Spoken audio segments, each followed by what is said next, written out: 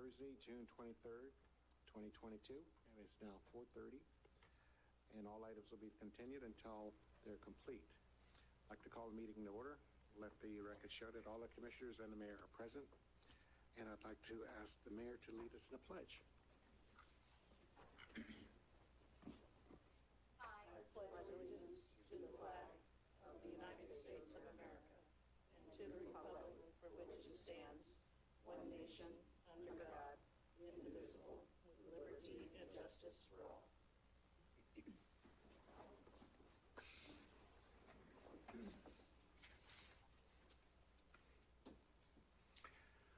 Okay, this is a special meeting, and I think today we've normally been having our CRA meeting, but considering the importance of this interlocal agreement and the urgency to get it before our commissioners and our attorney in order to get something in place, we are having this meeting here today. So we're going to have a discussion and direction to staff regarding the interlocal agreement, the ILA, for public school facility planning. So at this time, who's going to take the lead? Will that be Mr. Whitson? It would be, sir. Okay, good. Thank you, Mr. Chairman.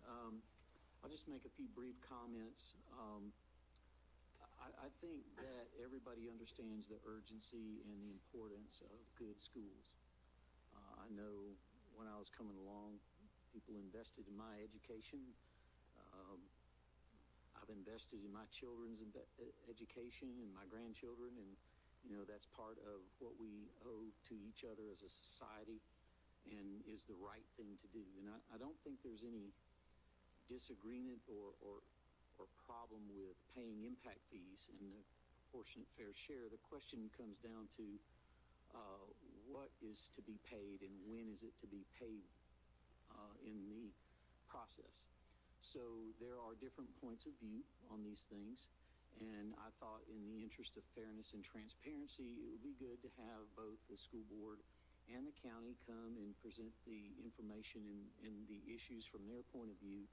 And then you as commission members can ask questions and follow up and gather the information you need, as the chairman pointed out on the agenda, you know, to give staff direction as to what position we should take in the negotiations that are taking place through the working group.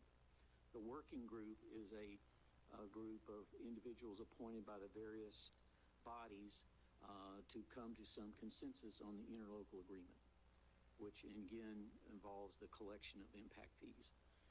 Karen has been serving as our representative on the group and doing a good job, and I understand the chairman has showed up a time or two too, and so that's a good thing. And given your experience in St. John's, I'm sure that there's enough folks here that can, you know, provide some information and input. So with that, I think maybe it would be best to see what the school board has to say, and then if the county would like to share their point of view, that'd be great as well. So take it from there.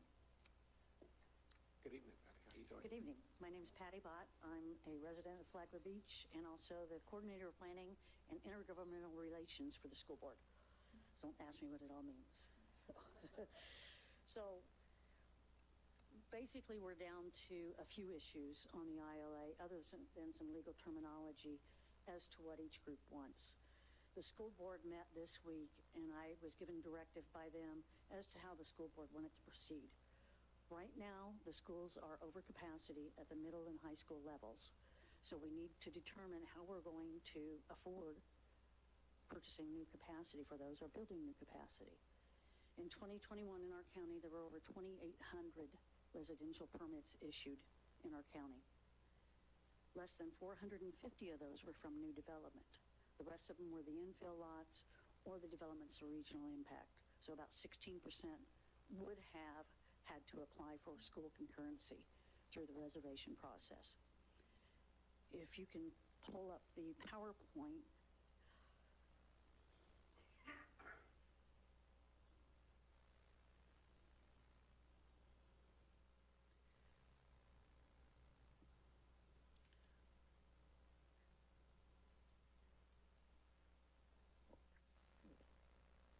So the school board has directed me to try to meet with each of the communities to go over some of this information.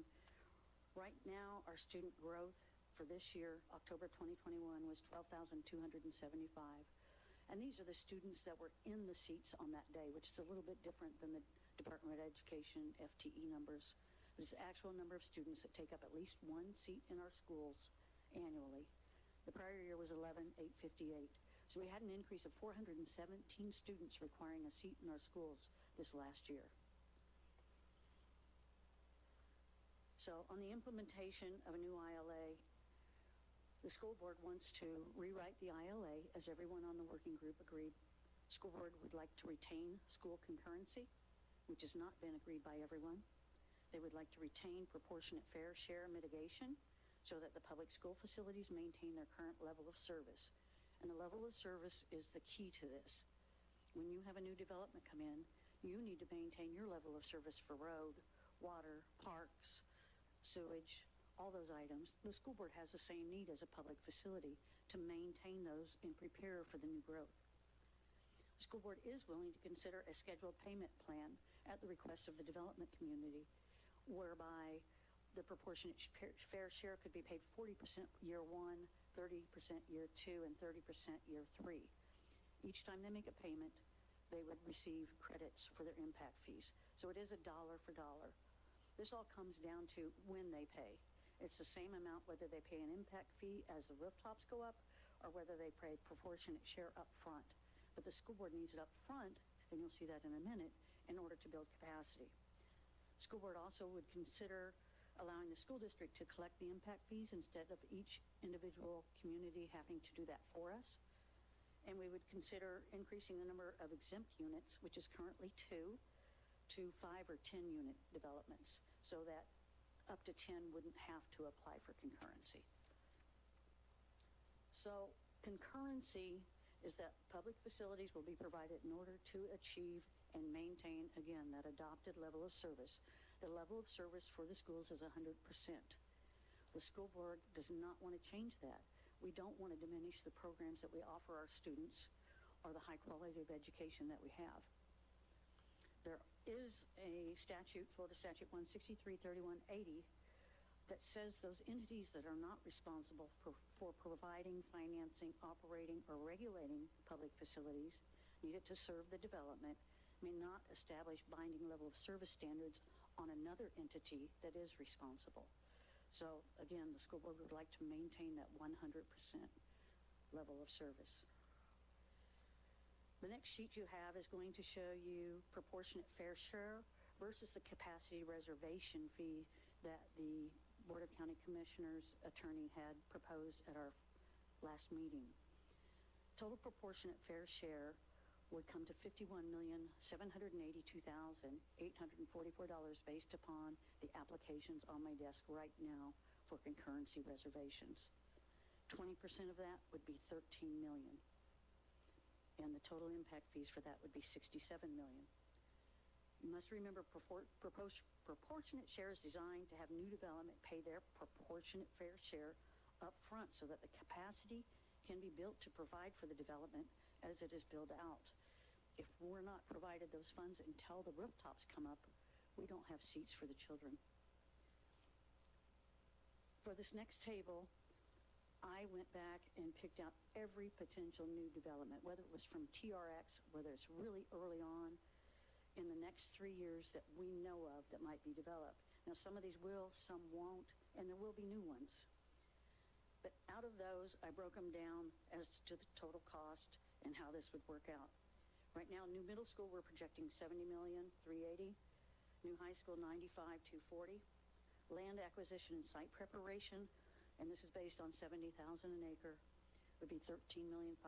So the total need is $179 million to resolve the capacity issues at the middle and high school. If the school board just came up with 30% to put down toward bonding, that would be $53 million. And again, if you go back to proportionate fair share, that was $51 million. That's still going to make the school board bond over $125 million to build these schools. So here's how proportionate fair share works. Right now, when a developer pays in proportionate fair share, a percentage of that goes to the middle school for those seats, a percentage goes to the high school for those seats. Currently, it's 39% middle school, 61% high school. So when they make that payment, those go into separate accounts. I can't use all of those funds to build a new high school and leave the middle school out. I have to use them for the seats that I reserved for that proportionate fair share.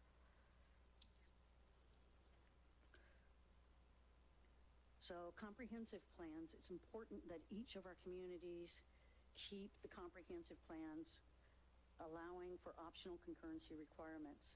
It says that a comprehensive plan must include principles, guidelines, standards, and strategies for establishment of a concurrency management system. One of the things that the school board feels very strongly about is staying with the proportionate fair share. Proportionate fair share is outlined in statutes. It protects the community, it protects the developer. It specifically says how those funds must be used. So here's how different funds can be used. Impact fees. You can use those for acquiring, constructing, or improving capital facilities to benefit new users. You can use those for buses. You can use those to pay debt. Proportionate fair share must be used, like we said, for that with which it was paid for. It must be used for those seats. A concurrency reservation fee, as the county had proposed, I could not find any statute outlining how that can be used. So if you go with a concurrency reservation fee, is the school board able to use that for anything they want or not? I don't know. And could that be changed again next year? I don't think there's any protection in that for anyone. Any of these contributions, though, will get the dollar-for-dollar credit that we talked about. So they're always going to get that impact fee credit. Without concurrency, a local government cannot issue new building permits unless they can show there's available public facilities for the new development. This is why it's so important that we work together to get this all resolved and move forward. I think everybody wants what's best for each of our communities and for our children in our schools. And a public facility means a major capital improvement, including educational. And that is everything I have, unless you have any questions for me before Mr. Sean shows up. Excuse me. Could you just take a moment to explain the interlocal agreements in relation to the municipalities and the county? Because I've obviously been to the meeting, so I understand that each one of them has their own individual ILA, but just take a couple of minutes to address that and just help the commissioners here understand what we're doing here. Right now there is one school concurrency ILA. We would like to keep it that way so that everybody's working off the same page, so to speak. The county has given us notice that they no longer want to be a part of the current ILA effective the end of August. So if there's not a new ILA by then, they will no longer be a part of it unless they extend that. What we do have to have by statute is 80% of our community agreeing to it and the county. So that would require Palm Coast and the county to be a part of it. But every community here is a big part of that because it's going to affect all of us. Some communities are going faster than others. Some don't have as much land to grow, but it's going to affect all of us, and all of us should have a voice in this. The ILA is all 5 people. So it's the 4 municipalities, Bunnell, Flagler Beach, Flagler County, Palm Coast, and the school board. Kenny, the next thing I wanted to talk about was the concurrency, is not required by state statute. Correct. And just take a couple of minutes to explain that so that we can get a full understanding of what that means as well. Yeah, it has changed a lot recently, but it is not required by statute that you have school concurrency.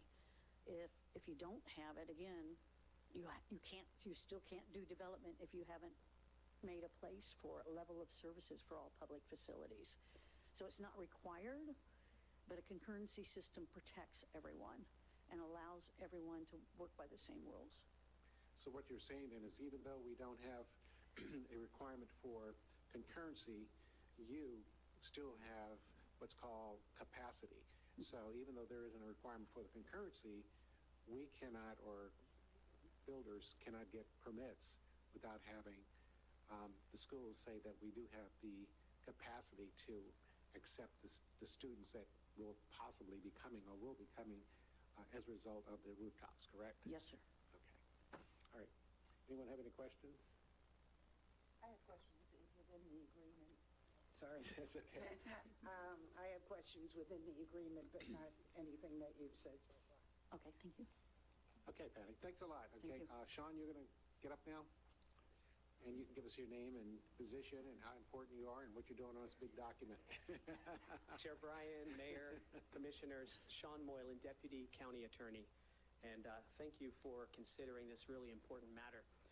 I want to start off, if I can, by just echoing Patty and your manager's comments that we all here believe that new development needs to pay for its impact on our school system and our other infrastructure, and that this question really comes down to the timing. I think you heard that from Mr. Whitson and from Patty.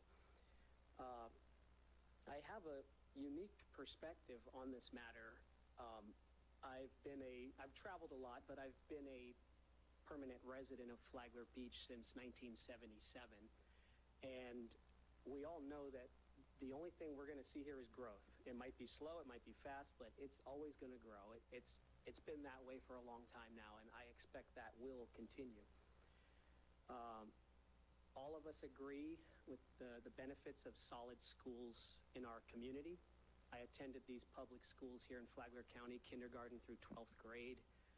They prepared me academically and athletically to be admitted into a highly competitive college and to be successful. We all know that the better our schools are, the better it helps our economy because we have a workforce, property values go up, crime goes down.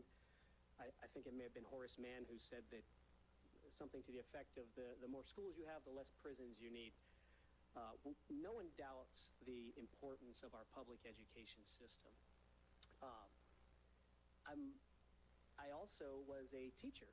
I taught, ironically, at one of our country's wealthiest school districts and also in one of our poorest school districts. I taught at the American International School in Egypt, and I taught in Palm Coast at Indian Trails Middle School for 3 years. At one point, when I was teaching at Indian Trails Middle School, it was in the early 2000s, in the heyday of development, and our schools were not able to keep up with the growth.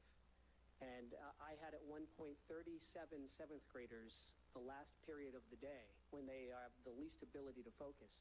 And I was charged with teaching them pre-algebra. They were sitting at science lab desks, every little cranny you could cram a kid in. And we all know that's not ideal. We had more kids in portable classrooms than in the physical building. That's not what we want to have happen. And that, I think we're going to make sure it doesn't happen. On the other hand, our statutory scheme in Florida does envision a bit of growing pains in how this plays out, because you can't build a new school that's empty. That would be an inefficient use of public resources. And so the system envisions a little bit of overcapacity for a time until you can get that new facility in place. With that said, I want to make a point clear that when I drafted the agreement that you had posted with your agenda, which is a work in progress, I was not doing that on behalf of the county commission, who hasn't even seen that agreement yet, as far as I know. But rather, I volunteered to do it as part of the working group, as we call it. The working group is a staff-level group where Karen's a part, Patty is a part of that, the other municipalities are a part of it. And when we had a meeting, the question was asked, who would like to take a stab at it? And so I raised my hand as part of the working group. So I want to make that point clear. Now, we did know that the issue of mitigation was an issue to be resolved. And so in the initial draft, I just left a blank placeholder. And then we had a meeting where I proposed a hybrid system of how these payments may come in based on timing or rooftops, whichever came first. But the school staff was not receptive to that. And so I tried something else. I said, let's try this other system of capacity reservations, which is something that I noticed that Orange County does. in part coupled with proportionate fair share. I should say that. It's not the exact same thing, so they do both. So I threw that out there as an alternative. And we got feedback from the various municipalities through comments and edits. I have integrated those into the draft. Karen's I just recently got. Those were good comments. I haven't had a chance yet to integrate them into the draft. But the point being that it's a work in progress and there's many stakeholders contributing to this. Something else to keep in mind, over the past year, the county and the school district, and the cities weren't involved so much with this one, and so we have a bit of a history where we raised the school impact fees, educational facilities impact fees, and it wasn't easy. There were a lot of different stakeholders with diverging viewpoints, and it wasn't easy, but amazingly, we crafted something that, as far as I know, is unique in the state of Florida, whereby we raised impact fees enough to account for the inflation that has happened since they first were implemented in 2004, but then also left open the opportunity for those fees to increase automatically when our student population increases. And so, excuse me, the point of that was to account for those who were skeptical of the school board's consultant who was projecting major growth. And so with this system of impact fees in place, if there's no growth, the impact fees won't go up. If the projections prove correct, the impact fees will go up. And so I thought it was an amazing way of people coming together, thinking outside the box, and making something work for everybody. And I hope we can do the same thing now with this interlocal agreement. Some of the goals in mind here, simplicity. If we create this is a rather complex subject matter, and if we create a system that no one can understand, it's not going to have a lot of legitimacy or buy-in. So a simplicity to me is a goal. At this point, I think the version that I proposed of a 20% reservation fee and what the school board is proposing as 40, 30, 30, that is all the fees paid within 3 years, both of those check that box of simplicity. However, and they both provide also predictability. So for developers looking at coming here to do business, they don't have to guess how this is going to work with either of those proposals. They don't have to hire an attorney to negotiate the arrangement. It's very predictable. So both proposals check that box as well. The shortcoming, as I see it, with the 30, 40, 40, the 100% of the fees within 3 years. The problem is sometimes developments stall for marketplace reasons or something else. And that could be coming soon. We all see the horizon of the economy. And so if you had a developer paying 100% of his fees in 3 years, but the project doesn't generate the students into the school system for 10 years or more, well, that starts to become less equitable in that regard. And so that's why I was hoping we could negotiate the capacity reservation system. As I proposed it, it wasn't meant to be carved in stone. It wasn't meant to be that this is what the county wants. As I said, they haven't even voiced their opinion on this yet, but rather a proposal for negotiations. If 20% wasn't enough, what is enough? I also said that we could hold that for 10, they would reserve capacity for 10 years. And I chose that number because we can keep our impact fees for 10 years before we have to spend them. However, admittedly, 10 years is a long time. And if a development is stalled for 10 years, it's got bigger issues anyways. And so we're open to ideas. But to have 100% of the fees paid within 3 years can be problematic, in my opinion. When I got feedback from the staff of Palm Coast, they didn't make any changes to that part of the agreement, and in our discussions we still have to hear from their commission, but I'm just saying at the staff level, they do recognize the benefit that the school district would get the 20% coming in upon development approval even when they have capacity in their system. It wouldn't be this proportionate share system, which only kicks in when they're over capacity. And I'm not sure if you understand that concept, but that's important to keep in mind. I guess 2 things to keep in mind. either proposal, proportionate fair share, where you get all of your fees within 3 years, or a capacity reservation system that will extend that out longer. Either way, they're getting the same total amount of dollars. It's about the timing.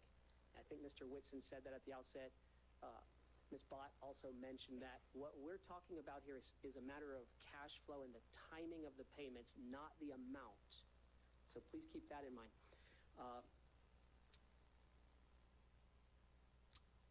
One of the advantages... Excuse me, if I may, just Absolutely. insert a brief comment there. Yes. So from the school board's point of view, they are looking for that assurity of cash flow because they have to go to the bank and bond this. And of course, their bondholders want that same assurity as well. So that's what the magic is here, because they're not going to have all the cash necessary to build a school. They're trying to secure a cash flow to finance and bond it. Yes, as is typical with schools are very expensive. They have to be built to a high standard. They cost many millions of dollars, and it's very normal that they would be bonded. Some of the advantages I would like to put in your ear for the capacity reservation system, it takes away any debate over the school's planning, over their numbers on capacity, on their student generation rates. Nobody will have to look into how they're predicting their growth any longer, because it remains in place whether the schools are over capacity or not. To me, that's the carrot or incentive for the school district, is to say, hey, you're going to be getting this money more steadily, more consistently, instead of getting big chunks when you're in sort of a crisis. And so you can plan better going forward. And again, in the end, it ends up being the same revenue. In the workshop of the school board the other day, the chairman expressed, I believe, I don't want to speak for him, but what I heard was that he perhaps didn't really mind the idea, but his concern was, with capacity reservation, that developers would be questioning why they would have to pay it when there is capacity in the schools. And my response to that is that we will build it into the interlocal, which we're bound by, and into our respective comprehensive plans. It'll be reduced to writing and into instruments that we're bound by. Okay. We do have a September 1st deadline, and so that's why we're here now. We've undergone this process. The county commission sent the notice to terminate the current interlocal to the school district upon my advice. And because when I started putting pen to paper, I thought, we're really restructuring this quite a bit to conform to the current statutes. And rather than do that strike through and underline for this 40-page document, let me just start over. And so it was a matter of efficiency. But nevertheless, we did send that notice, and so we do need to have an interlocal in place by September 1st. The statutes don't mandate a single interlocal countywide, but obviously that's the goal, because we have one school district. And it doesn't make sense to have different arrangements when you cross a invisible city limit and have a new set of rules there. So we want one interlocal. That remains the goal of all the parties. That's what we're working to, and we want it in place by September 1st. One last point, and of course I'm available for any questions, but I just want to say that it is a unique approach, but it's not completely unheard of, and statutes do account for multiple different types of exactions you can take from a developer. And yes, you would have to give him a credit toward future impact fees. All that can be spelled out in our agreements. But I don't want you to be under the impression that this is just completely out of left field. Statutes would still govern how we handle those funds and the credits that would be due to the developers. And again, that was all of my comments. I'm here. I know it's a rather complex subject matter. I'm sure Patty and I are willing to engage in any dialogue that you may need. Okay, Commissioners, do you have any questions? Commissioner Cooley? Well, I just have comments, not really questions. Right? Okay. Should I wait on that? No, you can go ahead. Sure. Concerning just concurrency and requirements, just kind of start my thoughts off and get the discussion going. I think the builders need to be paying.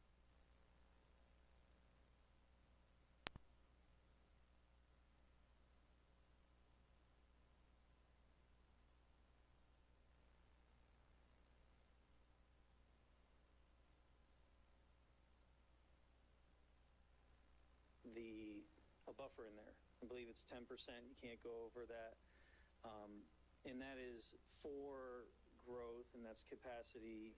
And you don't build a new wastewater treatment plant when you're over capacity on your wastewater treatment plant. That gets ugly. And the same rationale applies to pretty much all infrastructure. And for, and I'm sorry that other people on other elected bodies don't understand how capacity reservation doesn't work with infrastructure. But, if a builder is doing a project that puts a strain on a infrastructure piece in the community, in this case, we'll say it's a school system, then that is a cost of doing business. And if there's builders that say we can't do it, it's too much of a financial burden, what if the subdivision stalls and all these things, well, that's the cost of doing business. And if by saying that this must be paid up front, and that excludes certain builders or they can't carry it financially, do you know what you're going to get? Other builders that can. That's all you're going to get. They'll be able to do it because it happens all over the country. There's tons and tons of areas that charge up front in order to make sure our school system can build and put these pieces in place ahead of time. Our school system should not be scrambling, running out for bonds because they didn't get the money up front. It's completely backwards. Our school system is having to jump through all these hoops because our for-profit builders want to not put themselves at risk, and they want to not put themselves under financial strains by not coming to the table with the proper money for the impact that they're going to put on our county. And so we have all these things that are going on that are impacting our schools because the builders want to make sure they stay financially sound when in fact that could actually be considered a poor business practice because you're stretching yourself too thin. If you can't carry those costs as a builder, then you shouldn't be tackling a project that size. Be able to pay for all your expenses that are going to affect your surrounding area up front, or don't do the project, or do a smaller project. It's just my thoughts. So when it gets into proportionate share, the payment plan over 3 years, whichever is going to make sure our schools get the money they need ahead of time so they can build things for all those incoming students is what I would be for, whichever one of those options it is. Okay. Mr. Chairman? So I guess my question is first for Mr. Whitson, and I do have a couple questions for you all as well. So Mr. Whitson, going back to Volusia County, I know no municipality is the same or county is the same, but you remember back in the early 2000s, we had to build the 2 schools down there at the end of Williamson. How did Volusia County handle that when they went through that exponential growth? Because I remember the middle school over there, and then the elementary school came in shortly after because my parents had built a house over there, so I remember that. So kind of, I don't know, there seems to be some parallels here. So I was just wondering from your experience, how did Volusia County handle that as far as collecting impact fees and, getting that to just for educational purposes for me to kind of... Yes, sir. Again, back to what Commissioner Cooley was saying, the tripwire for us with DEP is 25%. If you're up to 75% capacity on your wastewater, you better be showing them the plans on how you're adding the rest of the capacity. Right. So not a discussion. And how that relates to what you're pointing out is when we had those days of high growth back in Volusia County when I was in Port Orange, the impact fees were paid up front. Okay. And they were collected by each city.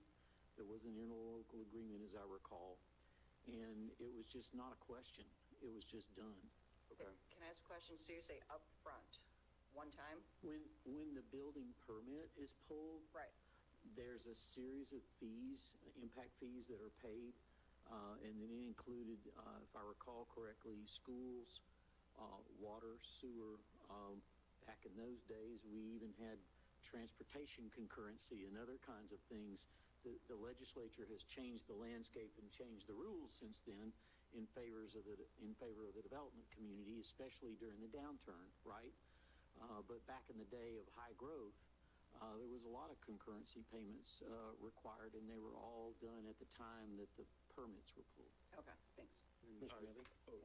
I just have one more question. So I'm sorry.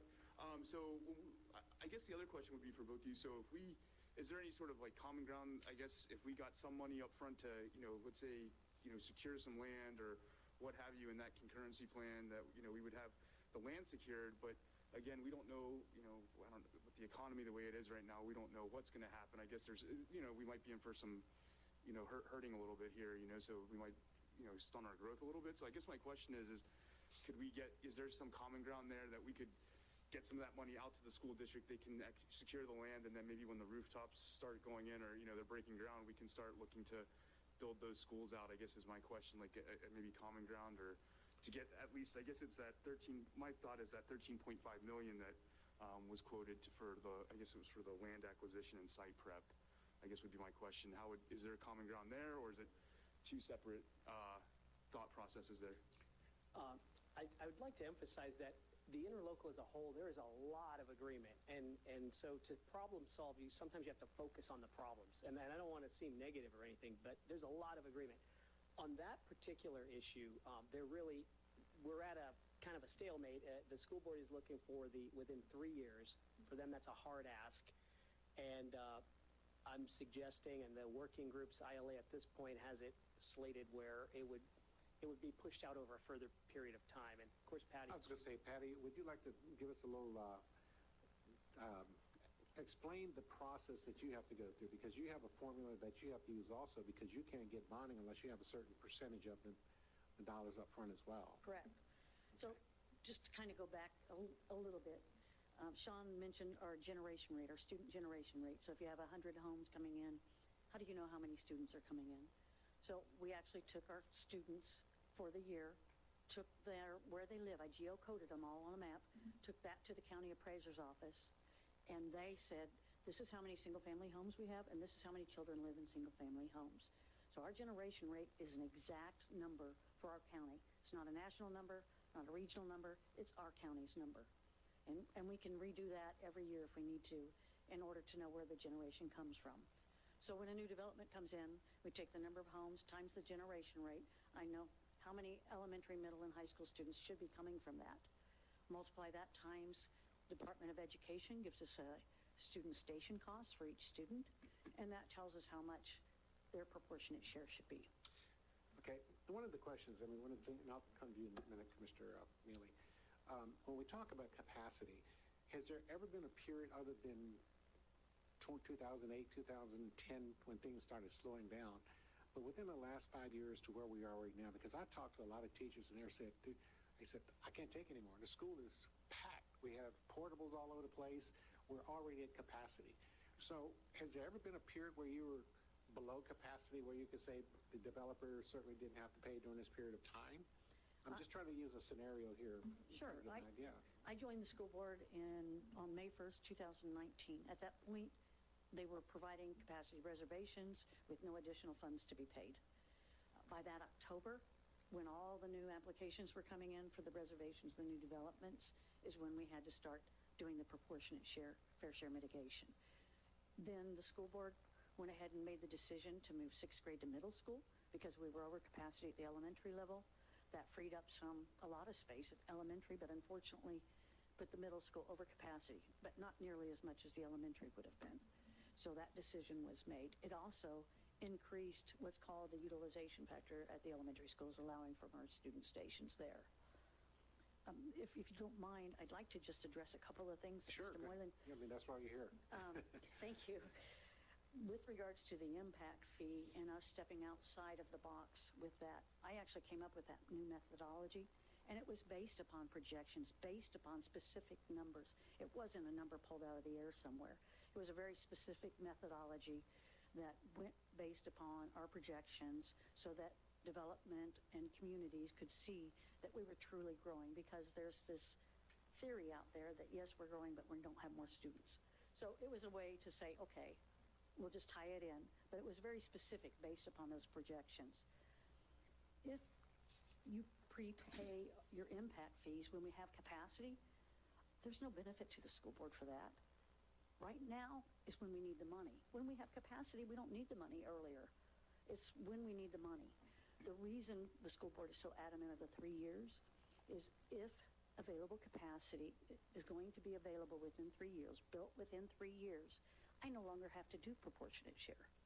That's why the 3 years is so important. I have to know that I'm going to have those funds in order to build that capacity.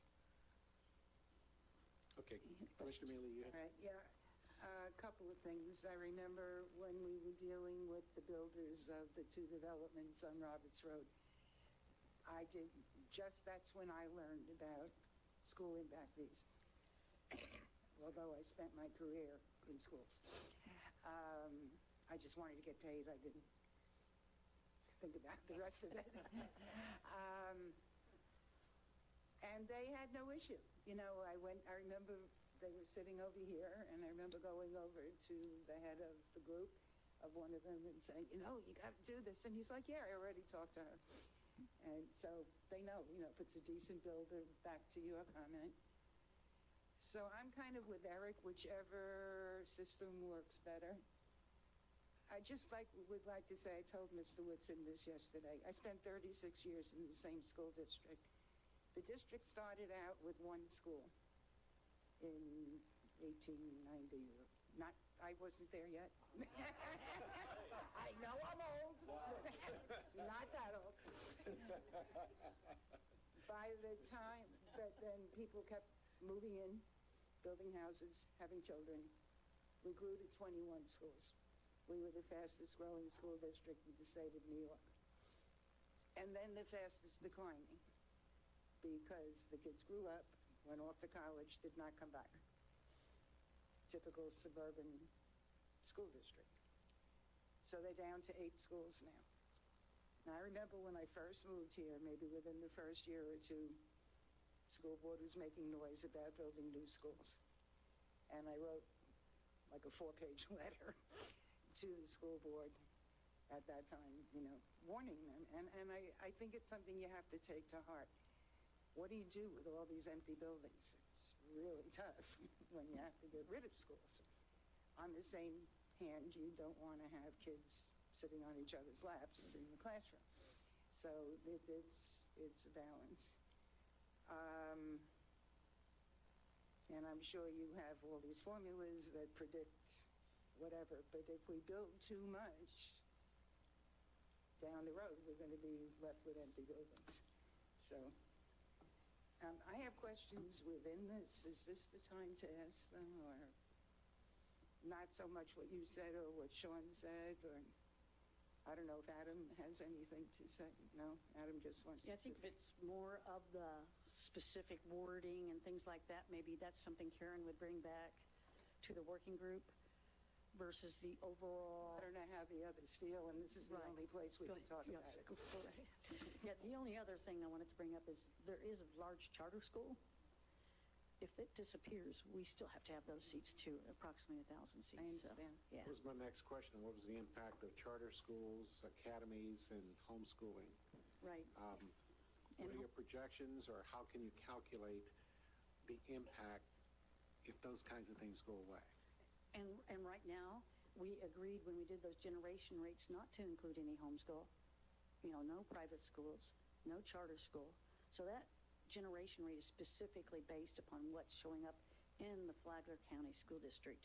So yes, those things, if they happen, because none of us have the crystal ball, are going to be a very tough effect on all of us.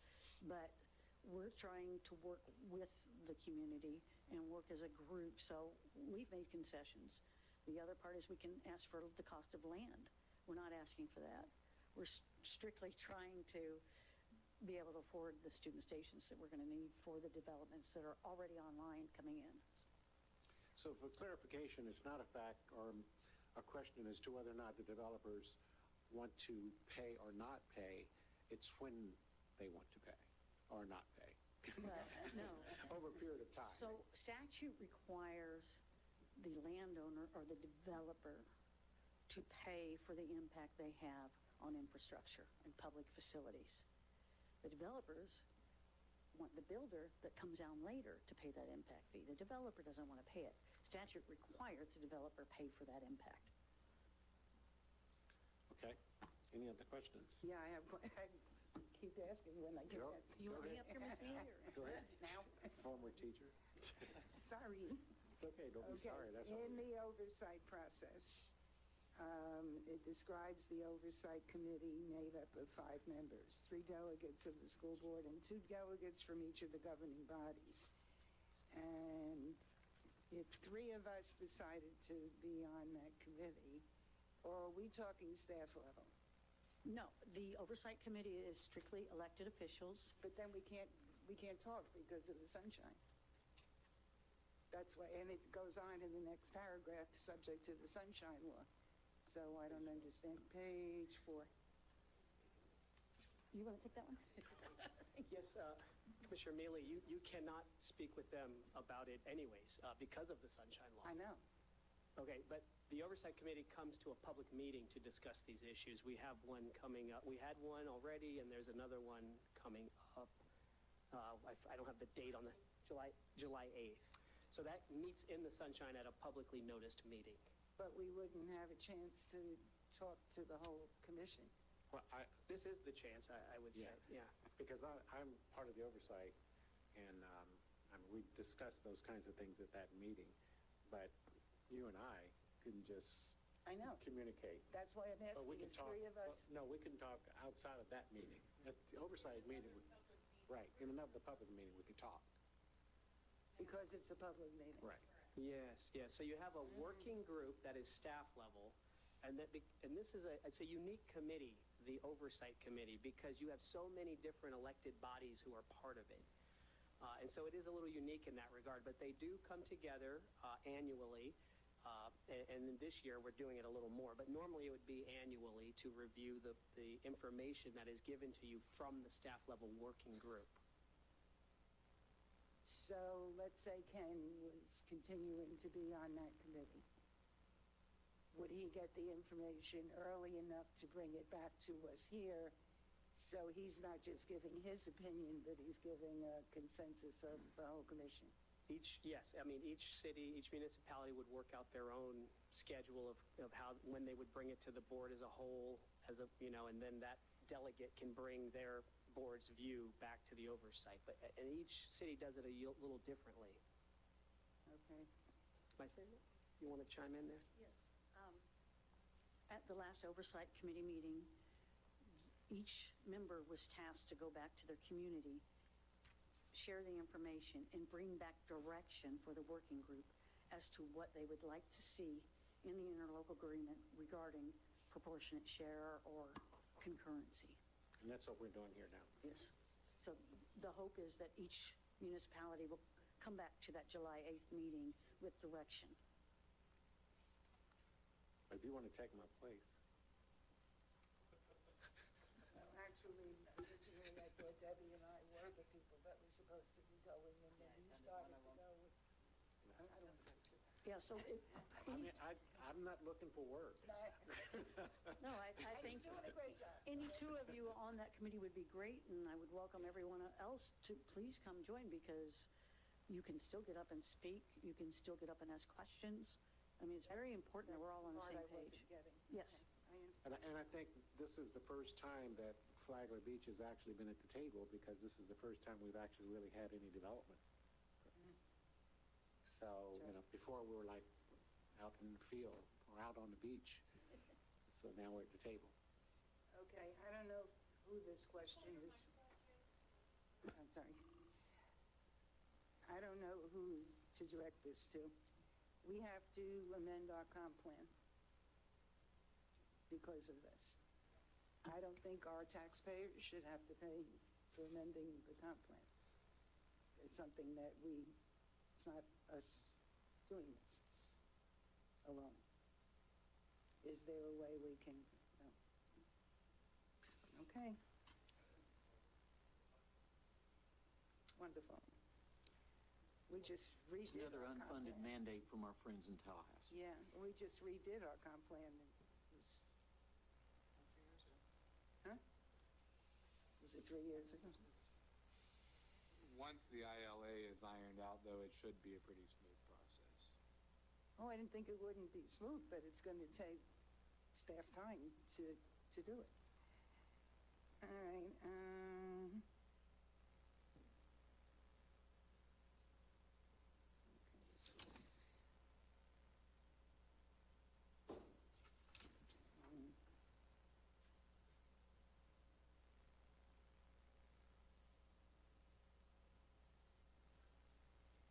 Some of these are just comments to me.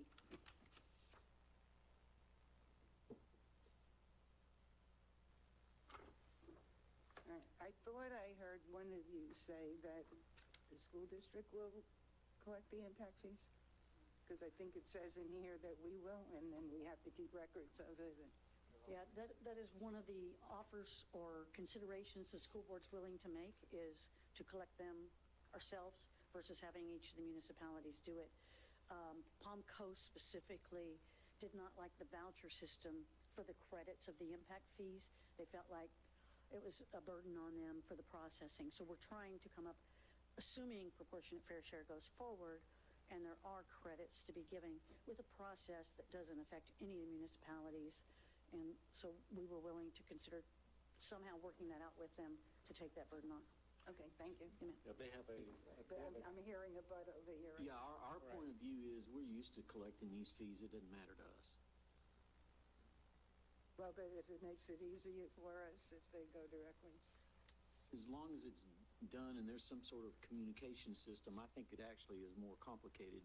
We're used to doing it, and we would probably prefer to keep doing it. But again, whatever the whole group decides, we'll adjust. Yeah, Palm Coast has a unique system in that you'd have to override their system to make sure that it was either paid or overridden. It was a checks and balances process that they had, so they were trying to work through that with the school board because they didn't want to override that system. So that's what, theirs is a lot complicated than us. We're easy. Mr. Chairman? Yes. If I may. Sure.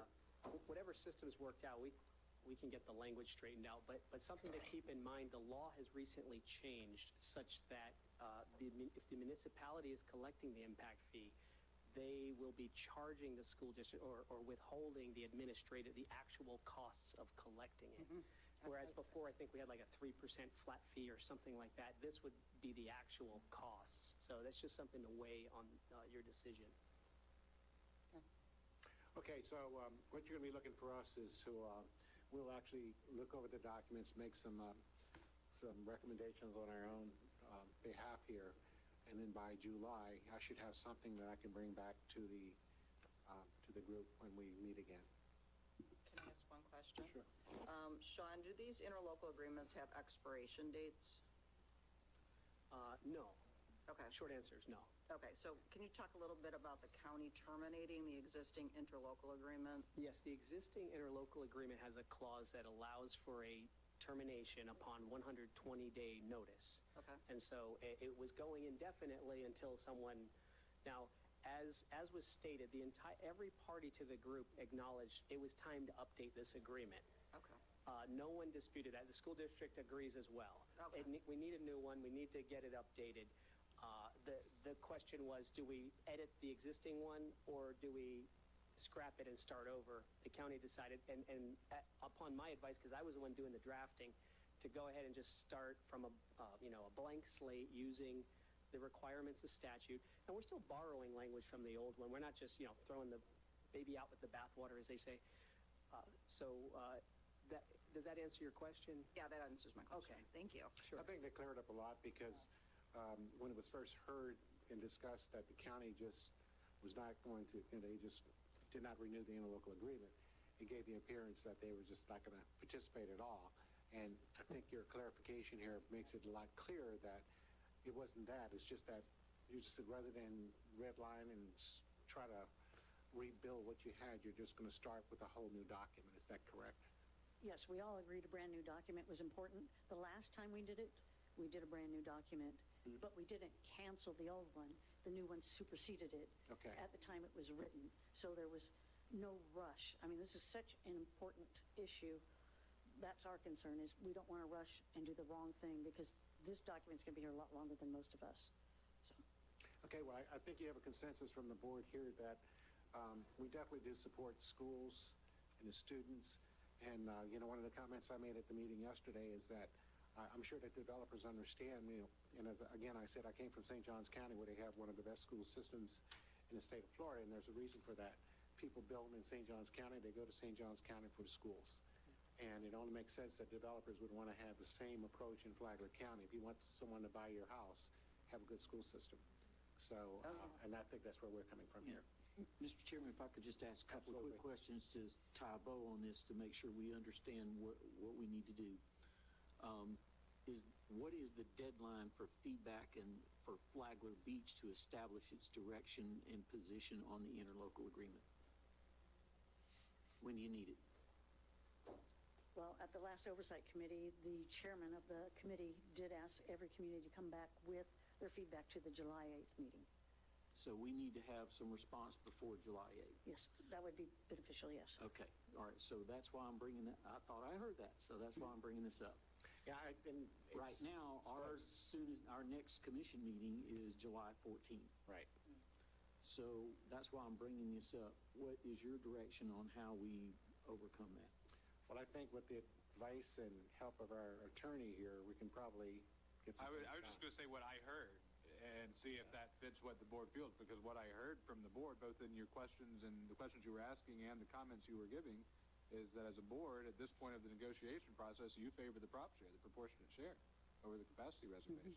Is that a consensus? I think that's the direction you're looking for, is which way are they favoring?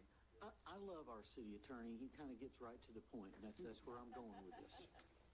Okay, well, here again, I think everyone understands that it would be nice to have one interlocal agreement. However, we're going to draft one that best suits Flagler Beach and our particular views on the school system and the support of it, and hopefully we can all work together and get something together and get it done. Any other questions? All right, so you're saying we don't need another meeting, that based on Drew's understanding of... Well, I think that was the direction the city manager was looking for, was which way is the balance tilting for Flagler Beach? And again, this is not a final decision. There are still conversations to be had, but the working group needs to know what position are they taking when they're in these meetings? What are they pushing for? And I think you just gave it. Okay, so what we'll do is we'll have our city attorney work on a document that we can all review, and we're done. You really need that. It was just for the working group. They just wanted the negotiating points. So how much do you want us to pay for this car? That's what they were looking for. I think that's what you've given. Okay, we got that then. Patty, you have any more questions? Sean? Mr. Mingle? No, thank you very much. Okay. Seeing no other questions or comments, we're adjourned at this particular... I don't know, does Karen need to say anything since she's our staff representative? She usually is quiet, but when she speaks, she makes a point. Me quiet? Oh, boy. Which Karen are you talking about? No, as part of the working group, this is exactly what we were looking for, was to get direction and a consensus from the elected body as to where Flagler Beach stands. And I've gotten that, so now when I go back, I know what I'm fighting for. So I appreciate it. Thanks, Karen. Okay. Have a motion to adjourn. Motion to adjourn. Second? Second. We stand adjourned, and we'll reconvene for the regular meeting in about 5 minutes.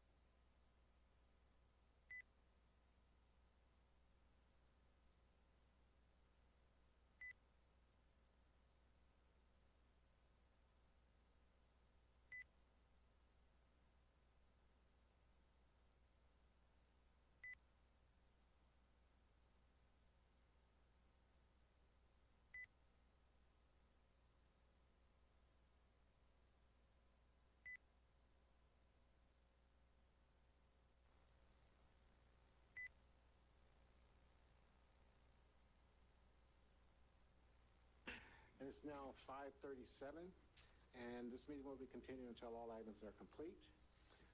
Please note that all commissioners are present, including the mayor, and we will now call the meeting to order and ask the mayor to please lead us in a pledge of allegiance and a moment of silence for first responders and also the folks in Ukraine that are undergoing some pretty harsh times right now. I pledge allegiance to the flag of the United States of America and to the republic for which it stands, one nation, under God, indivisible, with liberty and justice for all.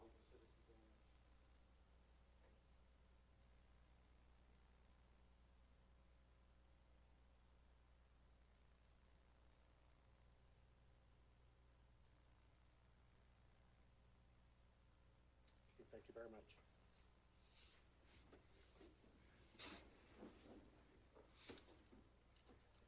Okay, Mayor, we have some proclamations. Yes.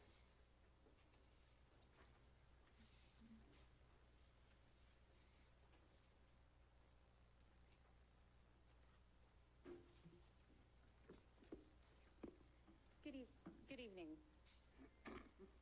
Tonight we'll start with a proclamation celebrating Juneteenth 2022. Whereas Juneteenth, also known as Freedom Day, Jubilee Day, Liberation Day, and Emancipation Day, is a holiday celebrating the emancipation of those who had been enslaved in the United States. And whereas on June 19, 1865, General Gordon Granger announced that slaves in Texas were free by order of the President of the United States. The announcement came 2.5 years after President Lincoln's Emancipation Proclamation, which had become official January 1st, 1863. And whereas freedmen in Texas organized the first of what became the annual celebration of Jubilee Day on June 19th. And whereas June 19th has a special meaning to African Americans and is called Juneteenth, combining the words June and 19th, and has been celebrated by the African American community for over 150 years. And whereas the city of Flagler Beach encourages everyone to observe Juneteenth as an opportunity to reflect, rejoice, and plan for a brighter future as we continue to address racial injustices in our society today. Now, therefore, that the Mayor and the Board of Commissioners of the City of Flagler Beach do hereby proclaim June 19th, 2022 as Juneteenth in the City of Flagler Beach, and urge everyone to become more aware of the significance of this celebration in African American history and the heritage of our nation and our town. Thank you. And we have one more, and instead of it being a proclamation or an award, it's more of a recognition. So if we could have Captain Cox please come up.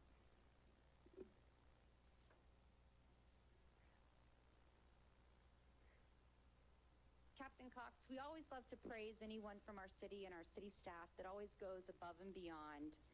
And Captain Cox here completed the Flagler County Leadership Academy this week for the county. And we have a couple words from Chief Pace and also City Manager William Whitson. So I personally wanted to thank you. You're welcome. Just wanted to kind of back up with what the mayor is saying. Captain Cox spent 9 months going through this leadership academy, and it's a huge commitment. This would be obviously in addition to all his regular duties, and there was no let back for me, so he had to get his work done and leave at night. And there's multiple reading assignments and homework assigned, so it was a pressing school, but a lot of benefit that came out of it. For those of you that don't know, former County Commissioner Jerry Cameron is one of the instructors in this class, and he is a wealth of knowledge. Captain Cox is working, I should add, he's working on his college degree as well with all of this. So he's made a major commitment. He saw it through. All of us at the fire department are very proud of him. So I just commend him and thank him for taking the extra steps that he did.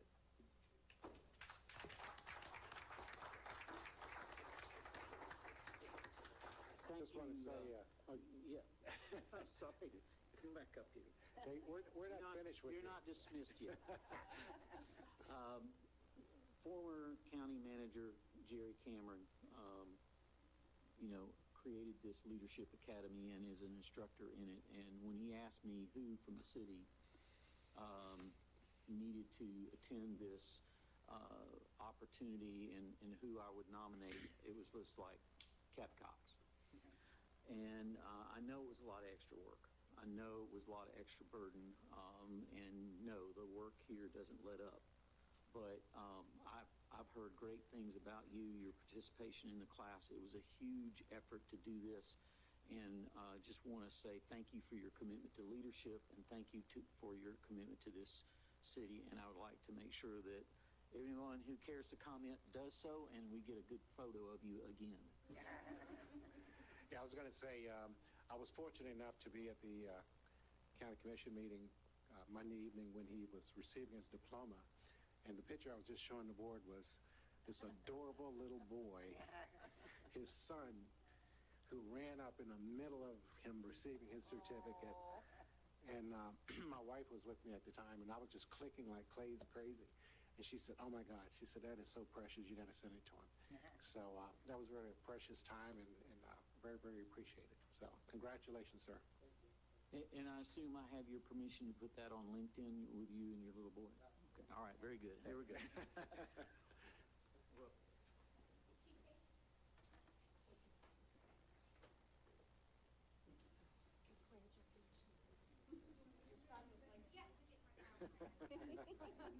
Here's your copy off. Thank you. Here's your copy.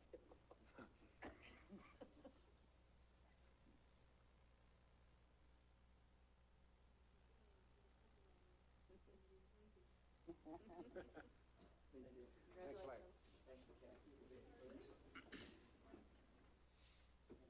I'm here within the class as well, so.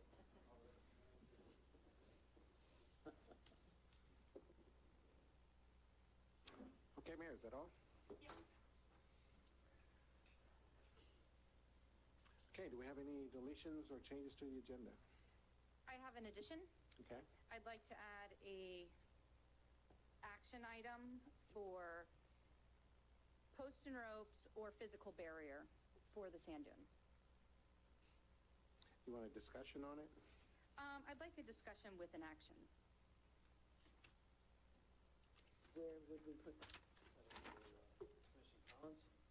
Well, I discussed that with city manager, and we decided to, instead of it, do we want to put it under commission comments or add it as an agenda item? Whichever Makes you no like. difference to me. Either or is fine with me. Let's just make it a commission Perfect. comments. How's that? Okay. Any other deletions or changes to the agenda? No changes. I just want to make sure you received the revised 2008, 2022-08 ordinance, and I think that was it. That's it? Mhm. Okay, well, Talking about- receive it? I gave them Penny, you're all out. referencing item 12, is that what it is? Yes, and it was the other day, so it should be either on the dais or you had already picked it up. Everyone got it? Okay, this time we're going to have public comment, and this is a time where individuals have an opportunity to speak on items that are not on the agenda. You have 3 minutes to speak, and I ask that you direct all of your comments to the chair, which is me, and any comments and questions that you have will be held until the end of your 3-minute period, at which time, once comments are finished, we will address those particular questions at that time. Yes, sir, we need your name and address. Please pull the mic around so we can hear you. Greg McKinley, 2700 South Ocean Shore. I need more than 3 minutes, but I'll be quick. I'm hoping everybody saw the email that I sent to Mr. Cooley. I had a meeting with the city manager that he brought up with the police chief, police captain, Rick from building, zoning, and John from code enforcement. Real quick through that meeting, love to talk to y'all about it. He offered the city's monies to help move my fence. I'm not willing to move my fence. It was permitted through the city. I would like the inspection of my fence. Rick said he is not allowed to inspect my fence per the city manager. I asked the city manager last night for a date when I can get my fence inspected. He told me when he is ready.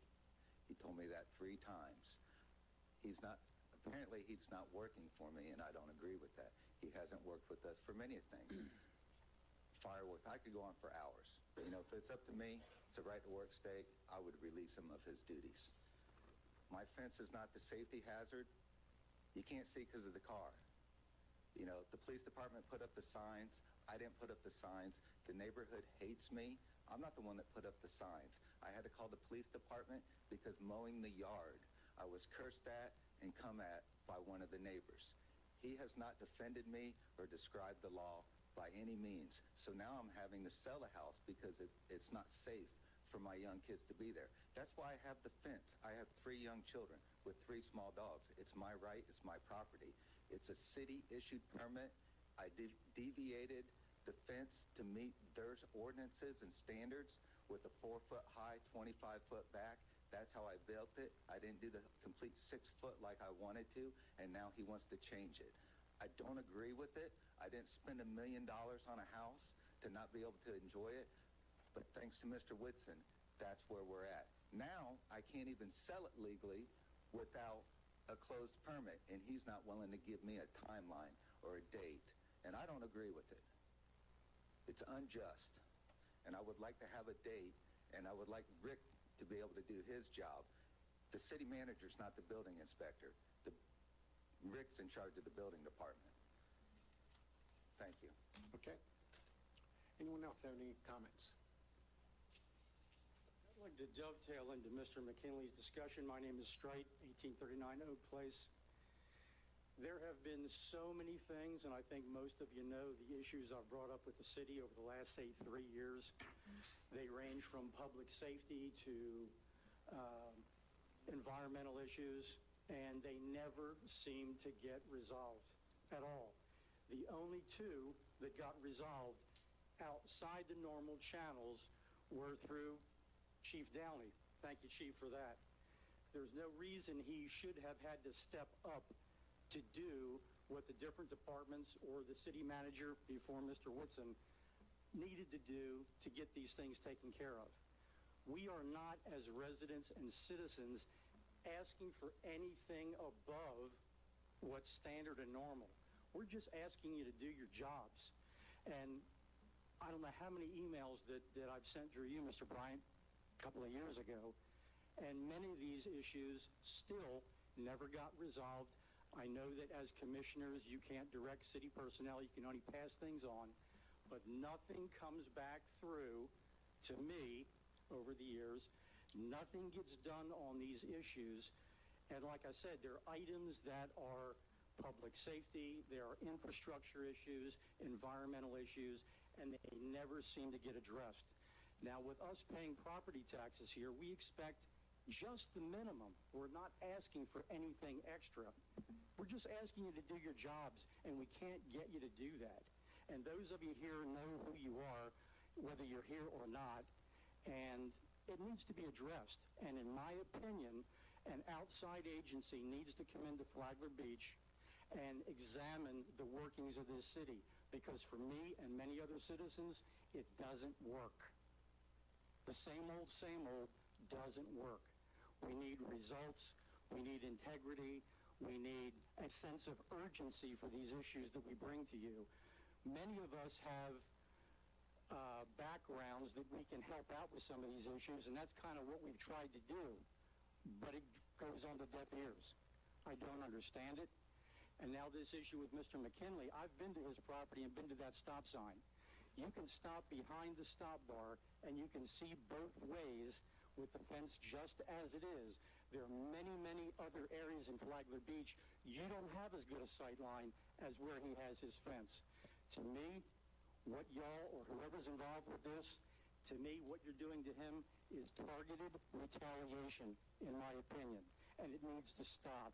I think this city is building a history of this, and it needs to stop. Let's change it right here. Thank you.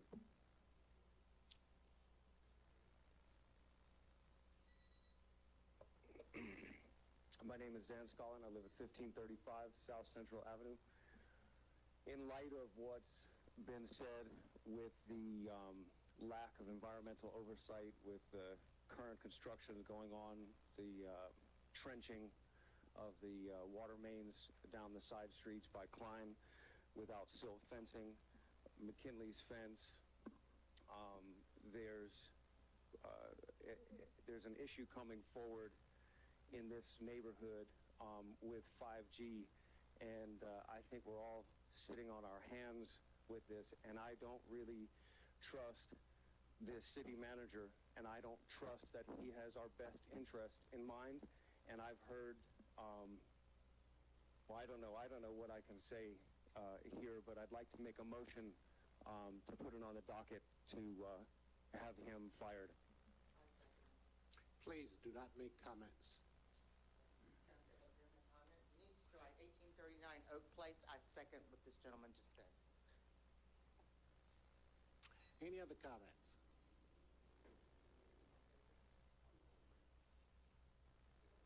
Steve Daly, 1764 Windsong Circle. Real quick, I was wanting to update on the speed limit study they're doing. And then the sidewalk in front of Villa Del Mar, it was broken when they did the re-roofing. A couple of the places are kind of becoming potholes. It's be kind of dangerous on bicycles and walking. So I just wanted an update on when that would be done. And then I got a little information on the Funky Pelican because we had that issue when we were spending all that money. We've received, since 2013, $817,570. So when you put that information out before we were going to spend $430 or whatever it was for the dumpster pad, and everybody wondered. So you can kind of take that.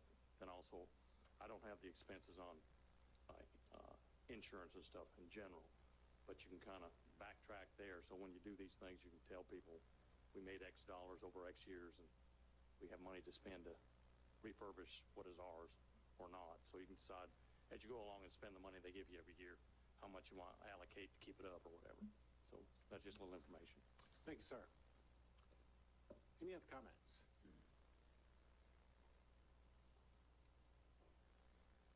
Got a double team? Yep. 2 for 1.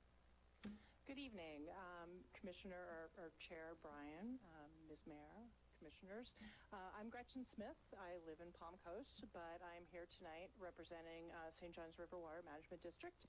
And good news, we've got actually 2 people who live in Flagler County who you can contact if you need anything. We appreciate your ongoing partnership and look forward to collaborating with you more going forward. And so I'd like to introduce my colleague, William White. Good evening, Mr. Chair, Ms. Mayor. Good evening. Commissioners. I look forward to working with you and your staff. Anything that I could do to help Flagler Beach. Like I said, I come here all the time. I live in the C-section, so I very much care about the Flagler Beach. All right, so anything I could do to help, I'm here for you. Okay, thanks a lot. We like the river also. Thank you. Any other comments? Angela Smith on Joy Street. I believe Flagler Beach should market itself. Can you pull the mic down a little bit? As a barefoot Thank you. bicycling town. It would solve a lot of our traffic problems. And I believe that's kind of what we want to be. I understand that the DOT has restrictions on the bridge. I just took a picture of an accident cleanup. How can we sit here in good conscience and not do something about safe travels for bicyclists to go over the bridge? Thank you. Okay, thank you.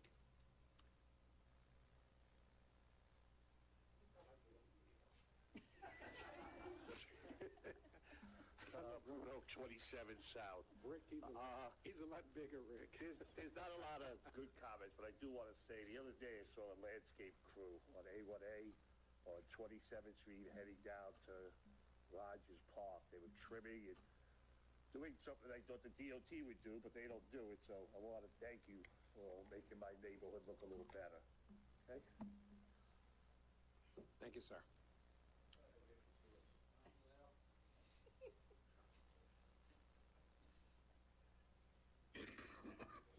Rick Belgiumer, Flagler Beach. Looks like summer's here with a vengeance. 106, pretty hot for here on the island. I just want to make a comment that I hope we're in,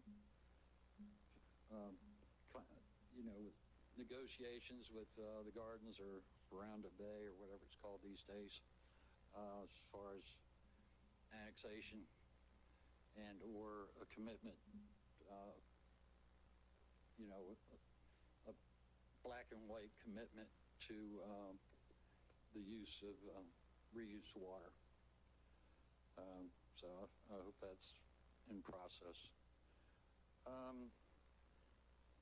Went to the CAC meeting Tuesday. I know I'm not on the CAC through the city, but I got in through the county.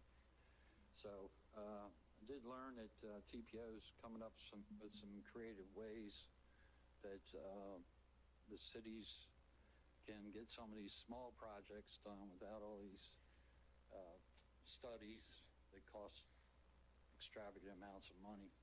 So they've gotten creative on that, and there's money there, and if there's some little things that we can get done around here, all we need to do is ask. Went for the Wednesday wellness walk over the bridge yesterday, exactly a week after I had cardiac catheterization and 4 stents put in my heart. So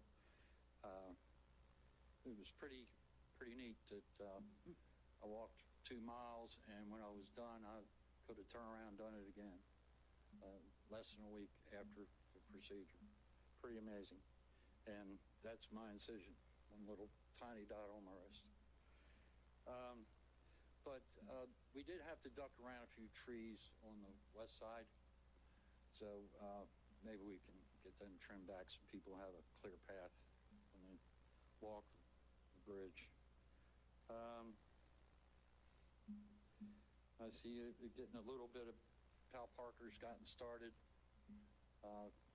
Looks like kind of a slow start, but I guess I hope they're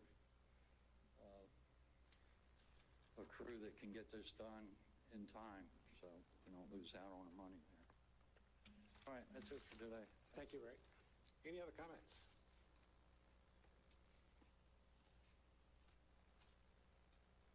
Good afternoon, everybody. Scott Fox, 108 Lantana Avenue. I just wanted to continue the dialogue into this meeting pertaining to the meeting last night regarding easements on the north side from the 7th on.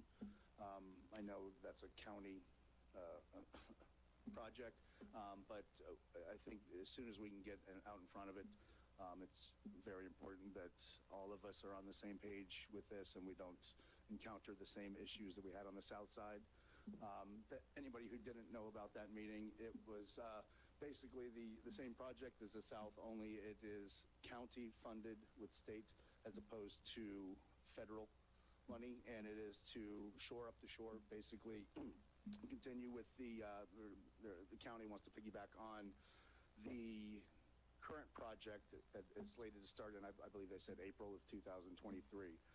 So I'm sure all of you can shed a little more light on that than I can, but I just want to continue that dialogue and make sure that we're all really focusing on that, because that is the future of our beach. So thank you. Thank you, Scott. Anyone else?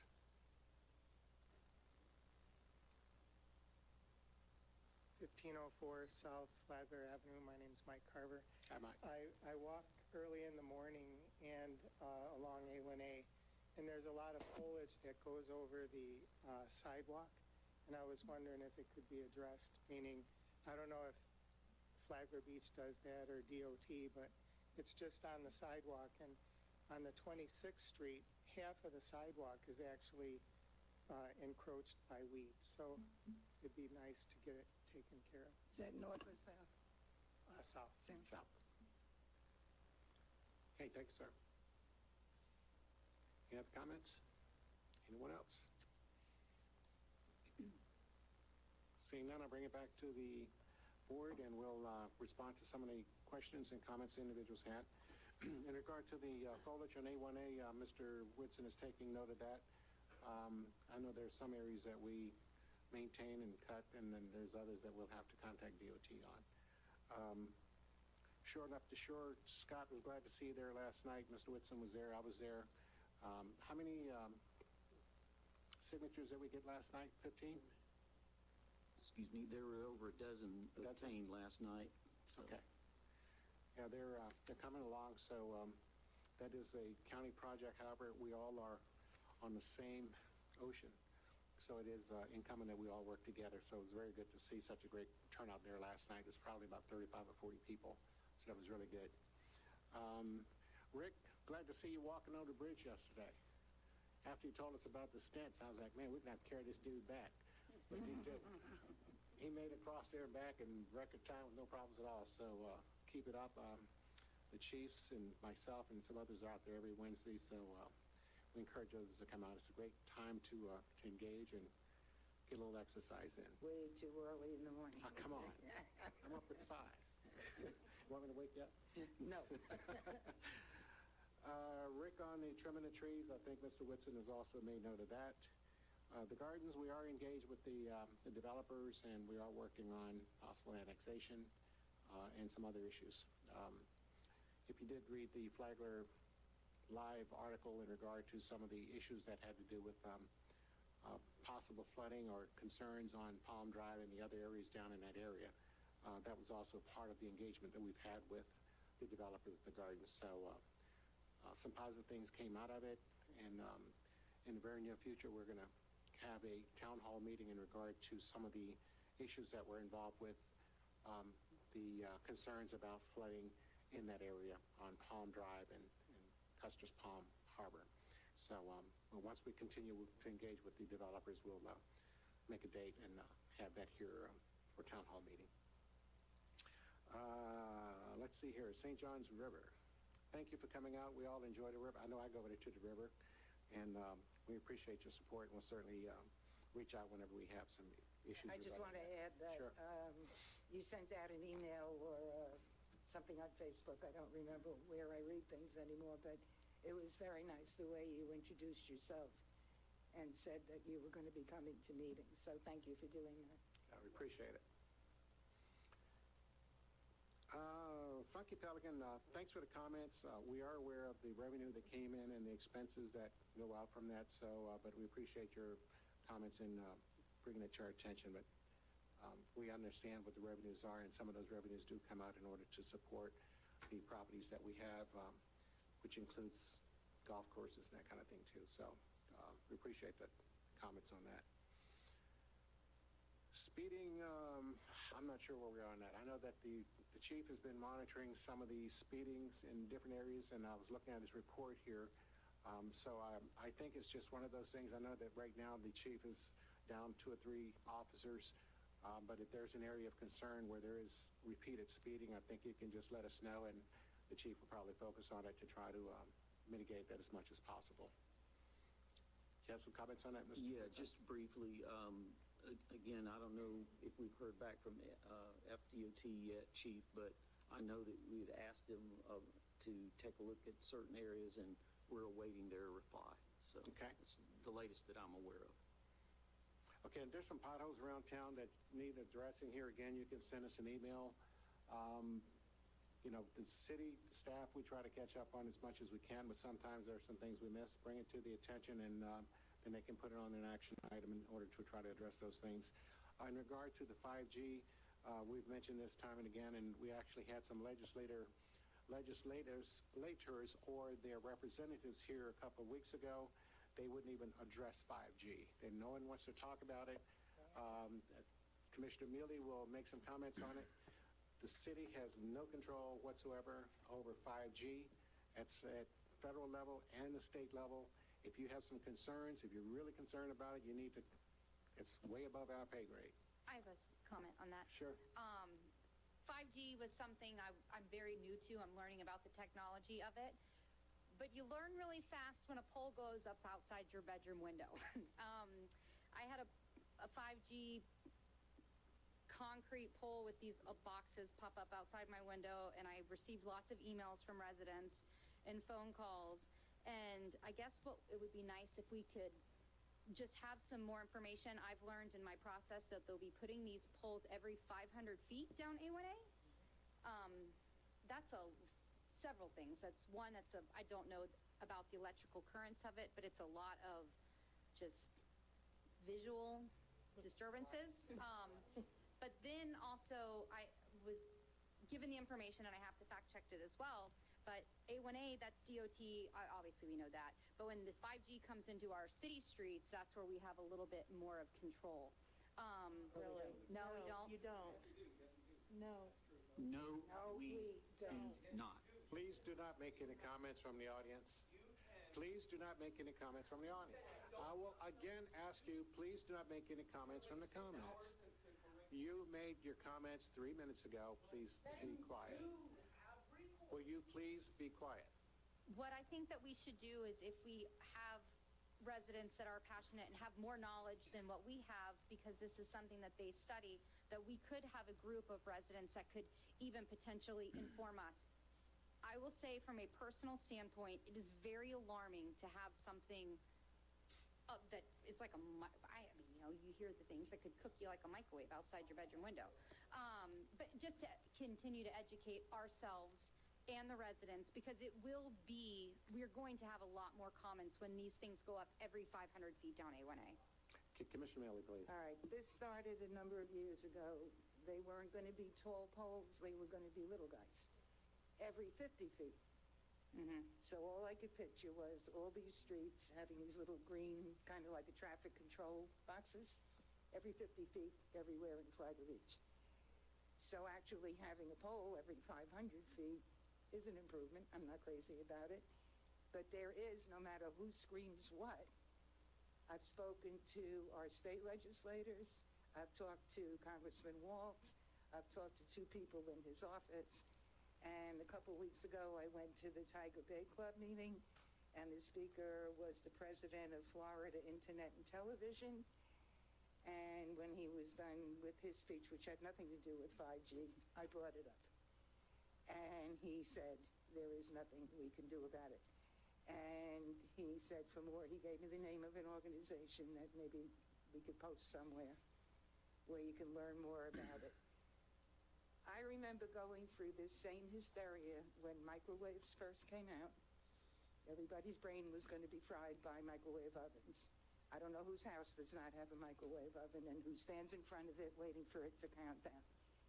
The same when these became popular.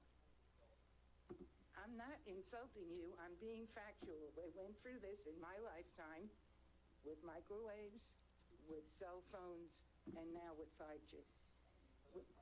Would you ask him to shut his mouth? Sir, if you don't be quiet, I'm going to have to ask you to leave. Please go ahead, Commissioner. This is our meeting. You get your 3 minutes. This is our meeting.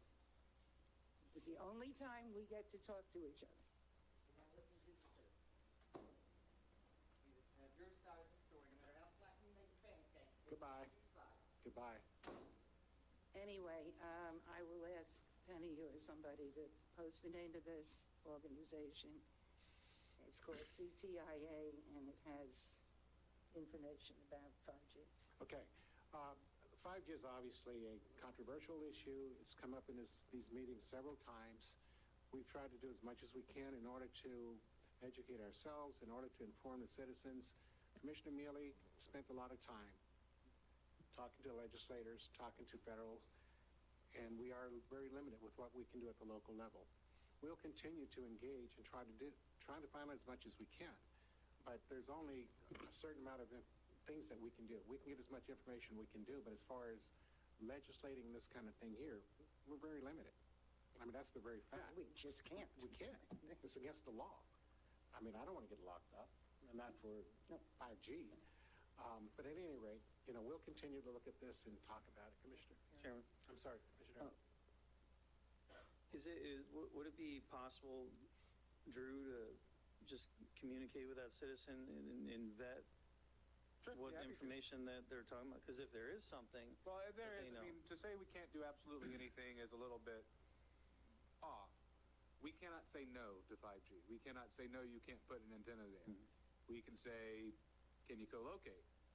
If there's a reason why they can't co-locate, we can't make them co-locate. But there are questions we can ask and we can nudge, but we do not have the ability to say no. I was just wondering, it would probably behoove us to have Drew explore whatever options the citizens are talking about, the legal avenues, because there are municipalities that have already been through this ahead of us, and so we can use that type of legal guidance, moving forward with our own. And if that's the will of the commission, what maybe the easiest way to do it is if you have them send it. Penny, do you want to be a resource collector? Just push the emails to Drew. Maybe? Yeah, and then she can push emails, or whomever at the city would like to. But yeah, you can put that in an email and get it to the clerk, and the clerk can distribute to me. If the commission wants me to work on that, I'd be happy to. Because there's a lot of stuff that we don't know out there, and I would just like to have Drew at least look at it and go, you can do this, you can't do that, this is valid. So because there are some valid options out there, and we don't really know what they are. But it would be good to at least get that nailed down. I don't know where you get that there are some valid options out there. What Drew said was we can ask questions. You have to have 5G, but as a municipality, you control things like placement, and you No, you do not. You don't have complete control over placement, but we have some areas we can nudge. Right. So, but they don't have to listen to us. All right, so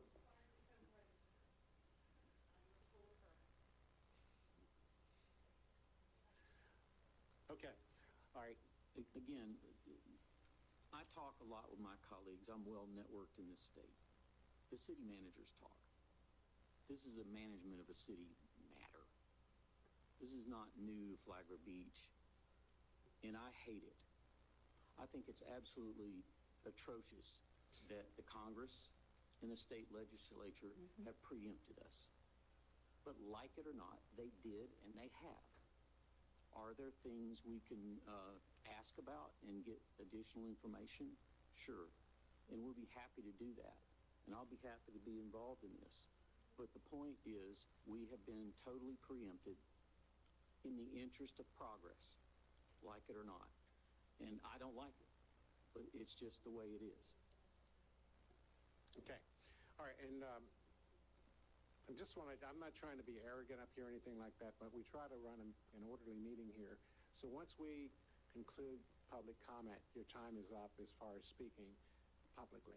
So that's why when it comes back up to the board, I ask that you please not make comment, because that's a time when we're actually discussing it and trying to keep things in an orderly manner. So that's the position that we have here, and that's just part of the process. So, I didn't mean to jump all over you, but, we just try to keep order. That's what we're trying to do.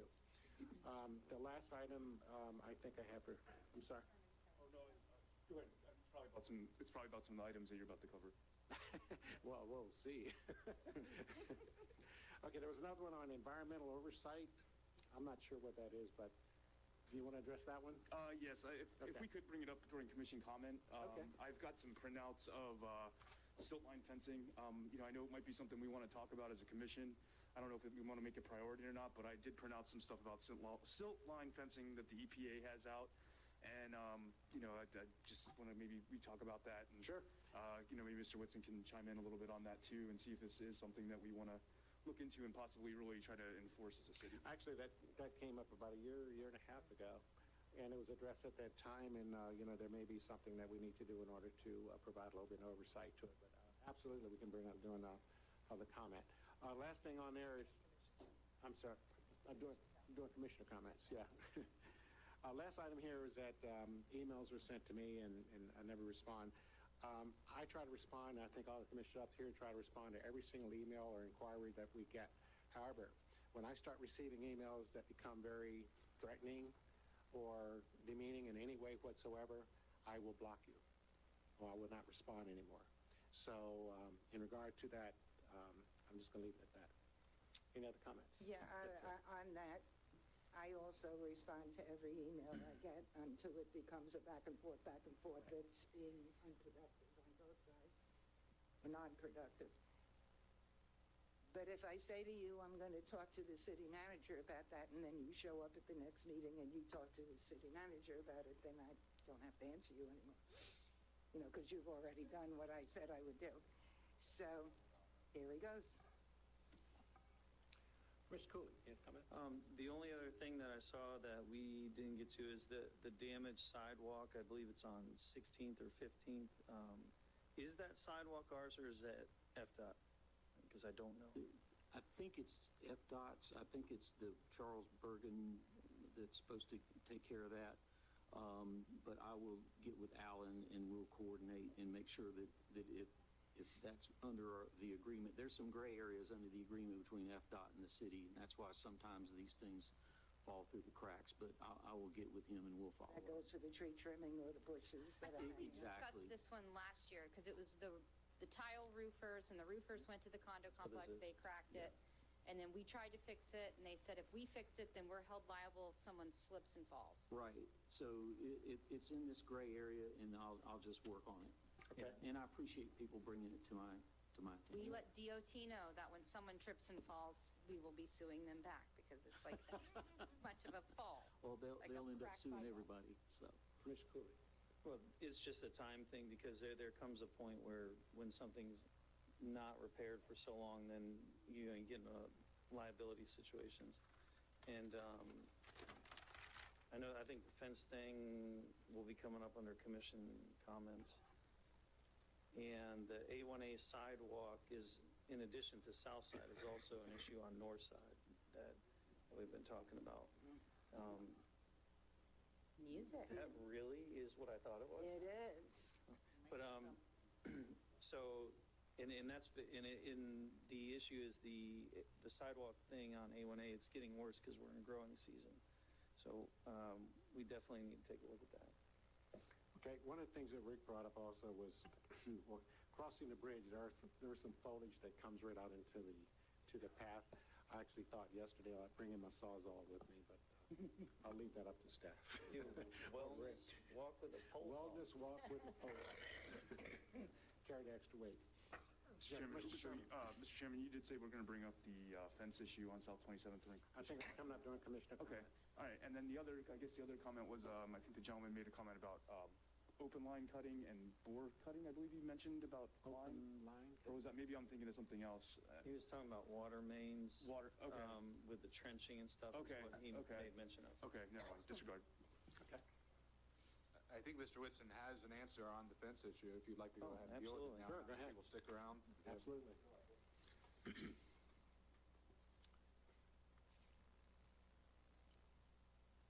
So on the fence, that's an administrative matter.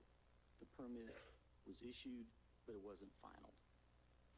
I've asked the staff to look into it. There's a memo that has been provided. I'm evaluating. It's on my desk right now, and I'll probably get to it tomorrow. But at this point, I think where I'm leaning is the fence permit will be issued.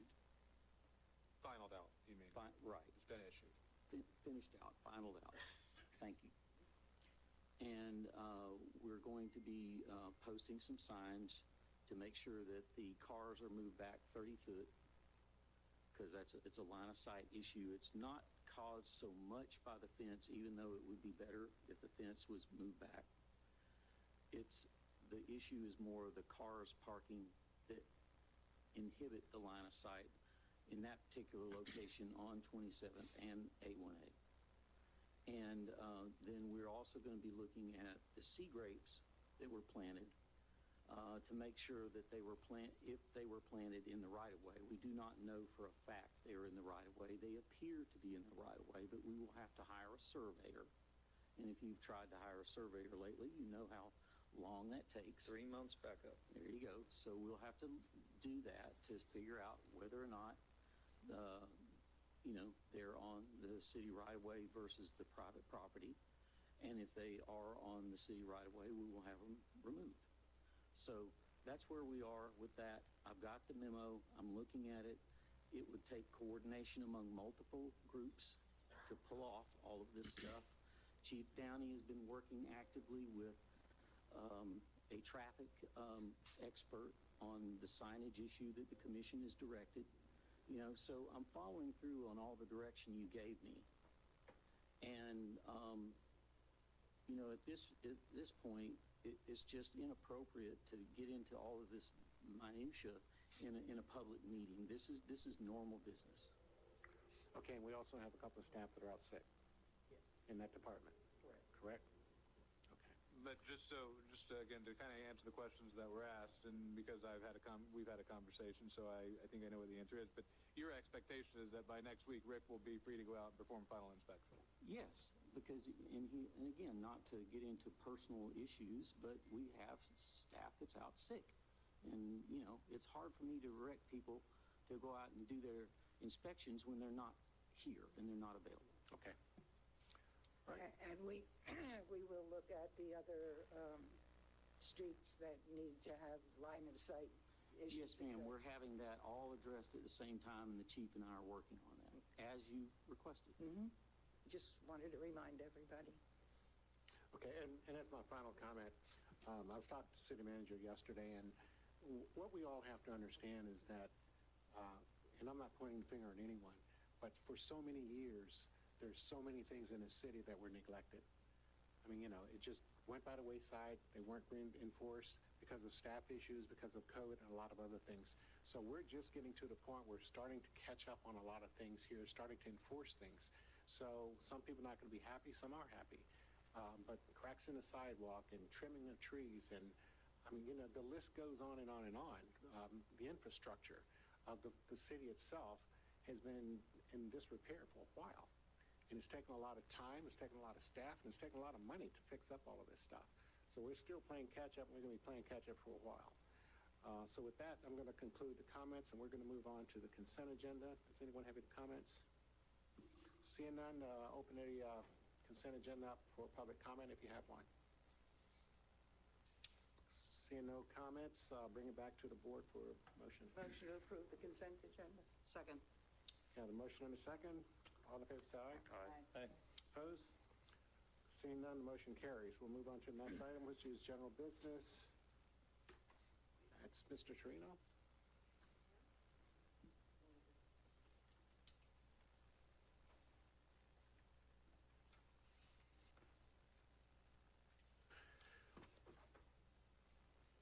Good to see you, Larry. Good evening, sir. How you doing? It's getting harder and harder. We're not going to back off. You still got to come. Yep. Chairman Bryan, Commissioners, Mayor, thanks for this opportunity to update you on the status of the Land Development Code rewrite update. I know it's been a painful process for you, and it's been no better for me, quite frankly. But I want you to know and feel assured that the effort has been, it's being addressed, it has been addressed. There's been some extenuating circumstances that I expressed to you in a little summary report that I submitted. Briefly, two of the most significant is that the rep from Kimley Horn that was working with us, Mr. Brian Teeple, he retired. He for real this time? He retired for real this time. And he relocated to Northeast Pennsylvania, not that it matters, but in the interim, he did provide to me his email address. He had stated to me that he was more than happy to follow through, actually gratis, to bring this land development code to the finish line. I've spoken to Mr. Whitson about this. This is going back a couple of months when I last met with, or 3 months ago when I last met with Brian. But I did some detective work, and I was fortunate enough to find his cell phone number. And since the time that I wrote the memo to you and tonight, two things have happened. Number one is that I did contact Brian. We had a very good conversation. He is more than willing to pick up where he left off. He was going through some issues. They have since been resolved. On the other side of the coin, as you know, we've exasperated the funds that we had allocated to the Land Development Code. Not that Kimley Horn was contributing all that much besides Brian himself. But what I'm alluding to is that my main concern from this juncture is twofold. Number one, to get this back to the Planning Board and City Commission to follow through with another review of the updated edition of the Land Development Code based upon the comments that were generated through the joint workshop meetings. And secondly, to accommodate that and to be able to bring that forward, to do it in a very expeditious manner. And under the circumstances with Kimberly Horn, I contacted this fine young lady sitting next to me and asked if the city clerk's office would be able to partner with me in bringing forward to the City Commission the next edition of the Land Development Rewrite.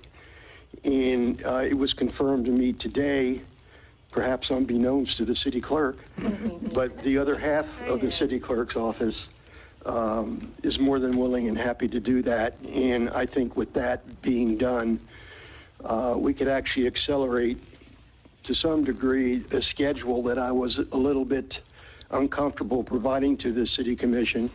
I actually did do a mock-up of a schedule to bring this effort to completion. So that being said, in a nutshell, I believe for where we're at now,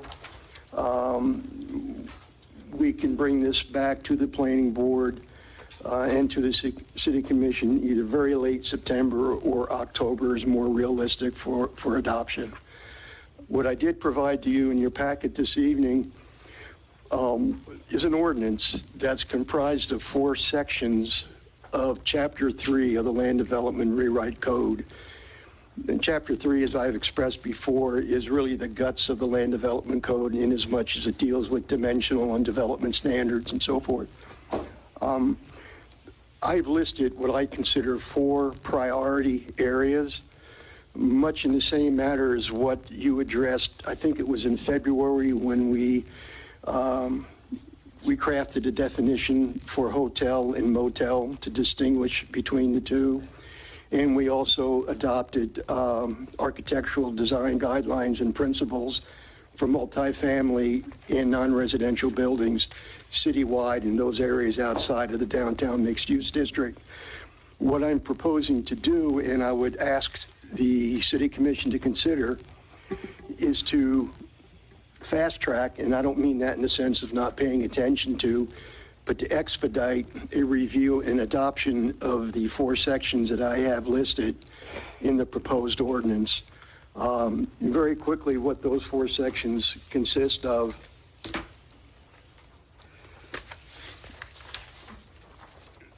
One, you're all very familiar with. It deals with zoning Schedule 1 of land use controls, tourist commercial district, where now for a single-family residential unit, it can only be warranted by approval of a special exception to take that from that category and relocate it to a unrestricted principal permitted use. That's number 1. Number 2 is probably, well, without a question, the most significant of the 4, and that's to adopt the dimensional and development standards for the Barrier Island. As we did, and I believe prudently, was to separate the development standards from the Barrier Island as opposed to the mainland. They're different, and we don't need to go through that, but we understand that. So that's the second one. The third item is it's an issue that is associated with the yard regulations, and it pertains to the Barrier Island, where if you build a open porch, that rather than have to set back that porch 25 feet, it could be moved up to 15 feet of the property line in the front yard. Doesn't change the setback for anything else of the principal structure. That would be a minimum of 22 feet. So that's the third one. And most of these are being done really to promote what I call more prudent development standards and allow home builders and developers a little bit more creativity and flexibility for the island. And fourth is the section of the current code that speaks to townhouses. I mean, that is a disaster. Quite frankly, there's no way you can do it based on the language that's written in the current code. The minimum lot size is just, it's just untenable. So what we've done is to develop new development standards for townhouses and architectural standards that are specific to that type of a land use. So that's a summary in a nutshell. I'm happy to answer any questions. Mr. Mealy? Yeah, your first item with the zoning schedule 1, I'm good with that. Then that saves the bar board and us from having to, every time there's a single-family residence that wants to build in tourist commercial, just to remind them that they could have a bar next to them. So that would get rid of that, and I think that's good.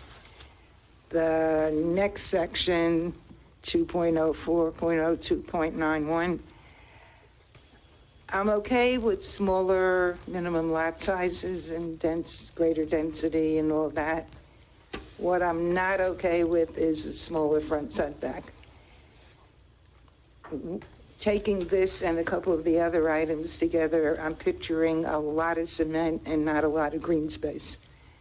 And maybe I'm not looking at it right. They still have to conform to the percolation standards and all that. Well, yeah, let me say this. Essentially, what you're doing is transferring the greater amount of open space from the front yard to the backyard, which frankly makes your backyard more usable. But what it also does, there's no change in the impervious surface ratio for the lot. So whether the structure or a porch is moved closer to the front property line is irrelevant. It's just the placement of it. And it's best, and the reason for that really is to get a more urban type of a look. I discussed this matter with the city manager, and I quite frankly would like the city commission to take this entire premise of too much concrete, too much of whatever, and to reconsider the maximum allowed impervious surface coverage on the barrier island. It's now at 70%. Again, I'm not an engineer, but from a planning perspective, knowing the issues of the barrier island over time and moving forward, and as more properties are developed, obviously the pervious area is consequently reduced. I think a more manageable number, again, I'm not an engineer, it's not really science, but I think a more reasonable number should be considered. And what that is, I don't know, but I would say, wild guess, in the neighborhood of 60%. We allow 50% coverage in the floodplain. You cannot exceed 50%. A 10% reduction from 70% to 60% does not inhibit more than adequate development, again, on a typical standard single-family lot on the barrier island. So again, these are discussions for another time. I'm concerned about flooding. You know, that if there's less green space, there's less place for the water to go. But there is not, understand again, by moving a structure, even if the principal structure was moved to 15 feet from the sidewalk, you're not reducing your yard area. You're just transferring that open space area from the front yard to the rear yard. And I would dare. It doesn't only rain in the back, it rains in the front. And it would be better if there was more green space in the front so that some of the water could percolate in before it goes around to the back. That's not necessarily true, because the drainage plan that's done on an individual lot is done for the entire lot and not for a specific area. Okay, that was one of my concerns. Also, if we have a shorter front setback, cars are going to be hanging out onto the sidewalk or into the street. The principal structure, like I mentioned before, would remain 3 feet less than it is now. It would be 22 feet. Again, the porch is considered an attached accessory structure. I got that. Okay, that would be at 15 feet. Your garage would be recessed back to 22 feet. Because the garage is principal. It's not accessory. No, there would be no part of the main structure at 15 feet. Okay. I don't want to walk around town tripping over cars as I do around this part of the town. I believe that what I'm doing, and if you notice, anyone that may have read through the ordinance, I'm going to kind of pour my heart out here, but I know I'm responsible on behalf of the city to rewrite the Land Development Code. Chapter 3 is the heart and soul of the Land Development Code. Mr. Mengel is here from the county. I don't know what chapter the dimensional and development standards are in the respective zoning classifications, but I can tell you this, for the city of Flagler Beach and the size of the city, Chapter 3 is really important. After the joint workshops were completed, and I began to go through the Land Development Code, I came to Chapter 3, and I came to the realization I was not happy with it. And some of the reasons for that is I felt there were certain sections that could be better clarified, not changing standards, not changing intensity of uses, but looking at the organization of Chapter 3, looking how it was structured to make it more user-friendly, and to also introduce many more graphics to answer specifically a question, Commissioner Mealy, that you presented this evening about, well, what about the garage? Where will it be? You will see that in a graphic form in the ordinance when it's completed. I introduced some of those graphics in that ordinance, and that's only a draft. It's still a work in progress. And if you approve bringing this forward to the planning board, by the time it goes to the planning board, those matters will have been better clarified and more additional clarification, graphic or verbiage introduced. Okay, and on the townhouses, I love what you did with it, except for the setback part. Same, that's just my feeling. Okay, but again, remember now, I showed 4 different variations of townhouses. Mm-hmm. The only one of really concern is the front-loaded. Front-loading meaning you would back out onto the street. Mm-hmm. In that situation, same thing. You may have a porch, you may have an entry, but the main structure, the garage, would be at 22 feet. Okay, I'm done. Larry, in regard to the comment you made on you said it's your opinion about 60%, or you like to see it at 60 or 50%? Again, that's just a number that... Yeah, I know, and I guess the comment I was going to make is that in order to get comfortable with that, would it be prudent for us to have an engineer look at that? Just for the... I remember when we restructured the impervious surface ratio, I did quite an extensive study, and I showed diagrams of so forth and so on, but we can bring in, I would recommend. Okay. And that's why I asked. Just that way we can say it's not just something we pull out of a hat, or it's your opinion, it's something based on. That's me as staff. I'm not this, Okay. I'm comfortable with it. Okay. And I don't object to an engineer evaluating it. And I think it makes a lot of sense based on issues I've had to deal with and my staff has to deal with in terms of the increased flooding, the sea level rise, the need to have the water percolate on the island quicker. So I think it makes sense to look at it, and I think I'd be surprised if it didn't go. Okay, so we could get Kimberly Horn or someone like that to just take a look at it? Yes. Okay. Would it be a good idea when this process is happening to look at soil types? And I'll tell you why, because Central Avenue is completely different soil than Flagler Avenue. Yep, the closer you get to Flagler, the more hydric the soils get because they're more organic and composite in that way. Further towards the ocean you get, the more sanded they are, and the percolation rates are different. But the idea here is to allow more open space for that to occur. Okay. Commissioner Cooley, if I can add that, I just want to piggyback on, I think that's an excellent comment, much in the same way we developed standards for the barrier island. On the barrier island themselves, there are different characteristics.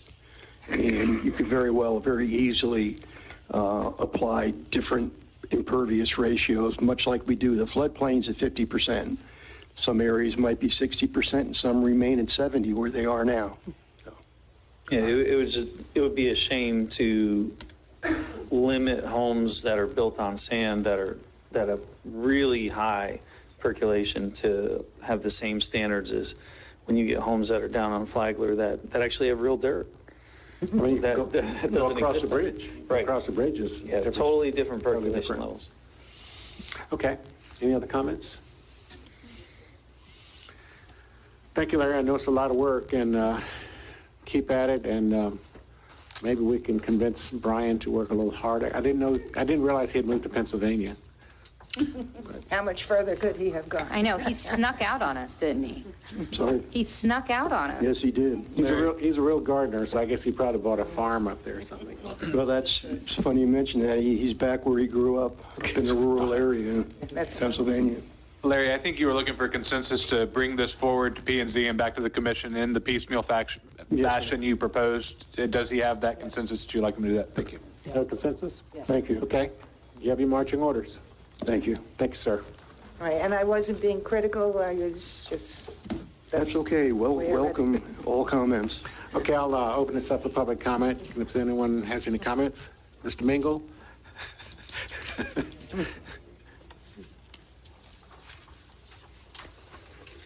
I believe everyone here loves the community just as much as I do, and I'm grateful for Larry Torino to shed light on the legal perspective of what we're talking about.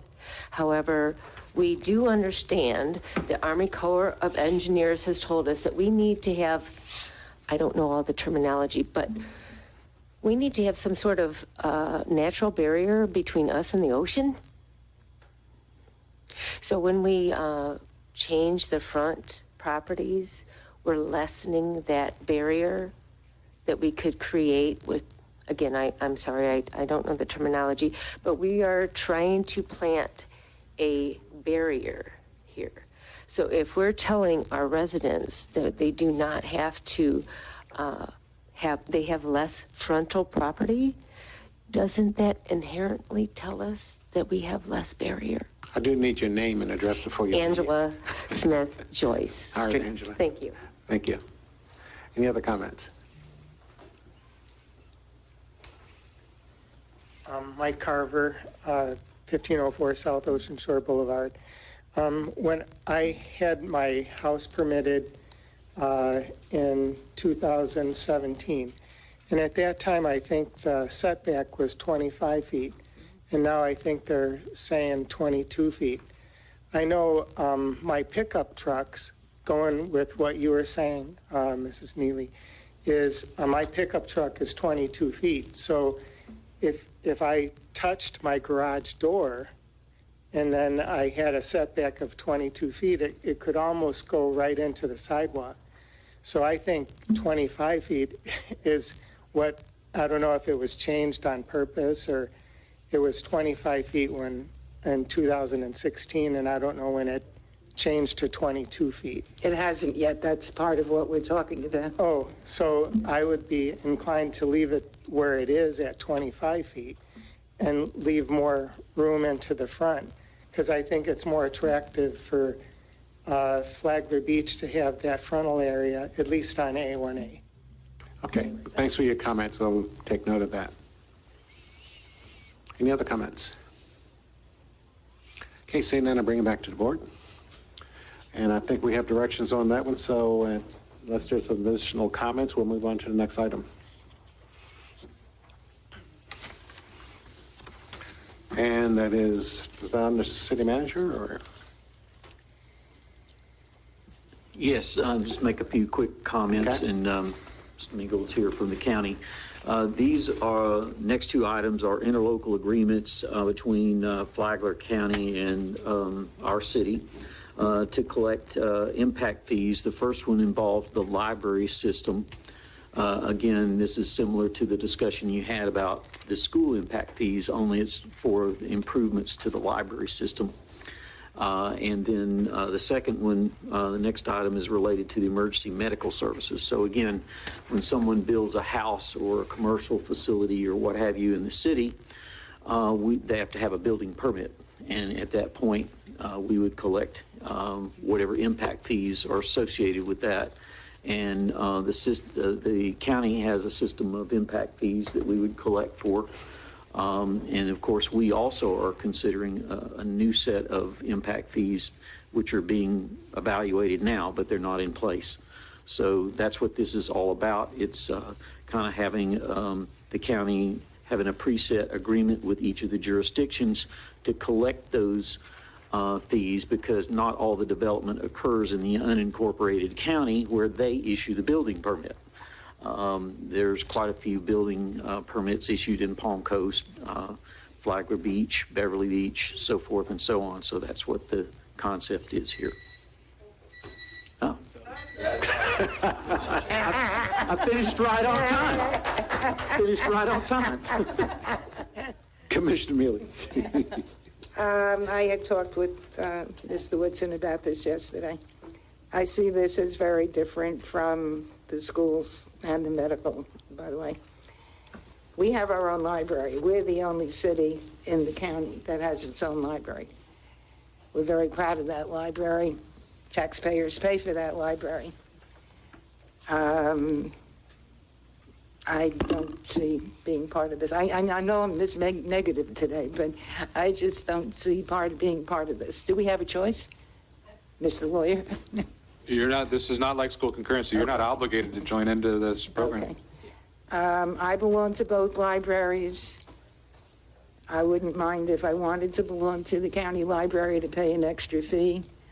Because by joining the county library, you can also go to Volusia or St. John's and so forth, which you can't do just from our own library. But, like I said, our taxes are already paying for the library system. So I don't want to do this. The only question I would ask is, which is always on my mind, is finances. How much are we saving by doing this? I'd have to look into that. I think isn't there a 3% administrative fee? Yeah, if you want to address that. We get some enumeration for staff time to do the collection at the permit issuance. And so I don't think it's any impact on us financially, but we'd have to look at the details. Adam Engel, Flagler County Growth Management Director. Thank you all for considering this. Sure, how you doing? And this also had the legislative change, so it's not going to be a 3%, it will be the actual cost. And so if you chose to enter into both these interlocals, you'd retain the actual cost of your collection in your administration of the county's impact fees. And if I could touch on Commissioner Mealy's comments, I didn't mean any offense on when I was going through, and you probably saw the table in there of these impact fees maybe for this jurisdiction versus others. Knew you had the library, but didn't mean necessarily for y'all to, and knowing that you have that. What I was trying to do is foreshadow both impact fees that you had historically and then those that I thought you would plan for. And if anything, I'd encourage you, maybe if you don't get into the library interlocal, consider it on your future planning on your impact fees, that you may want to at least borrow off of our study, off of our ordinance, consider adding a library impact fee for your own purposes within the city of Flagler Beach. I think that's definitely something that we're wanting to do, to be able to add some capital to improve those public facilities and public services that we provide, and the library being one of those. Okay. But I remember reading somewhere in all this that we were not asked to do all the interlocals that other cities have been asked to do, Parks and Rec or whatever, because we already have our own. Yes, ma'am. And so I felt the same about the library. We already have our own. So, Commissioner Cooley. Just a question for clarity. So, with this library impact fee, would this be making our library part of the county library system? No. I guess I wasn't tracking with what you were saying then, Jane. That would be pure mutiny. Right. But, so the library impact fee, this is just a process for the county to collect the impact fee for our library. Is that correct or no? Not our library, for the county libraries. Yeah, if I could, there's a county library system. They have capital needs. They have to buy books, build buildings, get computers, whatever. So as one of the methods of funding that, besides the normal tax revenues that the county gets, is an impact fee, and that is where the new growth pays for the capital assets of the library system. The library system for Fulton, for Flagler County does not include our library. It's all the other libraries that the county runs. So The other two. And, right, so this would be an impact fee for the county libraries? Correct. That our citizens, or, somebody that builds here would be assessed, okay? Our citizens can use the county library, but they could also use ours. Okay, that was the clarity I was looking for. Okay, good. Adam, the library, the impact fee are just for new development coming in, correct? Yes, ma'am. Correct. Okay. When somebody goes to the county library, is there a fee today to get your little card? Because our library does not. I don't think there's one for, once you prove that you're A resident. residency, I think there may be a fee if you have a lost card. I think there was one for replacement, so that if you just kind of habitually lost it. You haven't had to pay. Okay, I was just out of curiosity. Okay, thanks. Yeah, I'm not in favor of the library, but. Okay. Would you mind talking about the emergency medical services impact? It's the next item on your agenda, Oh, so sorry. it's a separate item. It's okay. Okay. Any other comments on the library impact piece? I do. Sorry. I'll bring You're it back. asking them? I'll bring it back. Okay. Steve Daly, 1764 Windsong Circle. So do we have an impact fee for the houses over there to use the beach? Is there an opposite impact fee? Because if we don't use their library, we have to pay an impact fee. So when y'all do this tax thing with the county, when they build a house, is there an impact fee to maintain the beach or our side of the beach? That would be the question. No. We should have an impact fee for those people to help us pay for the beach they use. In case you're all wondering that. I mean, once I saw that, you're trying to do impact fees on the other side. We need to do it for this side. You want to help us, that's the one to get. So go to their board, because I'm trying to talk to my guys, get that fee. And don't back down till you get it, because they come over here. I had that discussion with the attorney yesterday, this Appreciate morning, that comment. whenever it was. Just put it in. Make them do it. It's not that easy. Interlocal agreement with it, too. Not that easy.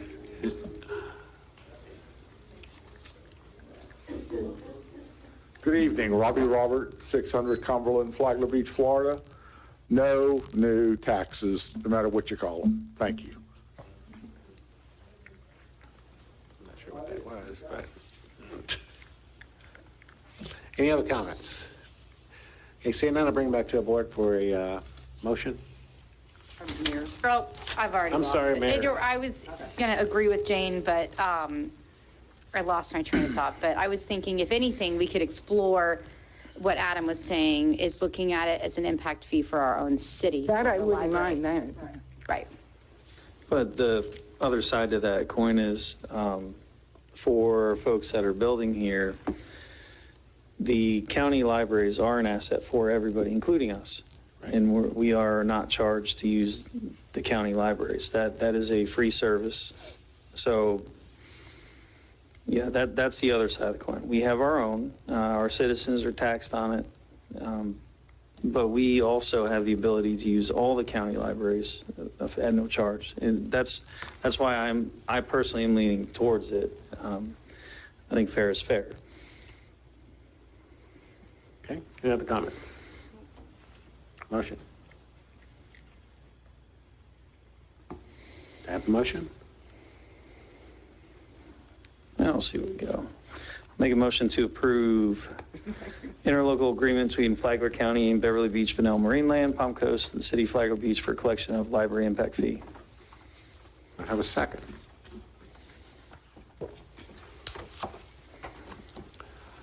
Seeing none,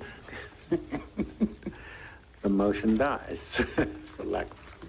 Okay, we'll move on to the next item.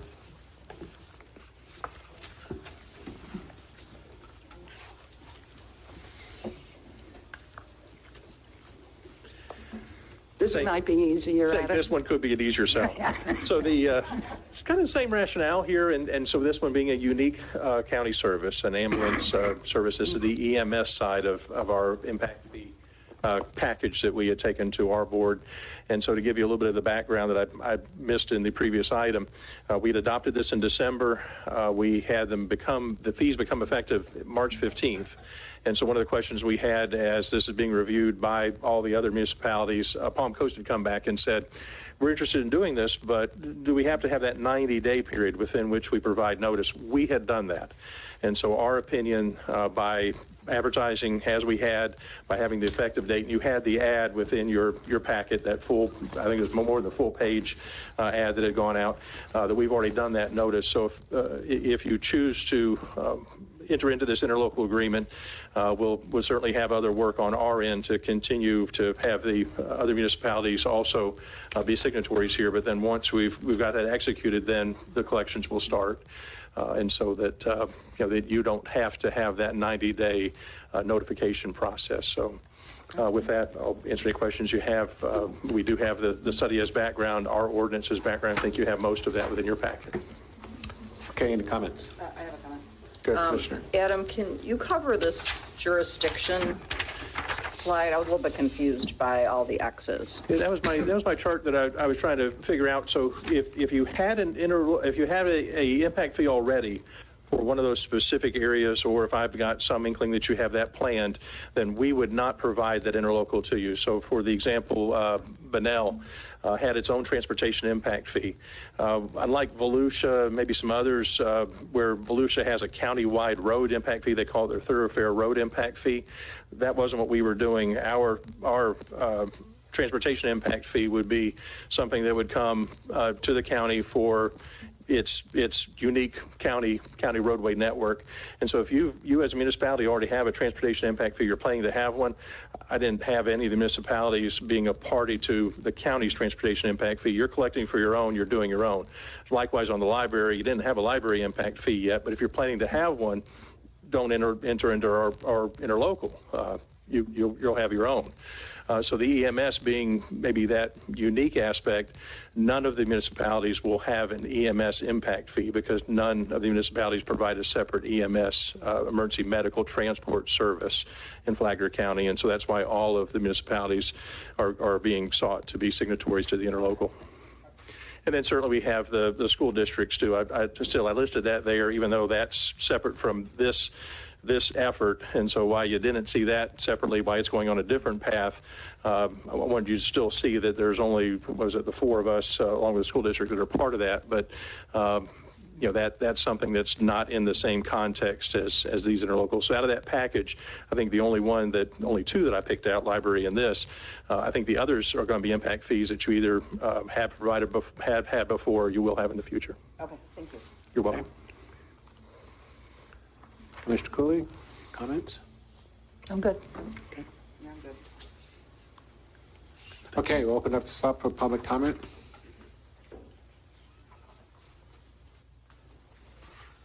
I'll bring it back. I'm just going to ask the question, since the chief is here. Did you have any comments on this, chief? No, I don't have any. Okay, all right. I just want to make sure. Okay, I need a motion. Motion, well, I don't know what the motion is. For the interlocal It says agreement? to consider it, so I don't know what. Motion to approve the Yeah, motion to approve it, okay. Motion to approve the interlocal agreement between Flagler County, Beverly Beach, Bunnell, Marineland, Palm Coast, and City of Flagler Beach for the collection of emergency medical services impact fee. Second. Okay, I got a motion and a second. And a roll call, please. Commissioner Sherman? Yes. Commissioner Phillips? Yes. Commissioner Mealy? Yes. Commissioner Cooley? Yes, the Chair motion. Bryan? Yes, and the motion carries unanimously. Okay. Mr. Chairman, just very briefly while Mr. Mingle's here, thank you for coming. And the city is evaluating additional impact fees, which we have under study right now, and I'll be getting with you on those when they come forward. Okay. All right, we'll move on to the next item. Ms. Drew. Yes, sir. So this is the first item under 11 regular 11, not 11A, is the item I alluded to during comments at the last meeting. This is the agreement between us and Palm Coast where we're carving out the old Area A from the interlocal, the shared services interlocal, so that would just be City of Flagler Beach providing water and sewer. We already providing both, and collecting our own payments. So it would just really carving that out of the agreement is what this is doing. Okay, Commissioners, you have any comments on this? Nope, I like it.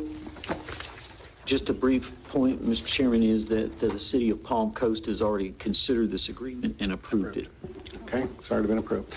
Okay, I'll open this up for public comment. If you have any comments regarding this item, please come forward, giving your name and address.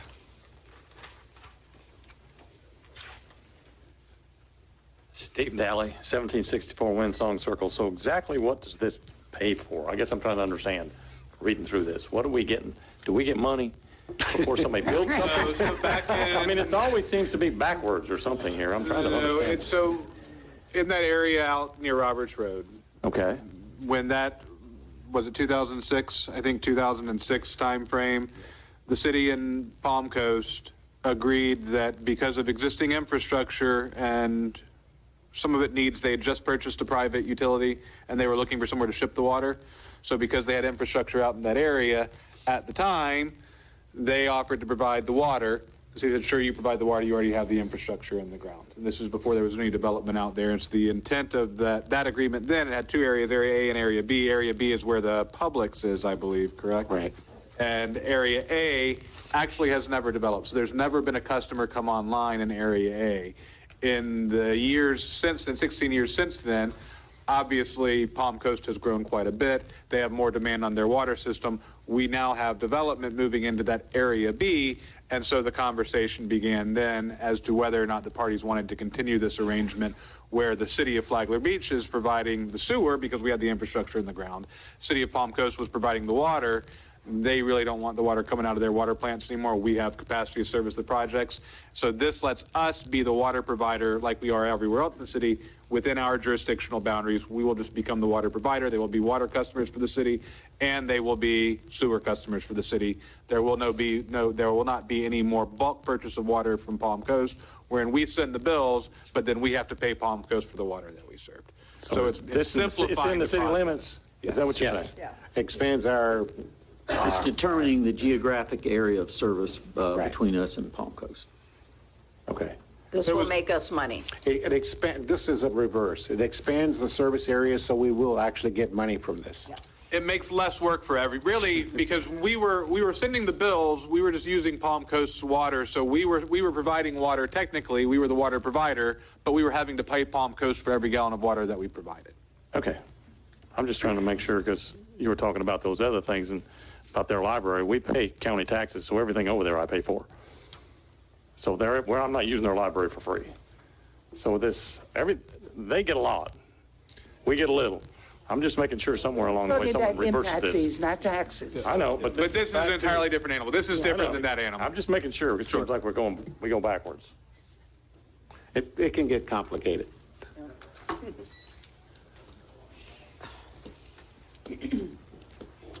Robbie Robert, 600 Cumberland.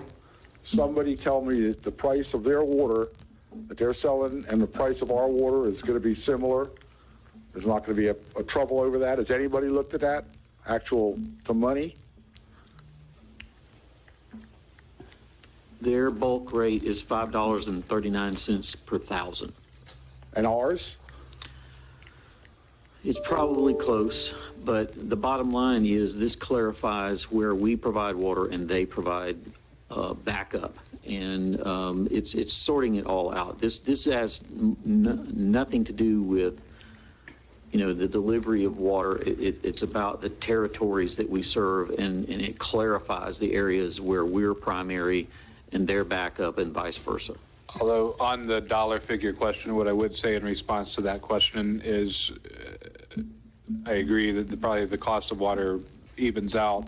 Cost to developer to build in that area costs more to develop under Palm Coast if they're the one collecting the impact fees, which is part of the reason, which part of the benefit the city gets is we control what it costs to develop in that area as opposed to Palm Coast. Right. Well, you guys got the money under control.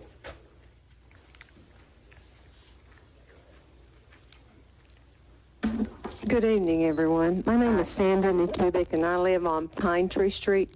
I have one question about the water and you're taking Roberts Road and you're making it all into the city. I understand that. What about the road on John Anderson Highway and the water system and the sewage system that's going in for that development there?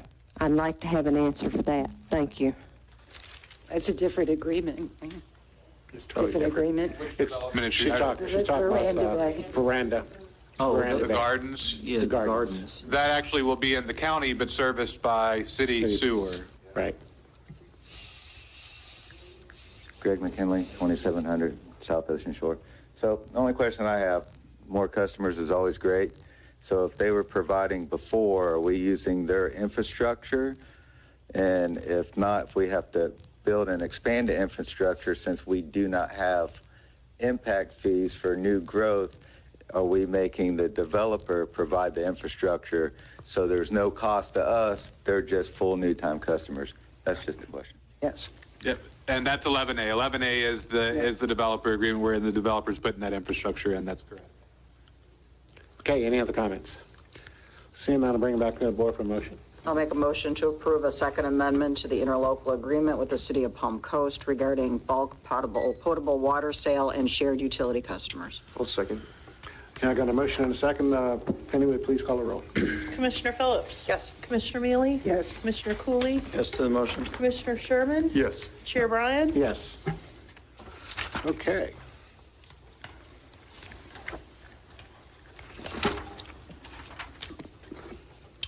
Okay, we have number 12. Nope, 11A. I'm sorry, 11A. That's right, 11A. As we already kind of introduced it, Mr. McKinley stole my thunder on it. This is the agreement whereby the developer is agreeing to install the infrastructure. They will be getting dollar-for-dollar credits against those impact fees that we would otherwise collect. It also provides some provision in here for how those impact fees are collected, giving a little bit of grace on the timing, so they don't have to make one lump sum at the beginning, but also assuring that before that project is completed and COs are issued, that we are collecting all of those impact fees. I think that's really the 30,000-foot level on it. Happy to answer any questions. Their counsel is also here if you have any questions of the developer. Okay, commissioners. Commissioner Mealy. This goes back to a question that was asked an hour and a half ago. If a developer says, I want to build a project, and it says in here that we pay to design the project, the infrastructure, and then let's say, okay, we spent the money to design it, and developer disappears. Well, we're hung for the money. We've already paid for the design of the project, but theoretically, we would eventually be putting that infrastructure in because we are designing public infrastructure. Right. Who's paying for it? The city is paying for the design.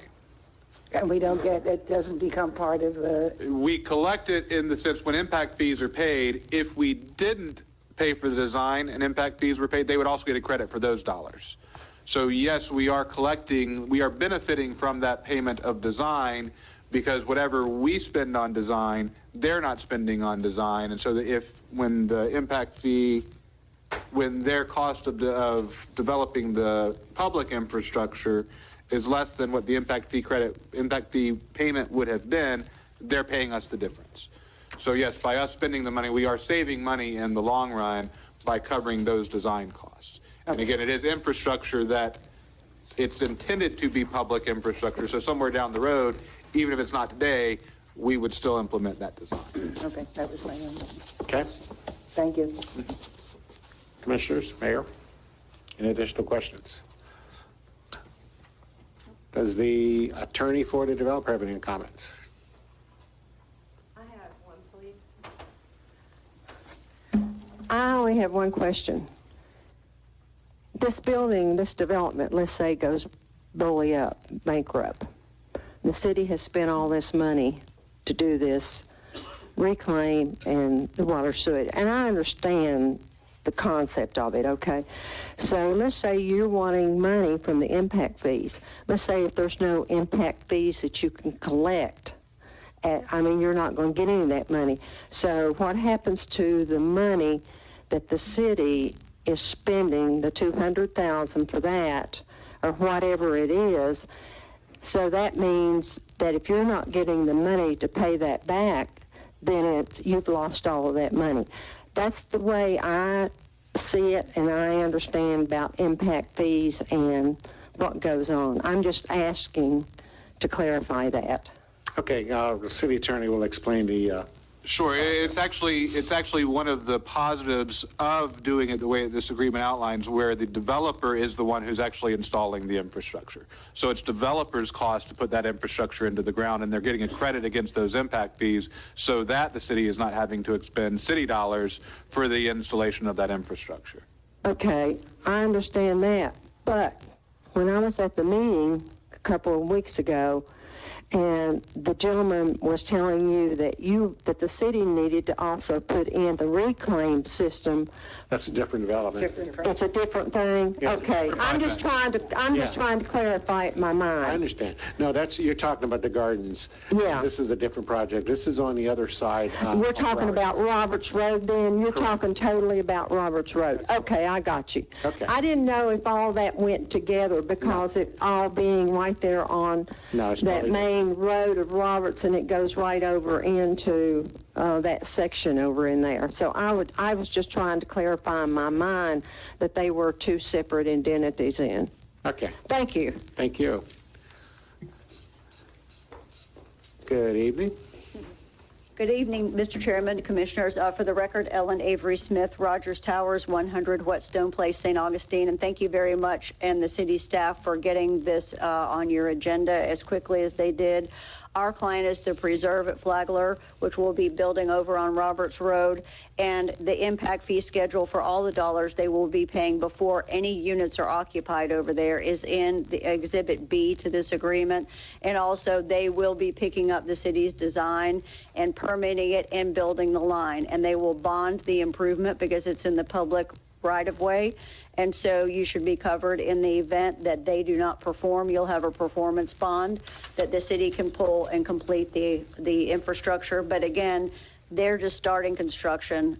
Nothing will be occupied until all the fees are paid and the line is in. Thank you. So I'll answer whatever questions you might have, and thank you.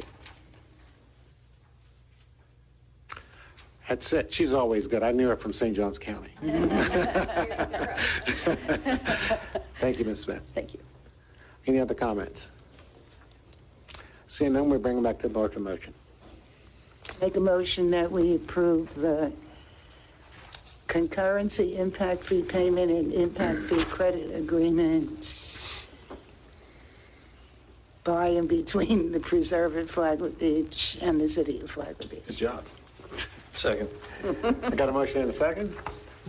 Commissioner Mealy? Yes. Commissioner Cooley? Yes, the motion. Commissioner Sherman? Yes. Commissioner Phillips? Yes. Chair Bryan? Yes. And the motion carries unanimously. Thank you very much. And the next item we have is a public hearing. And that's on the final... This is second reading. Ordinance number 2022-08, an ordinance of the city of Flagler Beach, Florida, incorporating the replats for Block 34, Moody subdivision, providing instructions to the city clerk, repealing all conflicting ordinances, and providing a severability clause, and providing an effective date.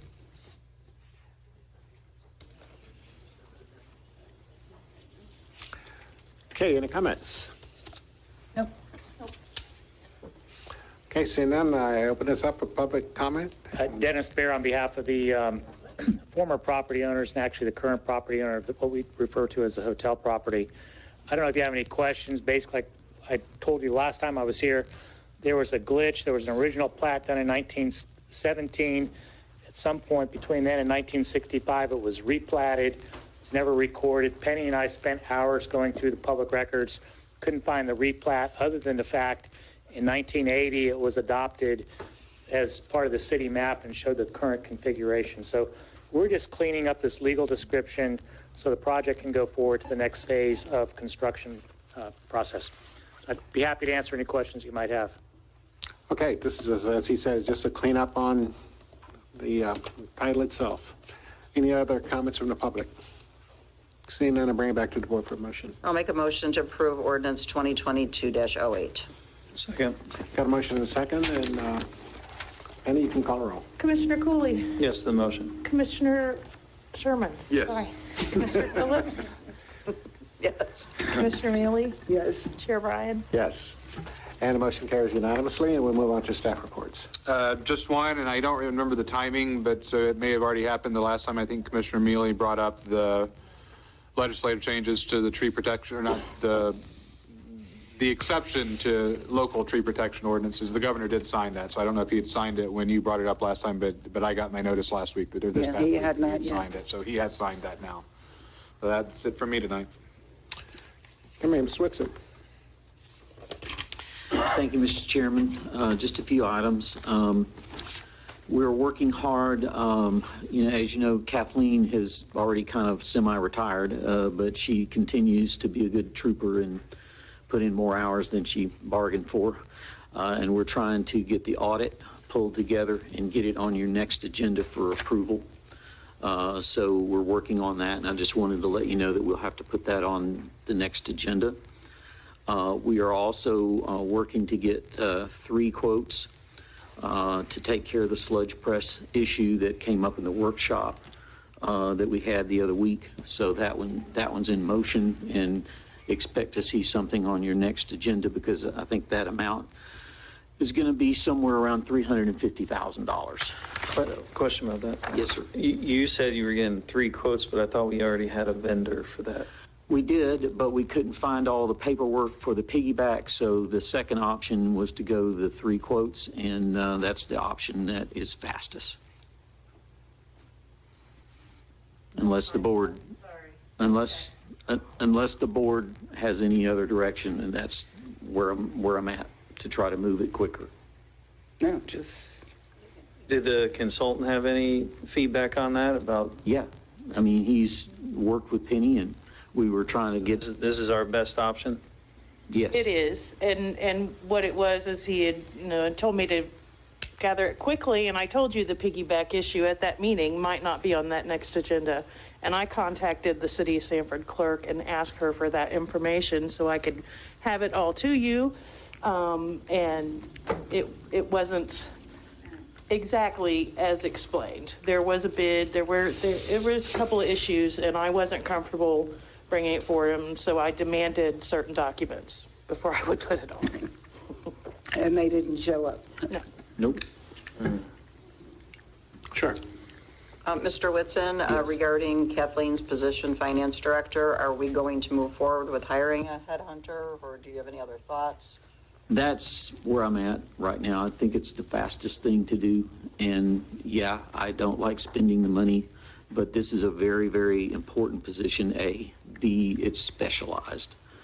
And C, we went out one time already, and she retired in late May, and here we are, approaching late June. And so time is wasting. She is going to be out of contract at the end of the fiscal year, which is 30 September. So I feel like to get some overlap time between her and the new person, speed is a need. I have a comment. I saw the bid for the headhunter. I have a couple questions. One, it was around like $14,000 for that. 13.9. I noticed that the company wasn't a Florida-based company. Was there a particular reason why we didn't choose a local company? Just my thoughts were potentially they would have more local candidates, or was that particular company chosen because they deal with city staffing of government employees? It was chosen because of 2 reasons. Number one, my familiarity with headhunting and who knows who in this market. Mm-hmm. And number 2, because this particular company deals with cities and local governments all over the nation, not just Florida, but other markets. And it's my opinion that if we're going to find somebody, if they're in Florida, and they're good, they're already working. I think we need to kind of broaden our net and capture all the ones that we can capture. My thought, I've got a couple more thoughts. My first thought was I would like to at least see a bid from another company. I thought 14,000. It's definitely high up there. And I noticed they kind of started a nickel and dime, 250 for a questionnaire, lots of that. And I was just thinking we should be able to reach out. We've got lots of staffing companies around here. My second thought, before we reach out to a staffing company, have we reached out to the county and also Ormond Beach or Palm Coast to see what applications have been turned in that they weren't able to use the candidates to fill the positions? Just thinking of a way to save our money, save our city's money. I don't know if that's been done yet. Well, my experience with accounting is, and I was in the accounting field also. Accounting and government accounting is two different ball games. It's totally different. Well, that's what I was thinking. Contact the county. Yeah. Well, I think I'm sure Mr. Wilson will do that, but I looked at the price too. But here again, my experience, about 14,000 was pretty reasonable, to be honest with you. It usually costs twice that. Most headhunters charge 25 and up. So I thought it was pretty reasonable. I mean, we can at least look at it. Well, I was just thinking, in everything that we do, we try to get 3 bids, at least get one more to see what it's comparable I did ask another company, and they did not send me, they said they were going to send me a quote, but they did not. And I need to move this along. This isn't something we can kind of keep, kicking around. I'll be happy to try to ask other firms, but I don't think you'll find a better price in a firm that could move as quick. Well, I mean, here again, I'm not going to, it's not just totally supporting what he's doing here, but I know 2 owners of staffing companies, and they're having problems just staffing people in general. It's a tough market. If this is a company, and as you said, it's different hiring somebody who knows government accounting. Yeah. So I think it's probably going to end up being a nationwide search. It's going to be someone that's looking to move to Florida that has the experience in government accounting that might be able to qualify. We think we should probably go ahead and move on this because we're in budget season and we got to get some numbers moving. Just my thoughts. Commissioner Sherman was first. Mr. Chairman, I just was going to say, I really would like to second what the mayor said about maybe looking in our own, backyard in a way, of looking to see maybe there's an assistant finance director there in Ormond Beach or another one of these municipalities that might be looking to take that next step in their career. And, we could really hit the ground running and maybe save us some money. I understand, if we have to go to a headhunting agency, I hire people and it's very difficult to get qualified staff. I'm sure, Commissioner Cloy can. Didn't we put in a? Yeah, we already did. We put the bit. We put the ad out there, right? I believe it might have also been advertised with the league, which everyone who works in a supervisor position, be clerk, finance director, manager, HR, they all receive those every month, all the positions open, and we've gotten, Yeah, we did get 2 responses last time, and neither of them worked. We got a dozen, and out of the dozen, we found 2 that were acceptable, that had the level of experience we were looking for, and neither candidate worked out. So we've kind of already done that. Okay. So are you looking for a consensus from us to move forward, or is it under your authority just to? Well, it is under my authority, but I really like to do things by consensus, and I know this is different for us, and I get it. But at the same time, this is a vital position, and time is wasting. Do I have a consensus? I have a Commissioner Cooley. The only other comment I had, I wasn't able to meet with William to discuss it. The feedback I had would be to at least consider other companies, and the reason why is their placements, if you look at it in their material they sent, was kind of light. And they claimed, I think, like 4 people last year. That to me, I didn't find to be particularly impressive, especially for the money. But I would just like to see a little bit more dynamic companies brought into the mix. So how you propose to do this? Are we going to do this and have them come back next meeting, or how are we going to do it? And we're stretching this out way too long. That's why I'm asking how do you Simplify it. Just ask 2 more companies for a bid and he's already bring it back. Can I ask just one more? Because I've already asked for another company and they didn't bid. And that does meet the requirements of our purchasing policy, the amount he had for the quote process.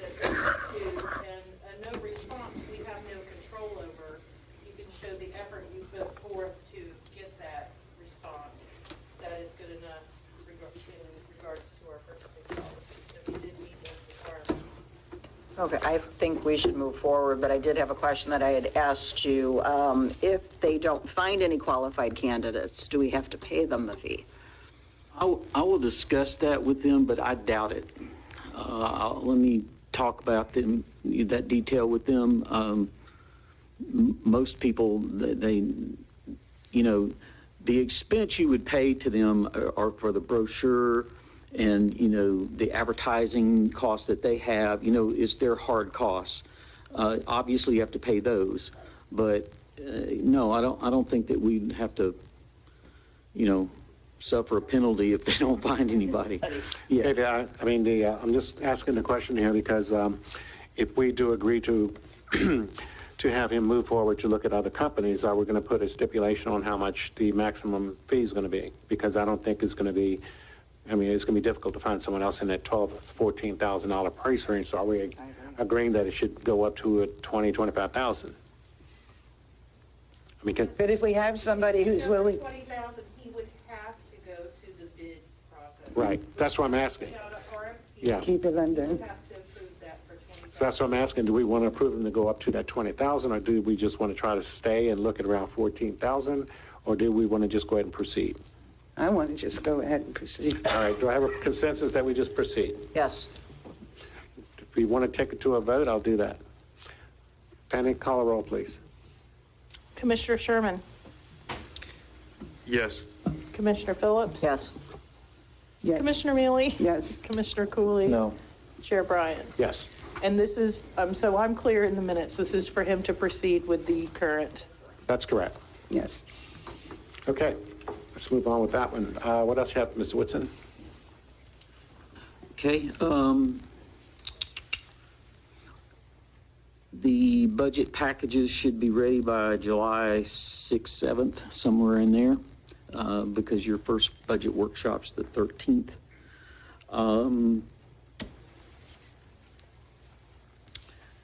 We've already mentioned the meeting at the church about the easements. I do have, and hopefully you saw it. If you haven't seen it, I'll share it with you. I really have to commend our ocean rescue people. They are starting all brand new, rookie class. And from May 22nd to June 22nd, they've already had 55 rescues. Mm-hmm. So they're doing a great job out there. Right. And I got to commend that group. Tom is amazing with what he's doing. And I've also been talking with FDOT about one of the things we had wanted to do in Scenic A1A is, they have the inverted drainage and all the weeds that are down there. We finally kind of talked them into doing a test area for the wildflowers, in particular the yellow sun daisies. And so we picked out a couple of locations where they're going to work with us to go in and set up a test to see if it works. And if it works, then we can expand that and get rid of the weeds in the drainage system. I'm hoping it'll work. Do we know what they're doing a similar thing up in Beverly Beach? That's what the road being closed thing was about. Are they doing a similar kind of weed collection thing in the middle? That was a whole new initiative that this part of FDOT didn't talk to the other part of FDOT about, and we are coordinating back through the county to get that under control. So there is a dune restoration initiative, and they have $500,000. Now that's the dunes. Yes. Beverly Beach is getting something. Oh, that's their their FDOT initiative for the what they call those. It's projects. Basically to lower the speed limit. Yes, and that's on that section of the road. It wouldn't extend into our section. Yes. So I was wondering, are they doing something the same in that planting weeds? Or are they doing something that maybe could be applied to our part? I need to look at the design, but I'm not aware of them changing the drainage pattern. And what we were talking about is the inverted drains and the the landscaping that takes place inside that drainage. Okay, so they could have weeds like we do. Yeah. Okay. Adam's enjoying this. Sure, fault Adam. I think that's, those are the highlights of my report. Okay. Police chief? No, sir. Fire chief? No, sir. Okay, I'll move up here. Commissioner Cooley? No, Penny's back again. Oh, I'm sorry. Penny? Sorry, my eyeballs were floating. TMI. Comments? Reports? Okay. Commissioner Cooley? You went, right? Mm-hmm. Oh, I missed that. Would you zone out? I apparently. He's zoomed out. Okay. Our last meeting, there was a representative here from TDC reminding us about grant process, and then we had a meeting with TDC. Did we apply for the $700,000 grant? No, it just wasn't enough time for me to apply. All right. To tail in on that, I talked to Mr. Whitson about that as well. I think we just kind of missed the boat because there was a lot of stuff going on. I think it's incumbent on us this time that we should start looking at capital projects that we can start earmarking right now and be ready with the next cycle. So I think we can all put our heads together, and along with working with Karen, the CRA director, and I'm sure that we can come up with some projects or something in order to be able to take advantage of free money. And the TDC grant comes up every year. Mm-hmm. So we'll be ready for that next year. Start working now. Absolutely. I mean, I feel bad we missed it, but, you know, by the time we started talking about it, it was days before the deadline, and I just couldn't do it. Okay, a couple housekeeping things. In front of Tortugas, there is a storm grate on A1A that is falling into the road. Well, it's actually fallen into the road. It's just a hole now. And I believe there was a cone, but somebody's already partially fallen into that hole. And then also on the corner of 5th and A1A, which would be in front of 7-Eleven, that storm grate was previously repaired, but it is falling into disrepair, so that one's not too far behind, and those are large safety hazards. The storm grate that's in front of Tortugas has been like that for a very long time. I don't know the exact timeline. It's probably getting close to a year, and I think that's an FDOT thing. I don't think that's a city thing. Yeah, that particular area, and also the one on 5th Street, is kind of in that gray area of you know, where is their right of way and where's the city right of way. And I'll talk to Alan about that. I think we help each other with that because FDOT has a contractor that deals with that, and then of course Alan, you know, handles our part of it. So I'll talk with him about that and see if we can't get that identified as to who has the lead on that, because it has to do with where it falls on the right of way. Okay. Other thing is, wanted to pass some feedback. The price that we are selling the crushed glass for is $2 a pound, and that seems to be abnormally high. And I'll put it in perspective. So those the little tiny round beds right in front there, if a citizen was to do those two little teeny beds right there, it'd be $700. Yeah, glass is not light, and $2 a pound, it adds up very fast. My concern is all the way back to the beginning when this was a concept, was that if we're going to do this, this should be done, if we're asking the taxpayers to pay for it, then it needs to be fair. It costs about, with electricity, it costs about 2 cents a pound to make the recycled glass. That's the maintenance of the machine and electric. I'm not counting labor in that because we're charging all our citizens $2 a month, which is $10,000 a month for the labor of the recycle program. That's what that $2 a month was for. So you back the labor out, you're left with electric and maintenance. It's 2 cents a pound. I'm concerned that, well, it's just too high, but it's almost like double dipping. We're asking the taxpayers to pay for the machine and the labor to do it all, and then to pay a very high amount. And I know this just from firsthand experience, because I went and wanted, I had about 500 square foot I wanted to do that. And it would have cost me about $8,000 to do 500 square foot of glass, to do it about 2 to 3 inches thick. And, you know, obviously I didn't go that way. I don't have that kind of money. I put mulch down. How much did the mulch cost? Mulch was about $300. Well, you know, I looked at that as well, but some of the savings you have to also realize is that that glass is not going into the regular trash, which is causing additional tipping fee. So we're saving a substantial amount of money by that weight not going into the regular trash, because that's where you get a lot of the tipping fee costs, is because it adds to the weight when it goes over to environmental waste. Is that not true, Mr. Woodson? It is, and I want to go back and I'm going to ask the staff to run some more numbers, because what I recall being told was they went down to Home Depot, and it's way more expensive than $2 a pound. I'm looking online right now, and at Walmart, a 25-pound bag, $46.09. So that's $1.84 a pound. Yeah. At Walmart. Yeah. So what we were doing at the $2 a pound was, you know, we felt like was a fair charge, but it was an initial price.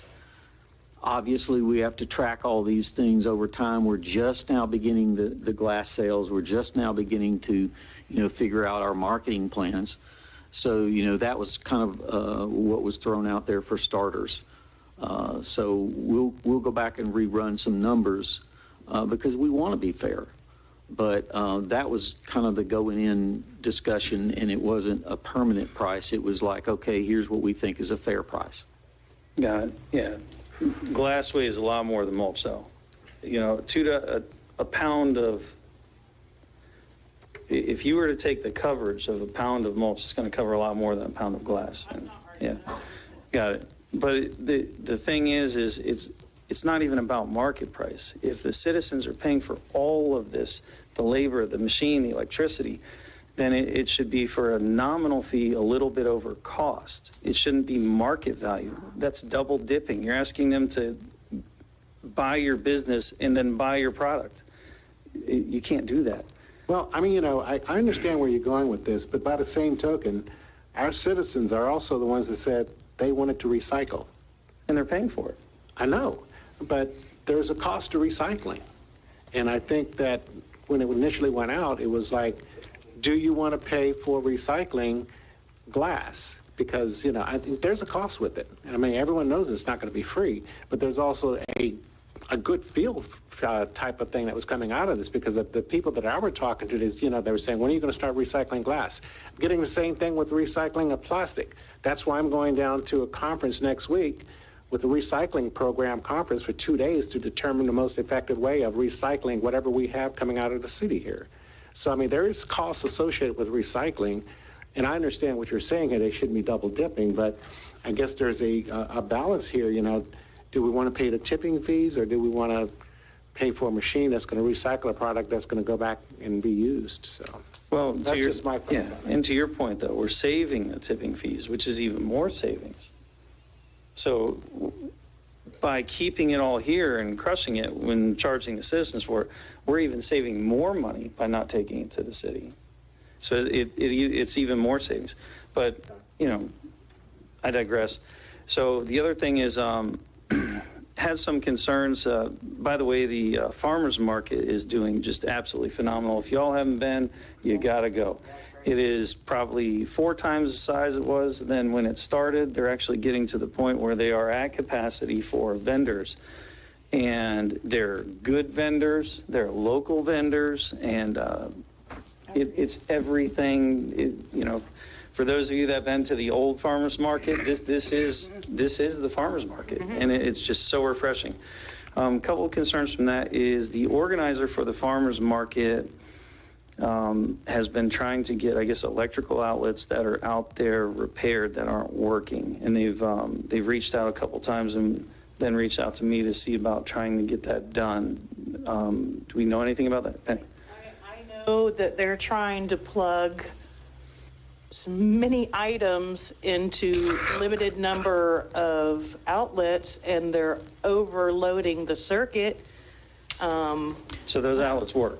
Yeah. The outlets work. Effectively, it's like they're trying to plug 12 hair dryers into one little 2 socket. Yeah. They're throwing extension cords on and throwing, Yeah, and it's Bill not is out there every weekend. Okay, as long as the outlets work, that's no. our part. Yeah, and I've called Tom in on overtime. I've dealt with this on a Saturday morning. I mean, and it's just not designed. It's grown. It's good. They need but it's grown beyond what the system. Should they not have They need to generators? invest in some quiet generators. Yeah. Okay. Well, and as long as our part's not, if we have working outlets out there, that's the important part. That I did not know. I thought the outlets did not. That's the thing. You never hear the good stuff. They just come and complain to you. Could they pay to upgrade the outlets themselves to hold more voltage, since the farmer's market is becoming? There'd have to be all kinds of permits, and they're...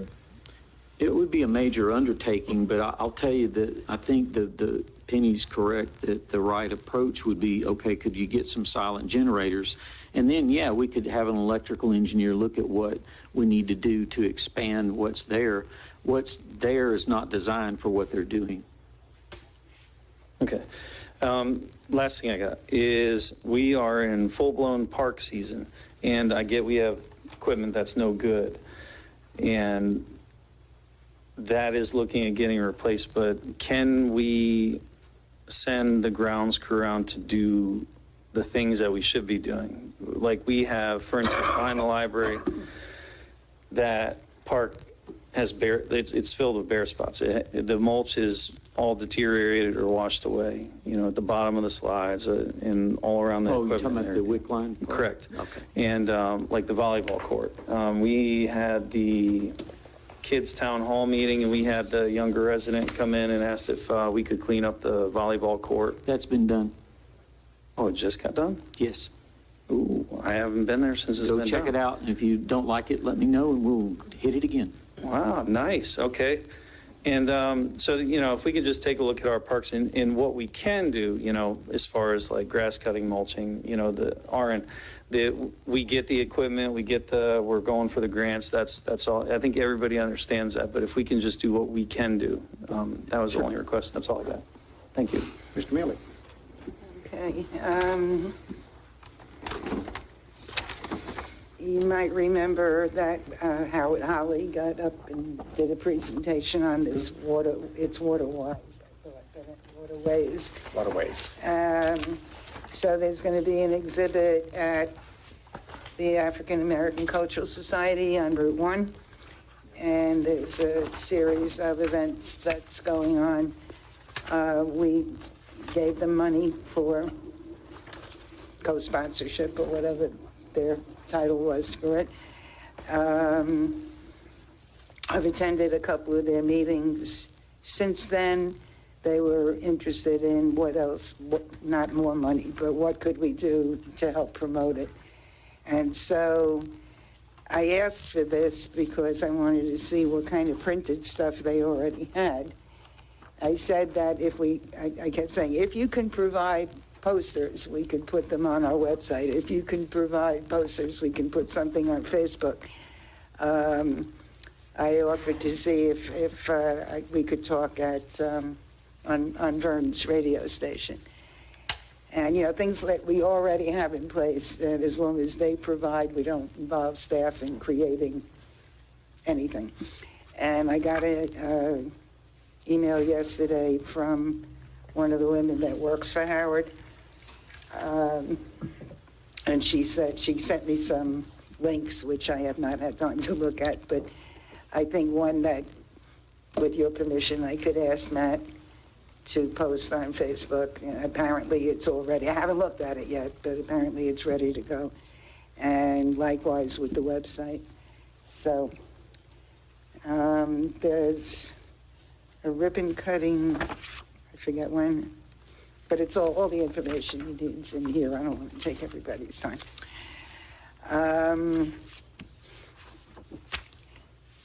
Don't forget about our Ukrainian... July 9th. July 9th. Oh, okay, the Women's Club is having a dinner on July 9th. To whatever money we collect from that dinner will go directly to the family in the Ukraine. Penny, did I give you the flyers and ask you to post them outside? I don't... It's when you walk past it, when you walk right in the door, it's I did? out there. Okay. They're not in the boxes. Janelle was out and she had the key hidden somewhere. Okay. I didn't want to snoop through her stuff, so I posted it on the front door. It's also on our news flash on our website. Oh, great. Thank you for that. Okay, because it's not really a women's club event. It's a City of Flagler Beach event. So it'd be nice if people would donate. I did talk about it on the Vern's radio station. It got postponed because of Vern's accident. The following Saturday, I talked with Audie. Nice guy. I had never really spent time with him before, but he was good. And I did speak with Flagler Strong. I think they're wanting to keep their money local. So I don't know that we'll have any more response from them. I participated in a league webinar on staffing and labor problems. There are lots of them. People don't want to work. They don't want to work at work. They want to work at home. It was mostly about Gen X and Y. And they're not, I know when I was 25, I didn't think I was ever going to be retiring, so who cared about pension plans and that? But everybody who's healthy enough does get old. Especially 1890. They look pretty good for 130, whatever, right? Anyway, so it was about, that people aren't so interested in pensions and not even with salaries so much, but what accommodations can be made. Can I work from home sometimes? Can my hours be more flexible, that kind of thing. So I could see the fire department saying, sure, you can put out fires from your living room anytime you want. It just, there are some jobs it would work for, but not most of them.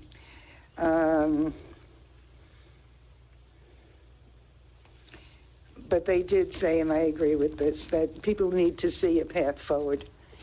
In whatever department they're in, they need to see that they're not going to be at the bottom rung forever. And we talked about good people skills. And then there was a section on storm recovery preparation. And so it said emergency management at the state level is working on standardization of the required documentation, which would be nice. Okay. As I mentioned before, I went to the Tiger Bay meeting. This fellow talked about the internet and television and stuff, and I will share this 5G information that he gave. And I have a question about the centennial plans. That's one of mine. Did I steal your thunder? You threw one. Okay. I'm sorry. I'll scratch that one off. I'm sorry. Take that one off. He's You just want a centennial update? He's writing. Yeah. That's okay. I'm listening. I was just making a note. She was asking for an update on the Centennial, yes.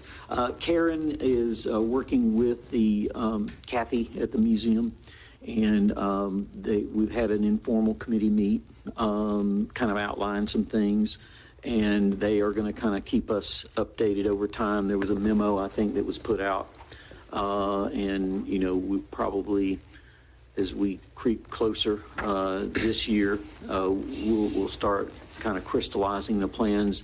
One of the things I'll be asking you about in the budget process is, okay, what kind of funds do you want to allocate in next fiscal year, understanding that you got 2 fiscal years to plan for the centennial. So it's beginning to ramp up, and Karen is going to help me work with the museum to do the staffing and the planning and the organizing of the conversation. And she has people from the museum, the county agricultural museum, and also some other historical group that's involved in it. So Probably the county historical. yeah, county historical site, yeah. So again, we're beginning that conversation, and we're beginning to ramp up. Okay, thank you. Okay, in light of that particular one there, I think it was back in the summer, we talked last fall.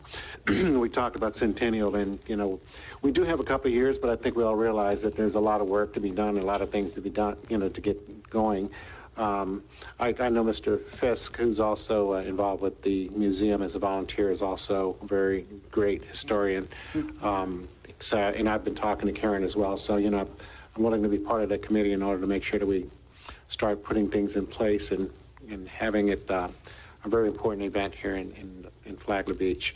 I think it should be more than just a parade. It should be something significant where it also ties into the historic designations within the city, which Karen has been working on as well, and those kinds of things there. So I think it's well, our 75th and our 90th were pretty good. Yeah. So if we can anyway, I look even come close. Yeah, the basic structure of what has been discussed so far is that during the centennial year, which is 2025, we would do something, probably 2 or 3 things every month. And there would be a calendar that would put out in advance to tell you what it is that you will be doing that month. And one month we might have a dinner, one month we might have a dedication, another month we might have a reenactment. In other words, it would be a whole calendar year of celebration for the centennial with things happening every month. And I think one of the things we'd also talked about is this not going to be just a city museum type of planning session. We're going to be looking for input from the community as well, because this is a community that's involved with this whole process. So, it's not going to be a big committee, but it should be some involvement with the people from the community itself. People whose families have been Absolutely. here. Sure. So it's not every day you turn 100, and we want to make it special. Okay, Commissioner Well, now that we've determined that I'm 130. You said it. Okay, yeah, you're done? Oh, me? Yeah. Yep, you. Debbie? I too am concerned about Pell Parker, Commissioner Bellhumer, about what's been going on. So I actually went over there today and met with some of the residents. On Lakeshore Drive, they've started to do clearing. But the residents wanted me to talk to you, Mr. Whitson, about some of that clearing. Right now, as you go down, right now it's designated like just a straight shell path down to the kayak launch, which means that a lot of trees will have to be taken out. And so they're very concerned about that. So I viewed it today, and I agree with them that they'd like to have a nature path that's more winding in pattern, if at all possible. Yeah, I will check with them. It probably has everything to do with the U.S. Army Corps of Engineers and the permitting.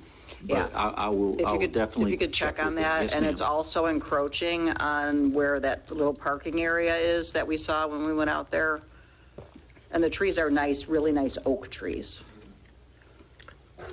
Yeah, and that was supposed to be a passive park, so. Correct. You would think we would construct it as that. As a passive park.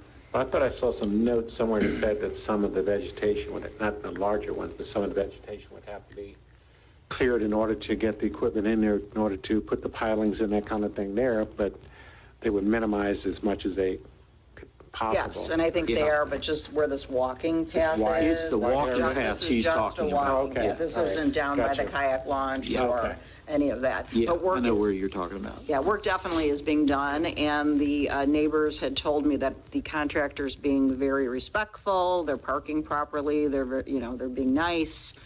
So they just wanted me to bring it to your attention to see if it can kind of wind around those oak trees. Okay.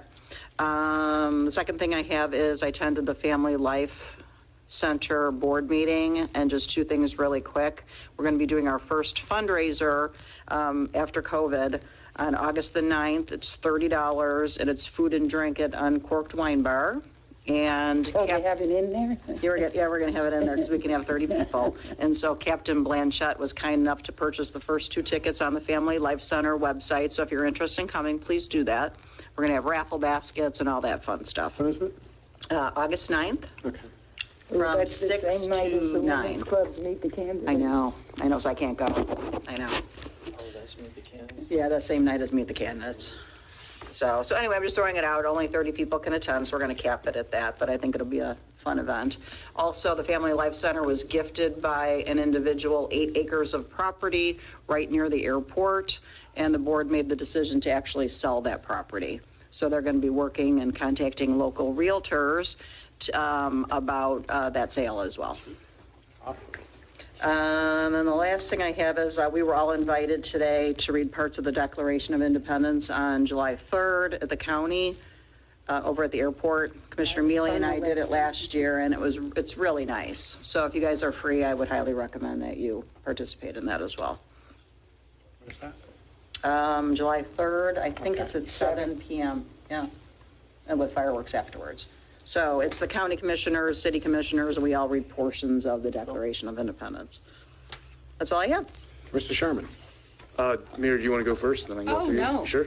Okay, so. You have an order. All right. So first off, it's great to be back here. I know I was, should have put me on a milk box if I would have been gone another a little bit longer. But I guess the first thing I have is the 4th of July parade. I know there was an email that went out. Is everybody like riding individually or like what's going on with that? I didn't tell you. So I just, we've applied for you to be in it, and we understand that Eric and Debbie, you will not be participating. And we've contacted Wheels in Motion. Ken, you're going to drive one of your own classics, I assume. So the mayor, Commissioner Sherman, and Commissioner Mealy, we've contacted Wheels in Motion. They have convertibles available. Do you want to ride independently, or do you want to ride together? We were trying to keep this parade down some because it's so hot. So, I mean, if we could condense to 2 cars, that would be appreciated, but if. Do it in one car. I think one car's great. I'm okay with that too. They may not, I'm not sure what's available if they have Or like, whatever they can come up I mean, if they've got a big, huge. Yeah, the last time I rode, the last may- car I rode in was definitely big enough. Okay. Okay. So, but you are willing to ride together in one car? So, Okay. and Penny, my plans were canceled, so I would like to participate. If So- we can all fit in. I don't know if. Mayor, you aren't doing a float We again? can't. But we want to do the float, that would But be could we all okay, just I ride could- in your yeah. pickup truck or in your car? I assume we're driving your Rapture, What? your big fancy pickup truck. No. No. You drive a classic. Yeah, I mean, I could drive with She can ride with me. I have a convertible. Yeah, okay. Okay. All right, that's what I'll do then. All right, so I guess that's off the list. The other thing was, so my little one and I went out on, did a All-Stars cleanup on I guess it was the beginning of June. Yeah, it would have been the beginning of June after First Friday. And here I've got some balloons. And my concern is that, we banned these, right? I mean, the release of these out in the air, and yet we had a vendor giving these out to children, I guess, maybe at First Friday. Was it helium? Or? I believe it was helium. I mean, they were popped all over the ground. So, like, Jade and I I said, you know what, Jade, the beach is covered. We're going to go clean up over here after the First Friday. And she's out there with her little mittens with me and just, picking all these up. And, I just would like to see us maybe get rid of any rubber balloons at First Friday. I'm not trying to be a party pooper, but there were, between that and cigarette butts, that was our biggest treasure that we picked up. But these here were, they were just all over the ground. And, the crows were right there. I mean, it probably looked like a tasty treat for them, So I said to Jade, we probably saved a couple birds today. Could we ask Vern when he signs people up to, okay. Yeah, these little balloons look like the kind you make animals. Yeah, they looked like they were like somebody was like, probably somebody had like a little station or something. Yeah, so they just put them on the ground. They probably floated around, they hit the ground, and then they popped on the. But I mean, that was it was a pretty substantial amount of balloons. So Was there a vendor out there at First Friday? I wasn't I there didn't last one. see one, but that does, I maybe I missed it. It was in the vicinity of like I think where the bounce house was maybe. Kids though, not probably the face paint or something like that. Oh, maybe. Yeah. So, again, I don't mean to be a party pooper, but I mean, it just kind of goes against everything that we... I'm glad I'm not the only negative person. I pulled a balloon out of the ocean 18 miles out the other day. Oh, wow. I know you found one on the beach not too long ago, too, so... Yeah, and it's interesting, when they dry rot, they look exactly like jellyfish. Yeah. Wow. The way they're made, right? And that picture... It looked like right. jellyfish. That picture was right on 17th Street. So my other point here is about the silt fencing and I feel like kind of the lack thereof of the enforcement right now. I know, we're shorthanded and different things, but I got some pictures here. You guys can see. I mean, this is just plain as day. I believe this is over on South Flagler, probably closer to where the park is, and they're breaking ground there. So I mean, that literally backs up right to our intercoastal waterway. I mean, there's like zero silt fencing there. And I mean, again, our mission statement, kind of going to our grassroots here, it says preserving our environment.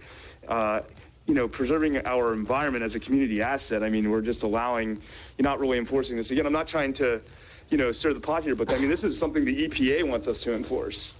And I printed out some information from the EPA as well about this. And I mean, so anywhere you go, I know over by my work, I believe it was the I don't know, it might have been one of these the TPO, I think, approved a sidewalk on Bevel Road by where I work, and there's silt fencing all the way down.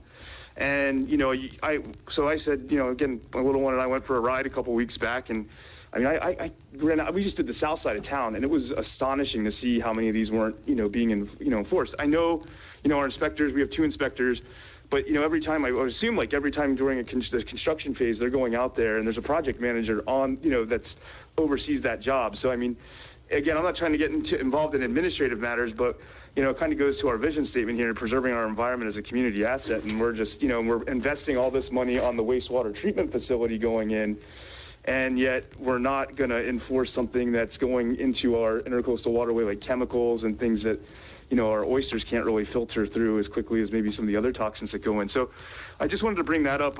It's something I've learned, and, just kind of really hammer that importance home. Like, again, there should be a fine for that. Yeah. Interesting enough, they're actually going around all of Flagler County and fining right now. In the development where I work, all the builders that were building without silt fences, they were fined this week. City Manager, is that a fined violation?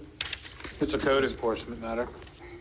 This came up about a year and a half ago when we were talking about silt fencing. And there was a big issue on it. And we hit it hard then, and of course that was just with Rick at the time. So Code enforcement and fines are 2 separate things. Only way a city can issue a fine is through code enforcement. So you have civil citations, which is here's your ticket, and you have code enforcement, which is fix it or else you get a bigger fine. And sedimentation is one where my suggestion would be the magistrate process, because every day they don't have a silt fence up. They're supposed to have a silt fence up after that magistrate rules up to $250 a day. Ooh. Versus the citation. I don't know how much the county is fining for that, but here's your ticket for $50. The code enforcement tends to get sedimentation issues resolved faster than handing somebody a ticket, because that, like we talked about in other issues, can become a cost of doing business for some. This causes so many problems with neighbors. Well, and like I said, this came up about a year and a half ago, and we had a big discussion about this because we had the Builders Council, I think, here busting our chops because we were starting to enforce it, and they were opposing to what we were doing because if we were saying if it falls down, because some of them were intentionally knocked down with the trucks running over them, and they weren't putting them back up. So I think it's just a matter of us getting back to. I have a comment, and sure, you take it or leave it, but. Obviously, enforcement is good. We can do that. But the other way is there's a decision module coming up in the budget process where we have to comply with even more reporting and regulatory requirements from EPA. And if you would like, I can also add more money to it so that we could, have a dedicated person. See, there's a whole... We've been hit now with regulations we have to follow up on all the reporting to the agencies, and we must comply with that. And then now, if you're talking about field verification, what happens is we'll go out and we'll do an inspection. The silt fence will be there. 2 days later, a thunderstorm comes. The silt fence, is compromised. Well, then, I don't know if we go back out and do another inspection. So what I'm saying is if we added more money to the budget, we could hire that extra part-time person or what have you to go back, double back around in between the inspection, the initial inspection and, the ongoing job that will be there over the number of weeks. So it's a matter of how much money you want to invest in that process. Well, I hate hiring a lot of people, and I know what you're talking about, but I go back to the enforcement part of it. And if we have an ordinance that says, or part of our code enforcement that says the silt fence is supposed to be up, okay, it rains, it storms, or whatever, there's a certain number of hours that the individual has to get that fence back up. And I mean, we have people in our community that are calling us, telling us, the fences aren't up and things like this. I'd like to try using the other approach first to see if we could do that, and in education as well, and letting folks and builders know that if your fence comes down, you've got 24 hours to put it up, and if we determine that it has not been put up with that after you've been notified, then there's a fine that's going to come, or some type of action. I don't know. Drew, what do you think in this regard? Because I think we have the laws there. We just have to do a little enforcement. That tends to be how other jurisdictions handle it, is they fast track them in code enforcement once they find it. There are some jurisdictions that will go out there with a stop work order, and that gets the contractor's attention really quick. Right. And we can try that, Mr. Whitson, and then if we find that they're still not complying, then, we can look at bringing somebody else on board. Welcome back, Larry. Can I interject? I'm not certain what project you're speaking of, but I just wanted to point out that there's a distinction in certain projects between building code inspections and engineering inspections. If you're referring to a project that doesn't involve any structure, and the best example that I can use right now is the beginning of clearing for the preserve, you would not have a building inspector out there checking the sill screen. That would be the site engineering inspector that represents the city. In this case, since we don't have a staff engineer. And in this case, that particular case, we're talking about meet and hunt, and it's a pass-through cost. Because I remember I helped you craft the ordinance last year to do the pass-through cost, and with those pass-through costs, we hire these kind of folks to go out and check it. But what happens is thunderstorms come up, whatever happened, accidents, that kind of thing, and then, we go out, and then 2 days later, there's a problem.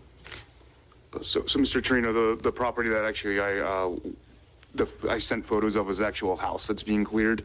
Okay, and, I just wanted yes, sir, clarification on yes, sir. Other. Yeah, it's an actual structure that's going in. There's multiple of them around town that just don't have them at all. Are we done? I just had a couple other things. Sure, go ahead. So, the other part was, I think that something, Mr. Whitson and I actually had this conversation today, and I think Mr. Whitson and I, Mr. Torino, are going to sit down and talk about some of our dirt roads here in town, just to make sure that, they have this maybe necessary resources, such as fire hydrants and just different things we can look at to make sure that those things are there and they're identified throughout the city. So we're gonna meet about that. I think in the coming time, the three of us are gonna meet about that and just kind of go over that. The other question I had is, have we considered having a commissioner or mayor serve on as a point of contact for FB3? Has anybody considered that yet? What? For FB3 to be that point of contact with that organization? How I'm on the TPO, you're with the TDC. I actually meet with Johnny and Scott at least twice a month. Okay, so. And I talked to So, but would we have an official, Mr. Chairman, you would be Commissioner Mueller? I can be. I mean, I actually make it a point, and either they call me or I call them, and I go down and talk to them about what's going on. Yeah, I talked to Johnny when I... Yeah, that's what I was going to ask. Okay. It's their organization. Yeah. Okay. I mean, there's been times in the past, I recall, when they didn't want you. Right. That's right. No, understood. Yeah. I just meet with them on an informal basis just to see what's happening. And well, maybe have a conversation with them and see if they want to maybe a city elected official on the board with them. A liaison. A liaison, exactly. The other thing was, I just had a question about the Flagler Strong Resiliency Grant that I think it was for $315,000. Do you know where we're on with that? I just wasn't sure where we were moving with that. It's $330,000. $330,000, okay. They have asked for some more written guidance. We are providing that to them. The back office issues are all resolved. I've given them a copy of what it would look like once we go live on their website and those kinds of things. We may need to amend the existing MOU. We'll just have to wait to see what they say when they react to that. I believe Commissioner Mealy was at their last board meeting, and this came up, and we are actively working to provide them what they've requested. And then the ball is clearly in their court.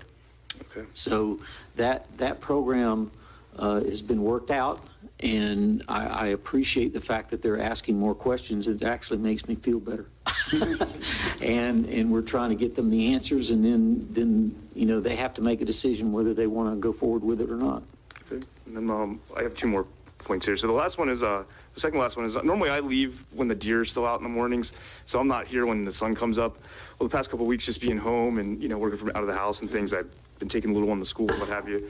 On my way back, I've been noticing, we're really trying to strongly enforce not driving on the dunes. We want to keep our cars off the dunes, but yet, our city workers are driving on the dunes every day, to check the beach walkovers and things. So I guess one of my questions would be is, have we considered maybe like getting an ATV for the city workers instead of, they can drive on the beach, walk up the stairs, hammer, whatever they need to do their inspection on the beach walkovers instead of driving on the dune? Because again, I think it's kind of really goes against everything that we're, all the public announcements we're making. And, I think as our city workers should be, probably the example, kind of held to a, kind of like in the Marines we say we're held to a higher standard. I kind of would think that our employees would be held to a higher standard, and that we would consider maybe like, having ATVs or something like that on the beach. Or just park on the other side of the street and walk across. Yes, sir. Yeah, on A1A. So, I saw it twice. I guess it was about 8:30 in the morning. And, again, I'm not trying to get involved in administrative matters, but again, we put some signs in the ground, and we're hammering things out. And, so I just, to just keep off the dunes. So I just want to make sure, again, I'll It's a budget item, and I would want to get some input from the sanitation department as, would it make the job harder, take longer? I understand what you're saying. Penny, I don't know if you can. Yeah, Penny. On the north side, it would be very easy and practical for them to park on the west side, but on the south side where DOT put in the split, there's nowhere for them to park. Just something to throw out there. I wasn't trying to make it effective now, but with budget coming up or something like that, might be something, something to look into. Commissioner Cooley.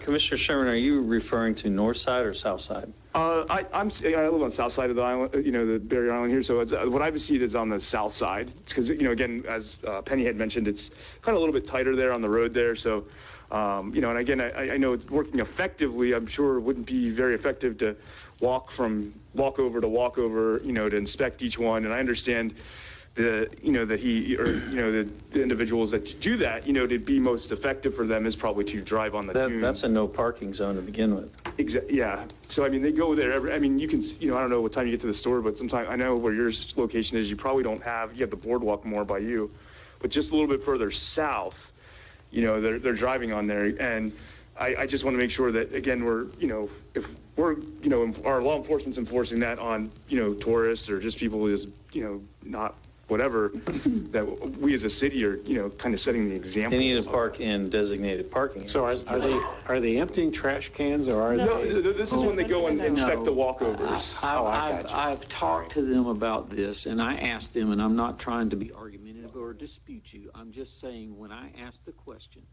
my staff told me that they park on the side streets and they walk across. Now, if they're not doing that on a consistent basis, then I'll have that discussion with them. But that is the procedure, is that, especially on the south side, because you're right, with all of the inverted drainage, there's no safe place for them to pull over. So that's my understanding of what they're supposed to be doing. If they're not doing that, then we'll follow up and correct it. Okay.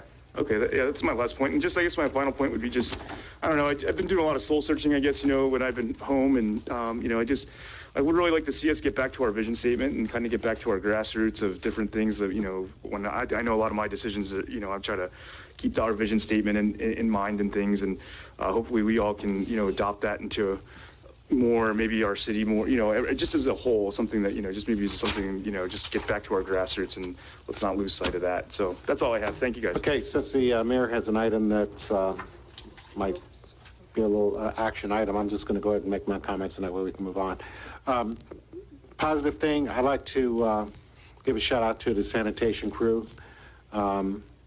It's over 100 degrees out there. These guys are picking up trash cans, hundreds of trash cans, and lobbying them into the whatever that machine is in order to crush them, and so that we can get our can. But anyway, I was watching those guys the other day, and they don't stop. And anyway, I'd just like to give them a shout out. God bless them. I usually give them water whenever I can, and keep up the good work. I give them Gatorades, and they deserve it. So, it was 116 degree If a couple of cans end up in the driveway, just move it, put it away. That's what I did. Let them keep going, because it's not worth it to argue. I couldn't do it. I couldn't do it for one single street, and they're picking up hundreds of trash cans. Fertilizer, I just brought this up to Mr. Whitson. Something we might want to talk about on a volunteer basis is something we might be able to put on our website. Algae bloom is starting to develop into the intercoastal in certain places. It's caused by fertilizer. I don't fertilize my grass. Of course, I got Bahia grass, but anyway, it's something you might want to consider minimizing in order to help prevent getting algae bloom up in this area where we are. Just a comment. And it has to be voluntary. It has to be voluntary. I know we can't, but good fuzzy feeling. Another wonderment. If you want to continue using the intercoastal without algae bloom, get rid of the fertilizers or minimize it. Just want to let everyone know we are having a fountain or a water feature competition. By Labor Day, we're going to announce whoever the winner is. Come up with your ideas. We're looking for a new water feature in Veterans Park. I have a donor who's also said that he would match every dollar that we come up with. Our goal is to come in worth around $25,000. And that way we can have something that is nice for Veterans Park. A splash pad. Your daughter. Too soon? Donor. Hey. I was tired. I do have two daughters, but they didn't do it. My daughter doesn't have that kind of money. I didn't think so. The other thing I have is there's also something I read about and we talked about this when we talked about the cigarette butts, and I know people say, yeah, I'm the cigarette butt guy, but I'm going to tell you something. It's serious business. These microplastics are nothing to laugh at. These things are all into the water. They're getting into the fish. They're getting into the birds. And guess what? They're getting into us, our humans. These microfibers are coming into plastics is what they are. They're getting into the environment. We're starting to breathe them in. And God bless Florida. It has preemptive laws against any kind of action that they can take in order to minimize them. So I just want to make you aware these microplastics are out there, and we need to try to do what we can in order to eliminate them. The gardens, or the Veranda Bay, as it's called, they will be starting their first phase. It was already approved by the Board of County Commissioners. They've already cleared a big area back there where they're going to start building some of the first phase. So that's going to be coming. That is part of the gardens and some of the negotiations we're going to be doing with them. The fact of the matter is, you hear a lot of people over the years say we don't want to annex anything into Flagler Beach. The bottom line is they're coming. Either we annex them and get the revenue from them, or the county's going to do it, or Palm Coast is going to do it. So we have to start looking at revenue. We have to look at the fact that they're going to come one way or the other, so we might as well get the tax base, and we might as well help with the county, and helps keep our taxes down as well. Health walk. Glad to see Rick out there. Hopefully we can see some other people out there on Wednesdays walking over the bridge and walking back. It doesn't take long. It's a very good thing to do. And next week I'll be on a conference with Rob, our supervisor of sanitation, looking at ways that we can recycle more things out of the garbage and into usable type products. And I think that's, as one other thing is that you may have read an article on Flagler Live about Palm Drive. That was an issue that had come up regarding the flooding or possible flooding from the new project that's coming in. And the city hired an engineer, Mead and Hunt, and I think everyone got the review on it, is what the outcome was. and there were some recommendations. Unfortunately, many, many years ago, the city did not force the developers to form a homeowner association in order to maintain the berms and the stormwater system in that particular area. As a result, it was excluded from any type of a maintenance. The city now has that responsibility, and we've talked about it. It's something that we're going to have to budget for in the coming years in order to prevent flooding. That's all I have, and I go to the mayor.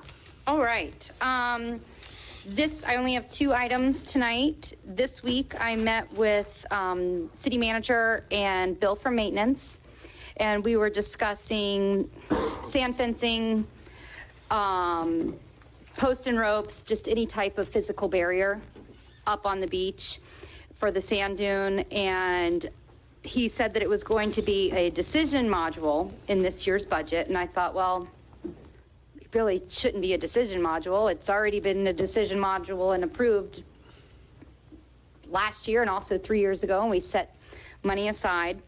So he said my other option is to bring it tonight in front of the commission to discuss what do we want to do for some type of physical barrier. If we make it a decision module, I'm going to steal lines from everyone tonight.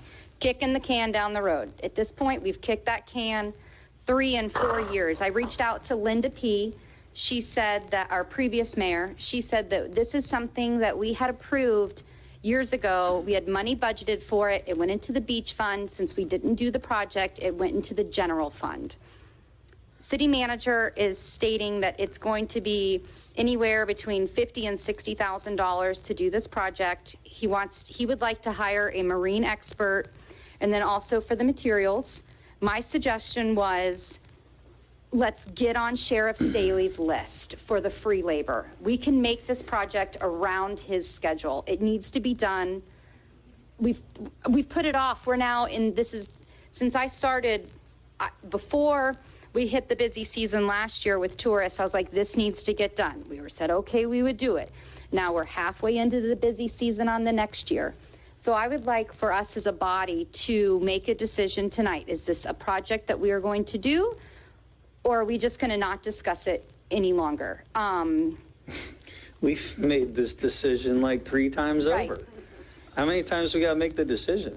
Right. So we're at a point that we've got to put a plan in action. Ken, you look like you had a thought. I'm just taking notes. Okay, you take notes then. So my suggestion is I'd like to make a motion to go ahead, move forward with, at this point, whatever is the cheapest option. Sand fencing, post and ropes. Post and ropes involves having DOT for breakaway.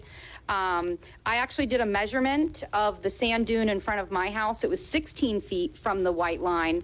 So it being 18 feet, maybe there is some leeway. I do know that some of the residents are going to have a concern about sand fencing going up. I'll tell you, day one, it's ugly. I'm about 8 months out. It's actually kind of nautical and pretty. It's gotten shorter. It adds a little bit of landscape to it. We are protecting our dune. It burns my soul when I see tourists, and they don't know because every city has a different rule, backing their cars in and taking their coolers down the sand dune. They don't know. In Jacksonville, that's how you get to the beach, is you walk the sand dune. So in Flagler Beach, at least let's rebuild that sand dune, have some sand fencing, do a post and rope, put a physical barrier. We have a sign at the bottom of the bridge that's not doing any work it's not helping. So I would like to make this an action item, and let's just get moving on this project. Okay, I do have some thoughts. Go ahead. What is the distance we're talking about? Are we talking about from where to where? Well, north side's mainly done. That's the fencing. That's with the fencing. Okay, so we could focus on the south side first. South side from where? Here? My personal view, the whole thing. The reason I ask is because it's going to cost more than $50,000 or $60,000. Whether you're going to do 100 feet or 1,000 feet, I'd like to know the total cost. And the other thing, and I'm sure that Mr. Whitson's taking notes, I'd like to know the distance, how far we're going to need to put up ropes and posts up. Posts and ropes or fencing I mean, I agree, you know, the fencing or whatever it is, just, it prevents people from just actually crossing it, you know, you know. But All those east of A1A properties. that's my next question. There's a lot of private property. All right, that's my next question. How much are we going to do? How much is private property? Now, on the north side, there's sand fencing in front of private property. But that was put out. I'll save you all a little bit of trouble. I worked with Robert Barron with the Green Dunes project. This is going back many years. If you do sand fencing, it's easy to get DEP approval for that. You can put it in the right of way. You don't have to have permissions from owners or anything like that. The reason why the fence that you see is getting shorter, it's actually not getting shorter. It's doing its job. It's catching the sand. And post and rope is much more complicated because of the FDOT stuff with meeting all the criteria. Has to have special rope, special posts, all that. Sand fencing is sand fencing. It can go right up. And if you have an issue with, it, let's say, private property, they want to be able to access their dune and trample all over it, which they can't even, they're not even allowed to do on their own property, but you can put a divider in there so they can get through it. But sand fencing has been used for years and years, and it's the going out and getting the permission is very, very low. Robert Barron, the gentleman that I worked with on the sand fencing on the north side, it's one phone call, and it's very easy to do. The other options are much more complicated, but it's simple. It's right away. It's already approved. Places do it all the time. You don't need all these crazy permissions like they do for the engineering and all that. It's just you can go out and put it out there, and it's highly effective. Post and rope is cosmetic, and it is a physical barrier, but it serves no other purpose. If you use sand fencing, you're actually complementing the dune. You're catching the sand and you're dropping it at the top of the dune, which is exactly what you should be doing, as opposed to encountering sand blows, which degrades our dunes. So you would actually be building on the dune. And if you back out any concerns about cosmetics and view and all that stuff, it serves a purpose, and that's to save the dunes. And it also keeps people from traipsing all over them. But the other question I had was, what kinds of permission? Because you got DEP, you got DOT, and then you have private property. So those are the concerns I have here, is because all it takes is, you know, we go out there and start putting this stuff up, and DOT comes out and says, you know, you just violate every law that we have, take it all down. So, I mean, what I'm talking about is we need to start looking at. The city already has an existing business relationship with somebody that can make it 5 minutes. Okay, Commissioner Mealy. Who would do the work? I'd like to get on Sheriff Staley's list, and the prisoners can do the work for free. Okay, if that, could we ask people to? It's not free. Could we ask people to stop talking, please? Could you guys please keep the conversation down? Okay, so we would not use any of our own staff? Let's see if we can have it done for free. If Sheriff Staley is 8 months out, 6 months out, at least let's get on his schedule and make that initial phone call. Okay, because my question was, what would we be taking our staff away from to do this? My other question is, some of you went to a meeting last night that I wished I could have gotten to about beach renourishment. Beach renourishment. So, and we have another project on the south side. What effect would if we do this, I'm not saying I'm against it, I'm just asking. Put up posts and rope, put up sand fencing, then in a couple of months they come along and do the project. How does that affect it? I would say let's make that phone call and let's at least be in exploratory mode. But at this point, for over a year, we haven't done anything. Mr. Sherman, I'm sorry. It's okay. Oh, yeah, I just had a quick question. Aren't we getting ready to get some renourishment as well, like some new plants and things? So my thought was, I mean, I know maybe it might take 6 to 8 months, but it's like if we're putting up the posts and rope too, it's like hopefully we can protect some of that stuff that's going in. Because kind of what Commissioner Mueller was saying, and kind of Commissioner Phillips kind of said the same thing. It's like you put in this fence, but then it might come down. But it's like at the same time when they go to put in these plants, people just trample all over them, and then it's just a vicious cycle. So I would be for putting in, the sand fencing, if we can. How about poison ivy? That would work too. You have cactus and it doesn't work too. Okay, so what you're doing is you're looking for a consensus, but what we're looking at, there may be some things that we need to do. I think we can get a consensus to move forward, but we also need to look into a number of things. One is DEP, DOT, availability of the prisoners, private property rights, as well as availability of the product, the materials that's needed. And what kind of materials are going to be needed. If you're going to use the post and road, there are certain restrictions that you use. How far is it going to be back? Because if you're talking about putting up posts close to A1A, then there's a hazard to some degree, because an automobile or something might hit one and then you have a liability. That's why the sand fencing essentially Right. is Okay. the most cost effective, it's the quickest, and just more affordable. Okay, Drew? I was just going to suggest that you might want to consider putting it on an upcoming agenda so that there's a date certain that it's going to come back, you're going to receive that information, then you can take further action as you get to process that information. Okay, do I have a consensus? We put it on an agenda and bring it back with some information on it? Yes. Yes. Okay. What agenda would you like to put that on? 2nd of July, or does that give you enough time to work through those questions? Next meeting.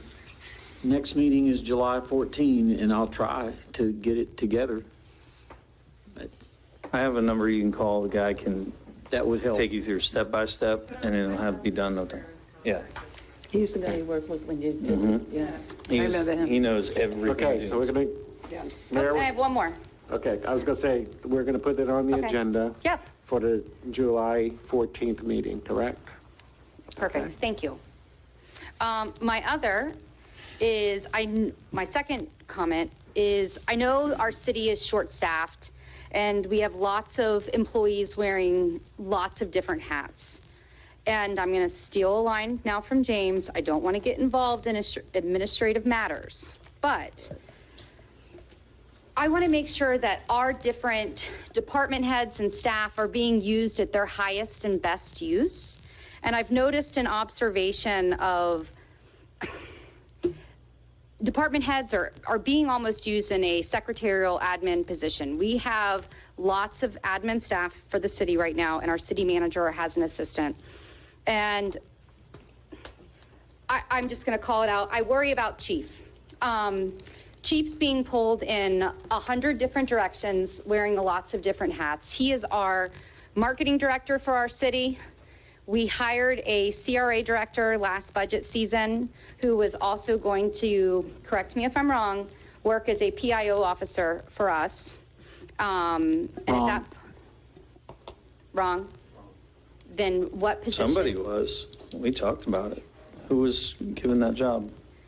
Let me go back and look, but it's my recollection that it was supposed to be my assistant, who is now out being married and off for 3 weeks. Well, my concern goes back to last meeting, we had our discussion about the turtle lights, and we wanted to send a letter out, and that fell on Chief. I want Chief for our city to be doing chief of police stuff, not so much admin secretarial duties. I want our fire chief to be doing fire chief stuff. These are life-saving positions, and I worry we are in our busy season for our city that they could be stretched too thin doing jobs that are outside of their scope. Mayor? Yes. All due respect, I think these are the kinds of things that should be discussed with the city manager and the city attorney. I mean, you're crossing over into an area that guy there is responsible for. I understand that, but it's something that's becoming a concern. I understand, but here again, I think you should probably discuss those issues with the city manager and not in a public forum like this, because you're crossing over to an area that is questionable as to legality. That's all I'm going to say. And our city attorney can advise you a little bit more, but I'm just Well, making a I was comment. done with my comment anyway, Okay, so. I'm just trying to keep this clean and. That's fine. You can have your comment, and I had mine as All well. right, Thank you. I mean, you can go ahead if you want. I but was done, actually. I was just, Okay. I was worried about All right, staff getting stretched too understand. thin in different directions. yeah, And that's where it came from. I agree. But here again, I'm just, based on my experience, and you can talk to our city council if you want, but I'm just being honest with you. Okay, if we don't have any more comments, Public comment. public comment. Anyone like to, oh my God. Oh, smoke. I think it might know bad. Okay, Scott Fox, 108 Lantana Avenue. First, I'd like to address a few things about the Flagler Strong. Mr. Whitson, I believe we're still waiting on a copy of the loan criteria. We're waiting on contract detailing our expected services and compensation, and I believe we're waiting on details on how we should be how we expect our approved applicants to receive final approval. Okay, I know as of last week, Tracy has not received that. So the ball's not in our court. Commissioner Mealy, I believe you were there for 5 minutes. Yeah, I didn't say I stayed for the whole meeting. No, but you said you were there to attend it for it. So I think that was mispublished. I didn't say anything. I'm in public comment, please. As for the FB3, I keep hearing little snippets about elected officials not being invited to our meetings. It happened once, and the reason for that is because our business community doesn't know who to trust anymore. And if you go back and look at some of these little things here, there's a lot of mistrust. We want them to speak freely and openly so we can communicate with you the real problems. And ironically, that meeting, we didn't have one conversation about any elected official. Our topics of conversation started off with Flagler Strong hurricane preparation for businesses. We had Commissioner Sullivan there to discuss insurance, hurricane insurance, and making sure that they were prepared. We talked about various other things that had nothing to do with anybody on this dais. So when we talk about that, we need to feel comfortable. And Johnny and I are a voice to you, but we were doing that to protect them because they're fearful. They're fearful of any type of retaliation or judgment from you.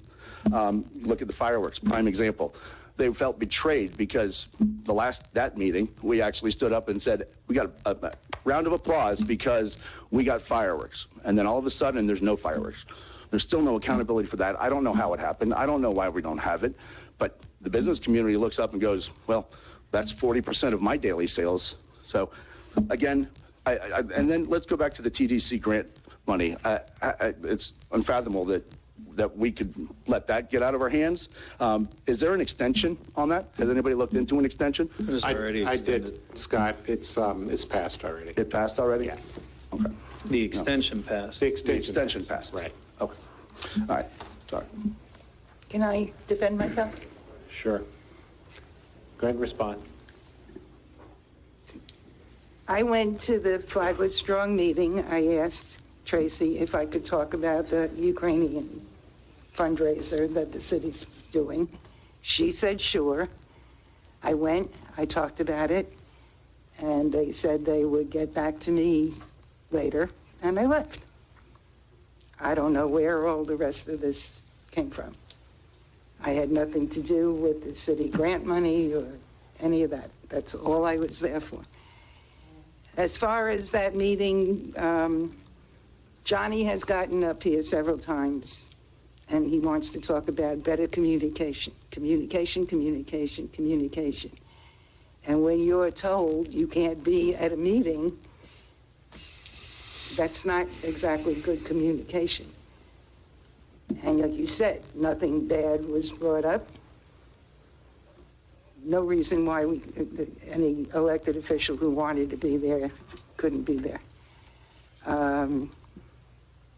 I, for one, think I'm pretty supportive of businesses in Flagler Beach, but I don't like being told when a business group thinks we're not to be trusted. That's it. Okay. Sir, please. Okay, a couple things. I'll be quick. Thank you for addressing with a timeline for me. Greg McKinley, South 2700. On the 5G, to help you guys out, I just actually had one of my crews that are in the area, so I had them set up the bucket truck and take a picture, so if you guys want to read it later, on the caution sign that's out of eye level, it tells you what this 5G is in the radioactive waste. So I have a close-up picture just taken 20 minutes ago. Silt fence, we have city contracts with the water, right? Sand running downhill. I mean, that's a construction site. We're supposed to have silt fence around that, and then restoration in a timely manner. That's something that we can control. What I've learned tonight with the grant money, the fireworks, I'm picking on you here, but you know, if these things come around every year, we got plenty of time to plan. You know what I mean? So all I keep hearing is excuses and failures. You know, I've managed 4 big corporations and own one myself, and I can promise you, when someone's not fulfilling their job duties, either I find something they're good at or I replace them, and that's where I'm at. Sorry, I'm ready to replace someone. Hold on, let's wait till they finish commenting. Anyone else? Beat you. Rick Belhumor, Flagler Beach. Silt fencing, as far as interfering with the Army Corps project, the Army Corps project is supposed to be all done from the beach. So there will be no workers up on the dunes, is what we've been told all along by the Army Corps. You mean sand fencing? Not silt fencing, sand fencing. Oh, sand fencing, okay. Yeah, sand fencing, and as far as using sand fencing, get some that's just a little bit shorter to start with. That'll still work as a barrier, but it's not really blocking the view near as much. As far as the maintenance workers driving on the dunes, I see it almost every day. And once you get north of where the median is, well, where the median is, they do park on the side streets and walk across. But north of that, they'll even drive from one dune walk over to the other without leaving the dune back on the road. So see it all the time. You'll see the tracks to prove it. Silt fencing. There's multiple inspections of every job site where a house is being built. So if a silt fence is down, somebody can advise somebody else that it's not in place.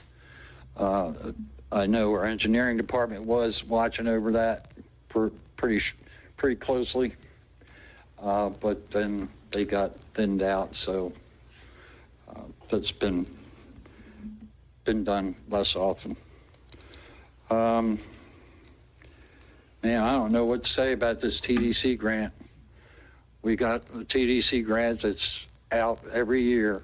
We have an opportunity to apply for TDC money every single year, and we blew it. I just don't get it. It's huge. It's a lot of money.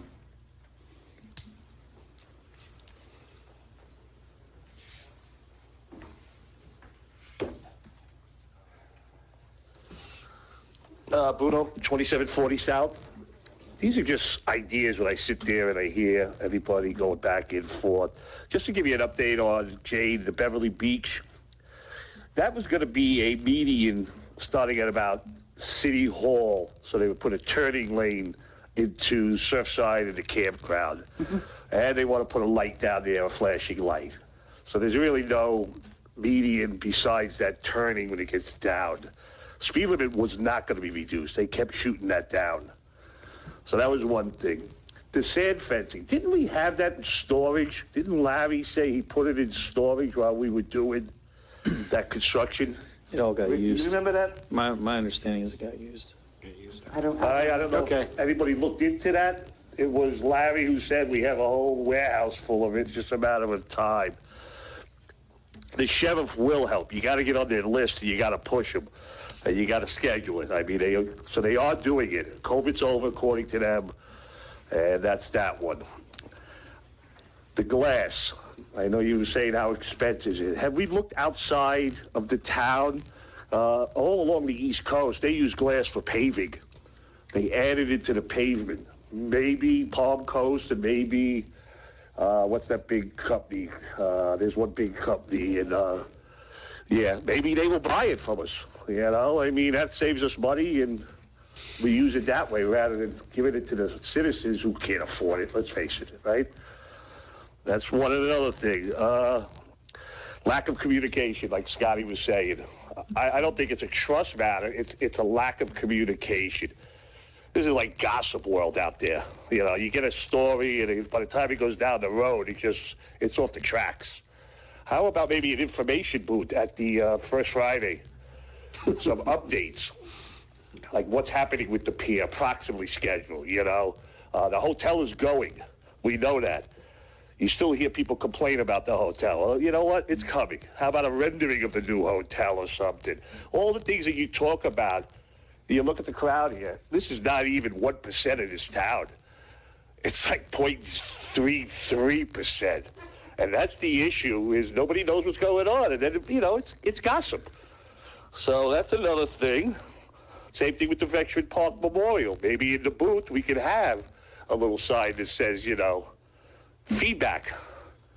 And if you have any sketches, put it in the booth so people get an idea of what you're looking for, just to help everybody.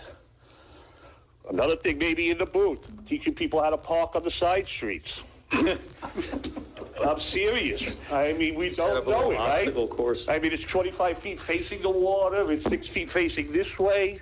We're giving tickets, but we're letting them do community service.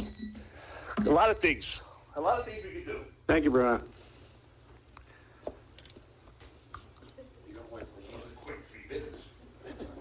Steve Daly, 1764 Windsong Circle. Real quick, the annexing Veranda Gardens place, they don't pay. I was told by the people on the other side of the bridge, if you look at Town Center, the issue they have with their 10-year plan, they have too many houses, not enough businesses. Will never pay us, don't annex it. It's, when you do housing, you never come out ahead. It's break even at best, because you do all the services. You got to have businesses. So do not think it's going to benefit us to annex housing, period. It never works anywhere. County Commissioner told me that himself yesterday when I was on the phone. That's why they're having issues in Palm Coast putting up all the housing. They're not getting enough businesses. It's never a plus. There's too many negatives and too many expenses. Don't do it. Second thing is, I know we're going to talk about the bench walkover thing. I've been talking to them too, so whenever we get into that one, we just have to be creative back too, and it's not as hard, and we potentially can do something about putting that bench back at 17 North. Whenever we have the meeting. Anyone else? Yes, Charles Bullock, 1320 South Central. You were speaking about the farmers market. I was on my golf cart the other day. 6 cars going the wrong direction on the wrong side of the road. Same thing in front of the towpath. People parking up on the sidewalk. Thank you. Okay, thanks a lot.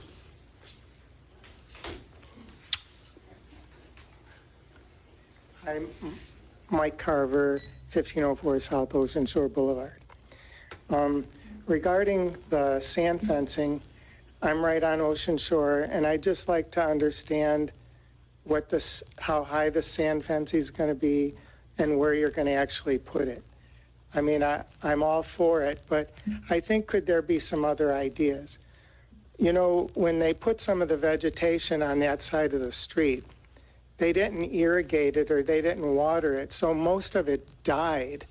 Whereas if we were to plant there and then take care of it, it might have been a better choice, and we wouldn't have to put sand fencing up.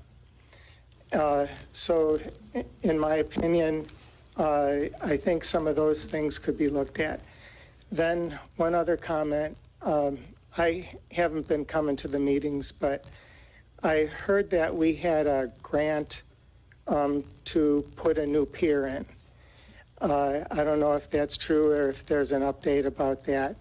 And I just would like to know if we're going to lose the money or what's the status of that and what we have to do as a city in order to make sure that it happens, or if we really wanted to happen, for it to happen. One more thing regarding the sand fencing. So if you're representing us, I don't know if anyone has ever said that they might not want the sand fencing, but you're all making a decision to make it happen. I think it would be good to, talk to some of the people that live right on A1A. I'm sure that a lot of them probably wouldn't want it. So just my comment on that. Then regarding the silt fencing, when I built my house, I had the same silt fence up for 2 years. And if you follow the instructions of putting the silt fence in, it went through 2 hurricanes and my silt fence never blew down. I think if the construction workers were to put the sand fencing in the correct way, they wouldn't have the problem where it just blows away. You're supposed to bury it 6 inches into the ground, the actual silt fence, and then the spikes have to go down another foot, and then it has to be reburied. And if you do that, it never goes away. And I'm right on A1A, it never went away. So I think it could be just as far, just somebody could just make sure they put the sand fencing in the correct way, and then you wouldn't have those problems. Sorry. Thanks, sir.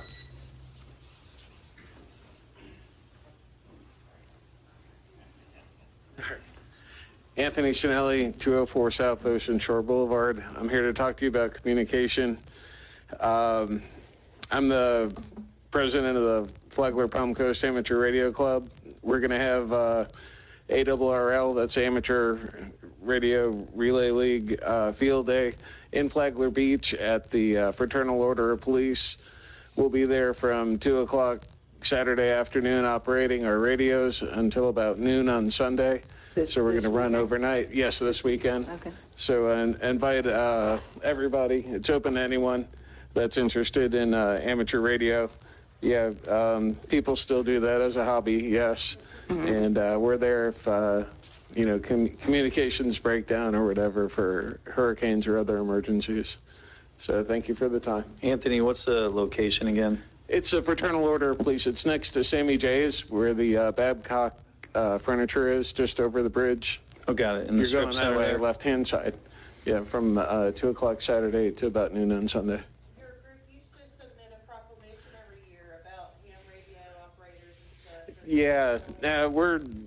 We're not that organized this year. I probably have one if I could give to you and change dates if you want me to do that. Yeah, that would be great. Give me your email before you go. Okay. All right, thank you. That's the same one that y'all did at the fire station before, right? Yeah, okay. yeah. We get points for that if we get a proclamation. Thank you. I used to go to the one over at the firehouse. Yeah. It's fun. Thank you. One more. Hi, Jeff Meyer, 1620 South Ocean Shore Boulevard. Sand fencing, first time I've heard of it. I don't want it. I mean, if you can do a 2-foot sand fence, okay, we'll look at that. I mean, if I have to pay for my own posts and ropes, I'll do that. I do not want, it's ugly. Anybody's ever seen it. We drive up and down A1A. That's what we have. We've got 6 miles of uninterrupted beach view, and we don't want to lose it. And I don't want to lose it. So it's my opinion. Thank you, sir. Anyone else?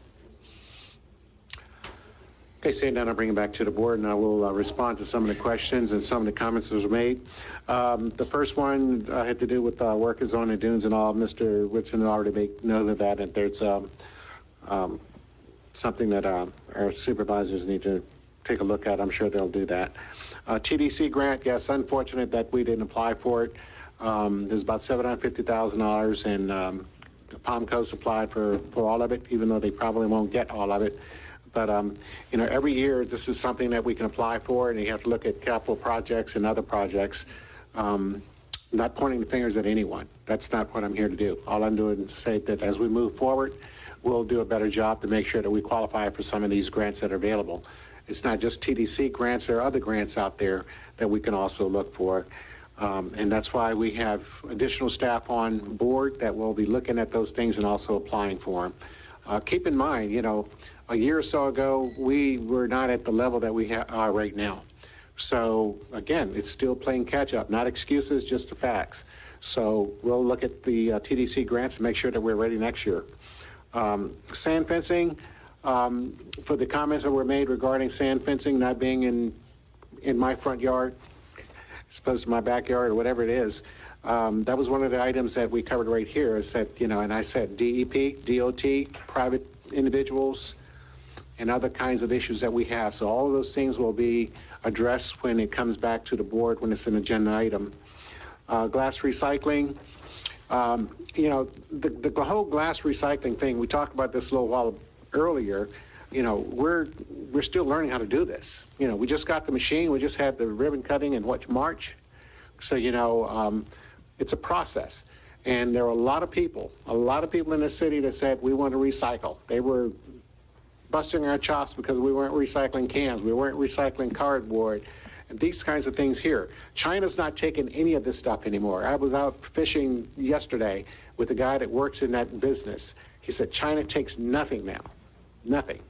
So we're all keeping it right here, and they're doing their best to try to recycle what they have, and most of it is cardboard and aluminum.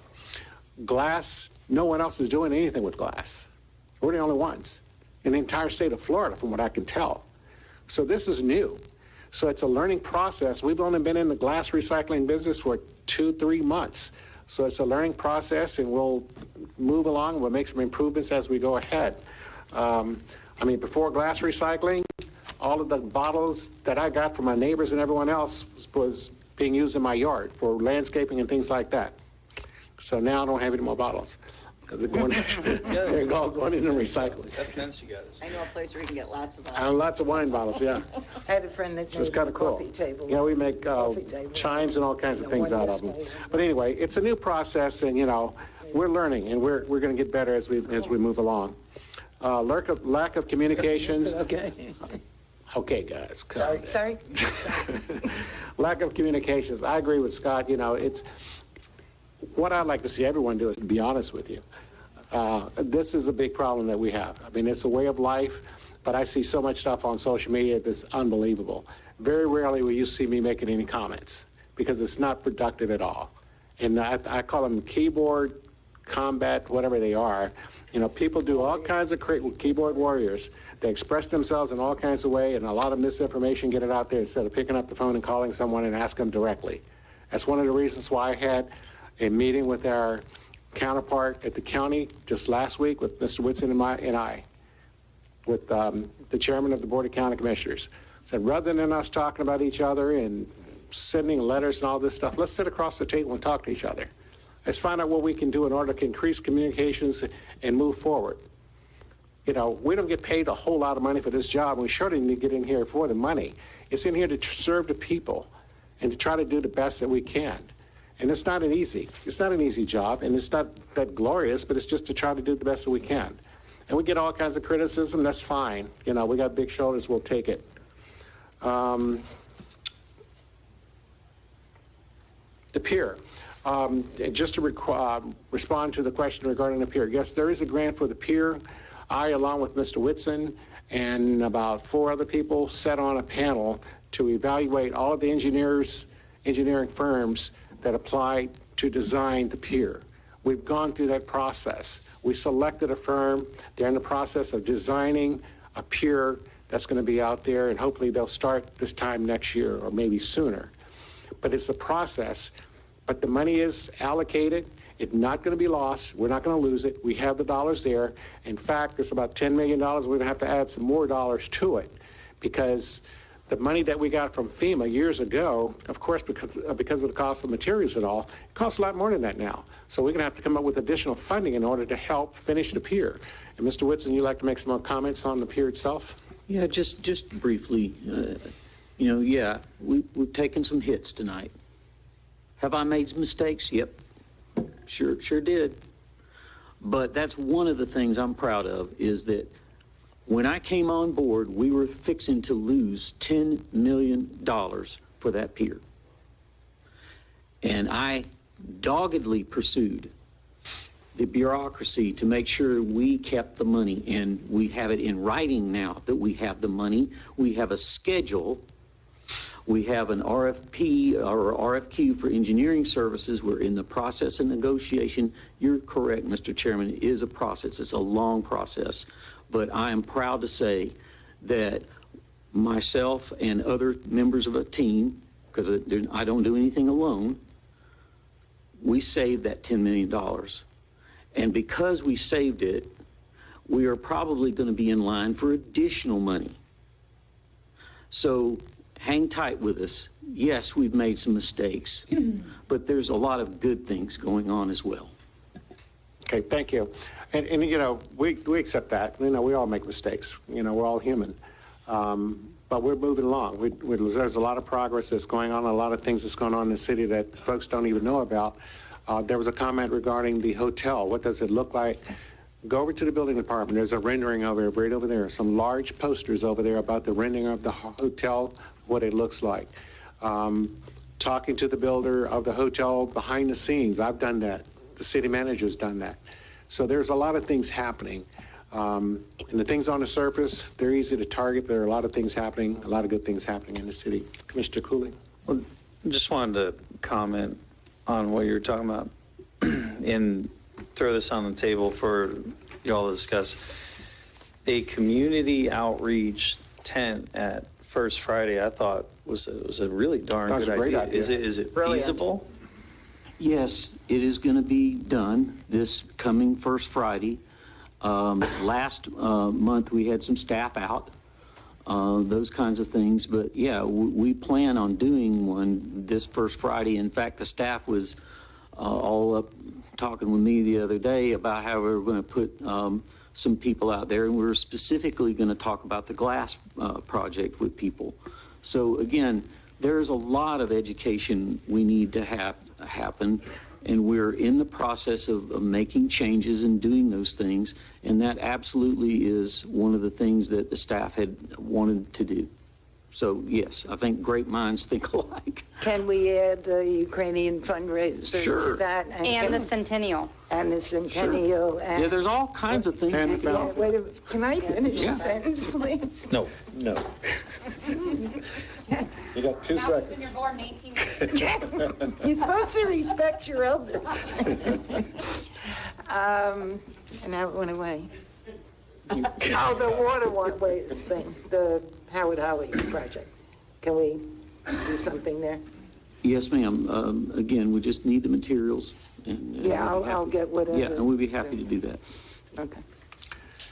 Okay, I think that concludes public comment. One thing I want to say, I put away what I was going to say before, so thank you for putting me off.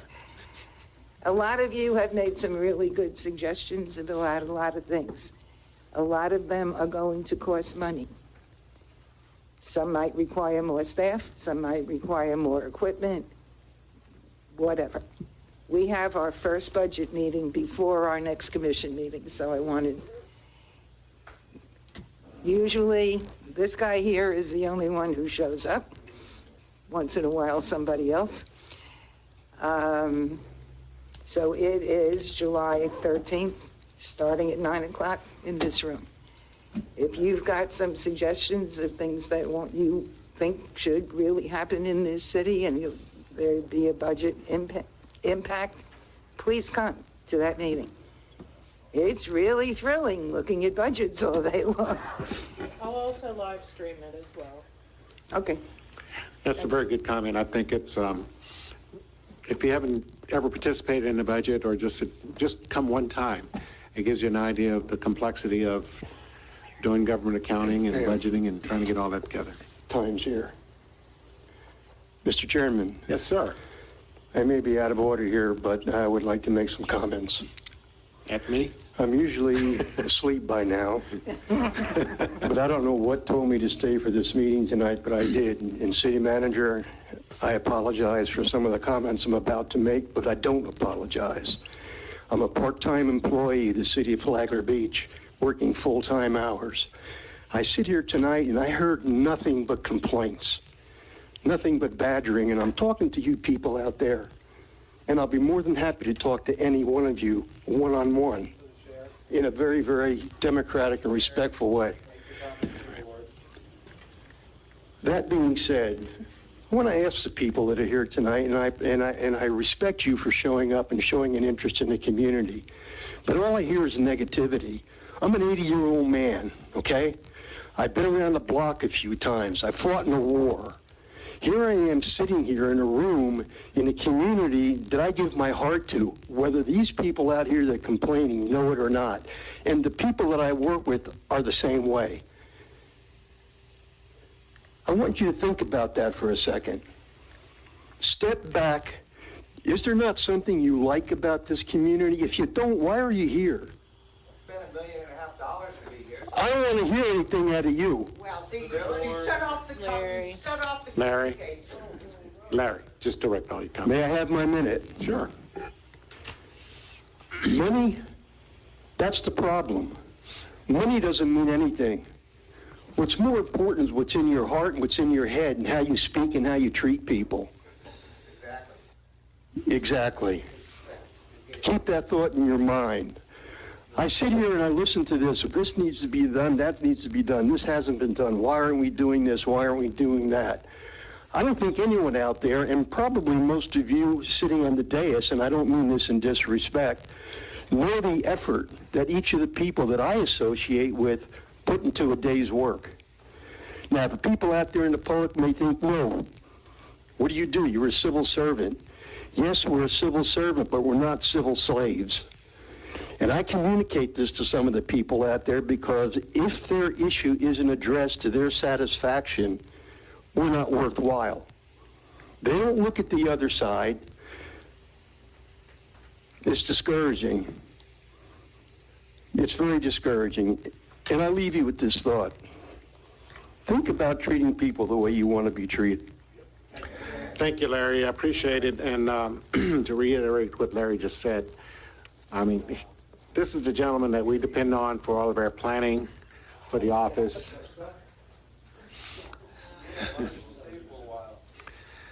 For our planning. And as he said, he works part-time. He's a part-time employee, and he puts in full-time work.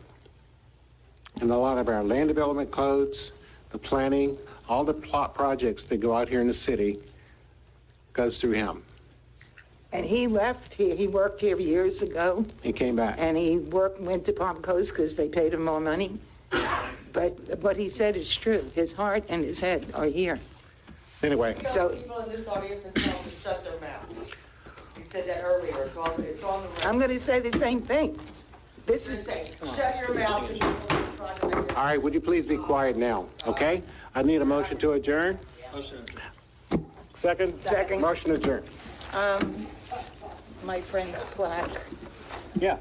Her father's middle initial is wrong. I just wanted to say that none of those were my comments. I understand. It's no big deal. No, you were fine. You're fine.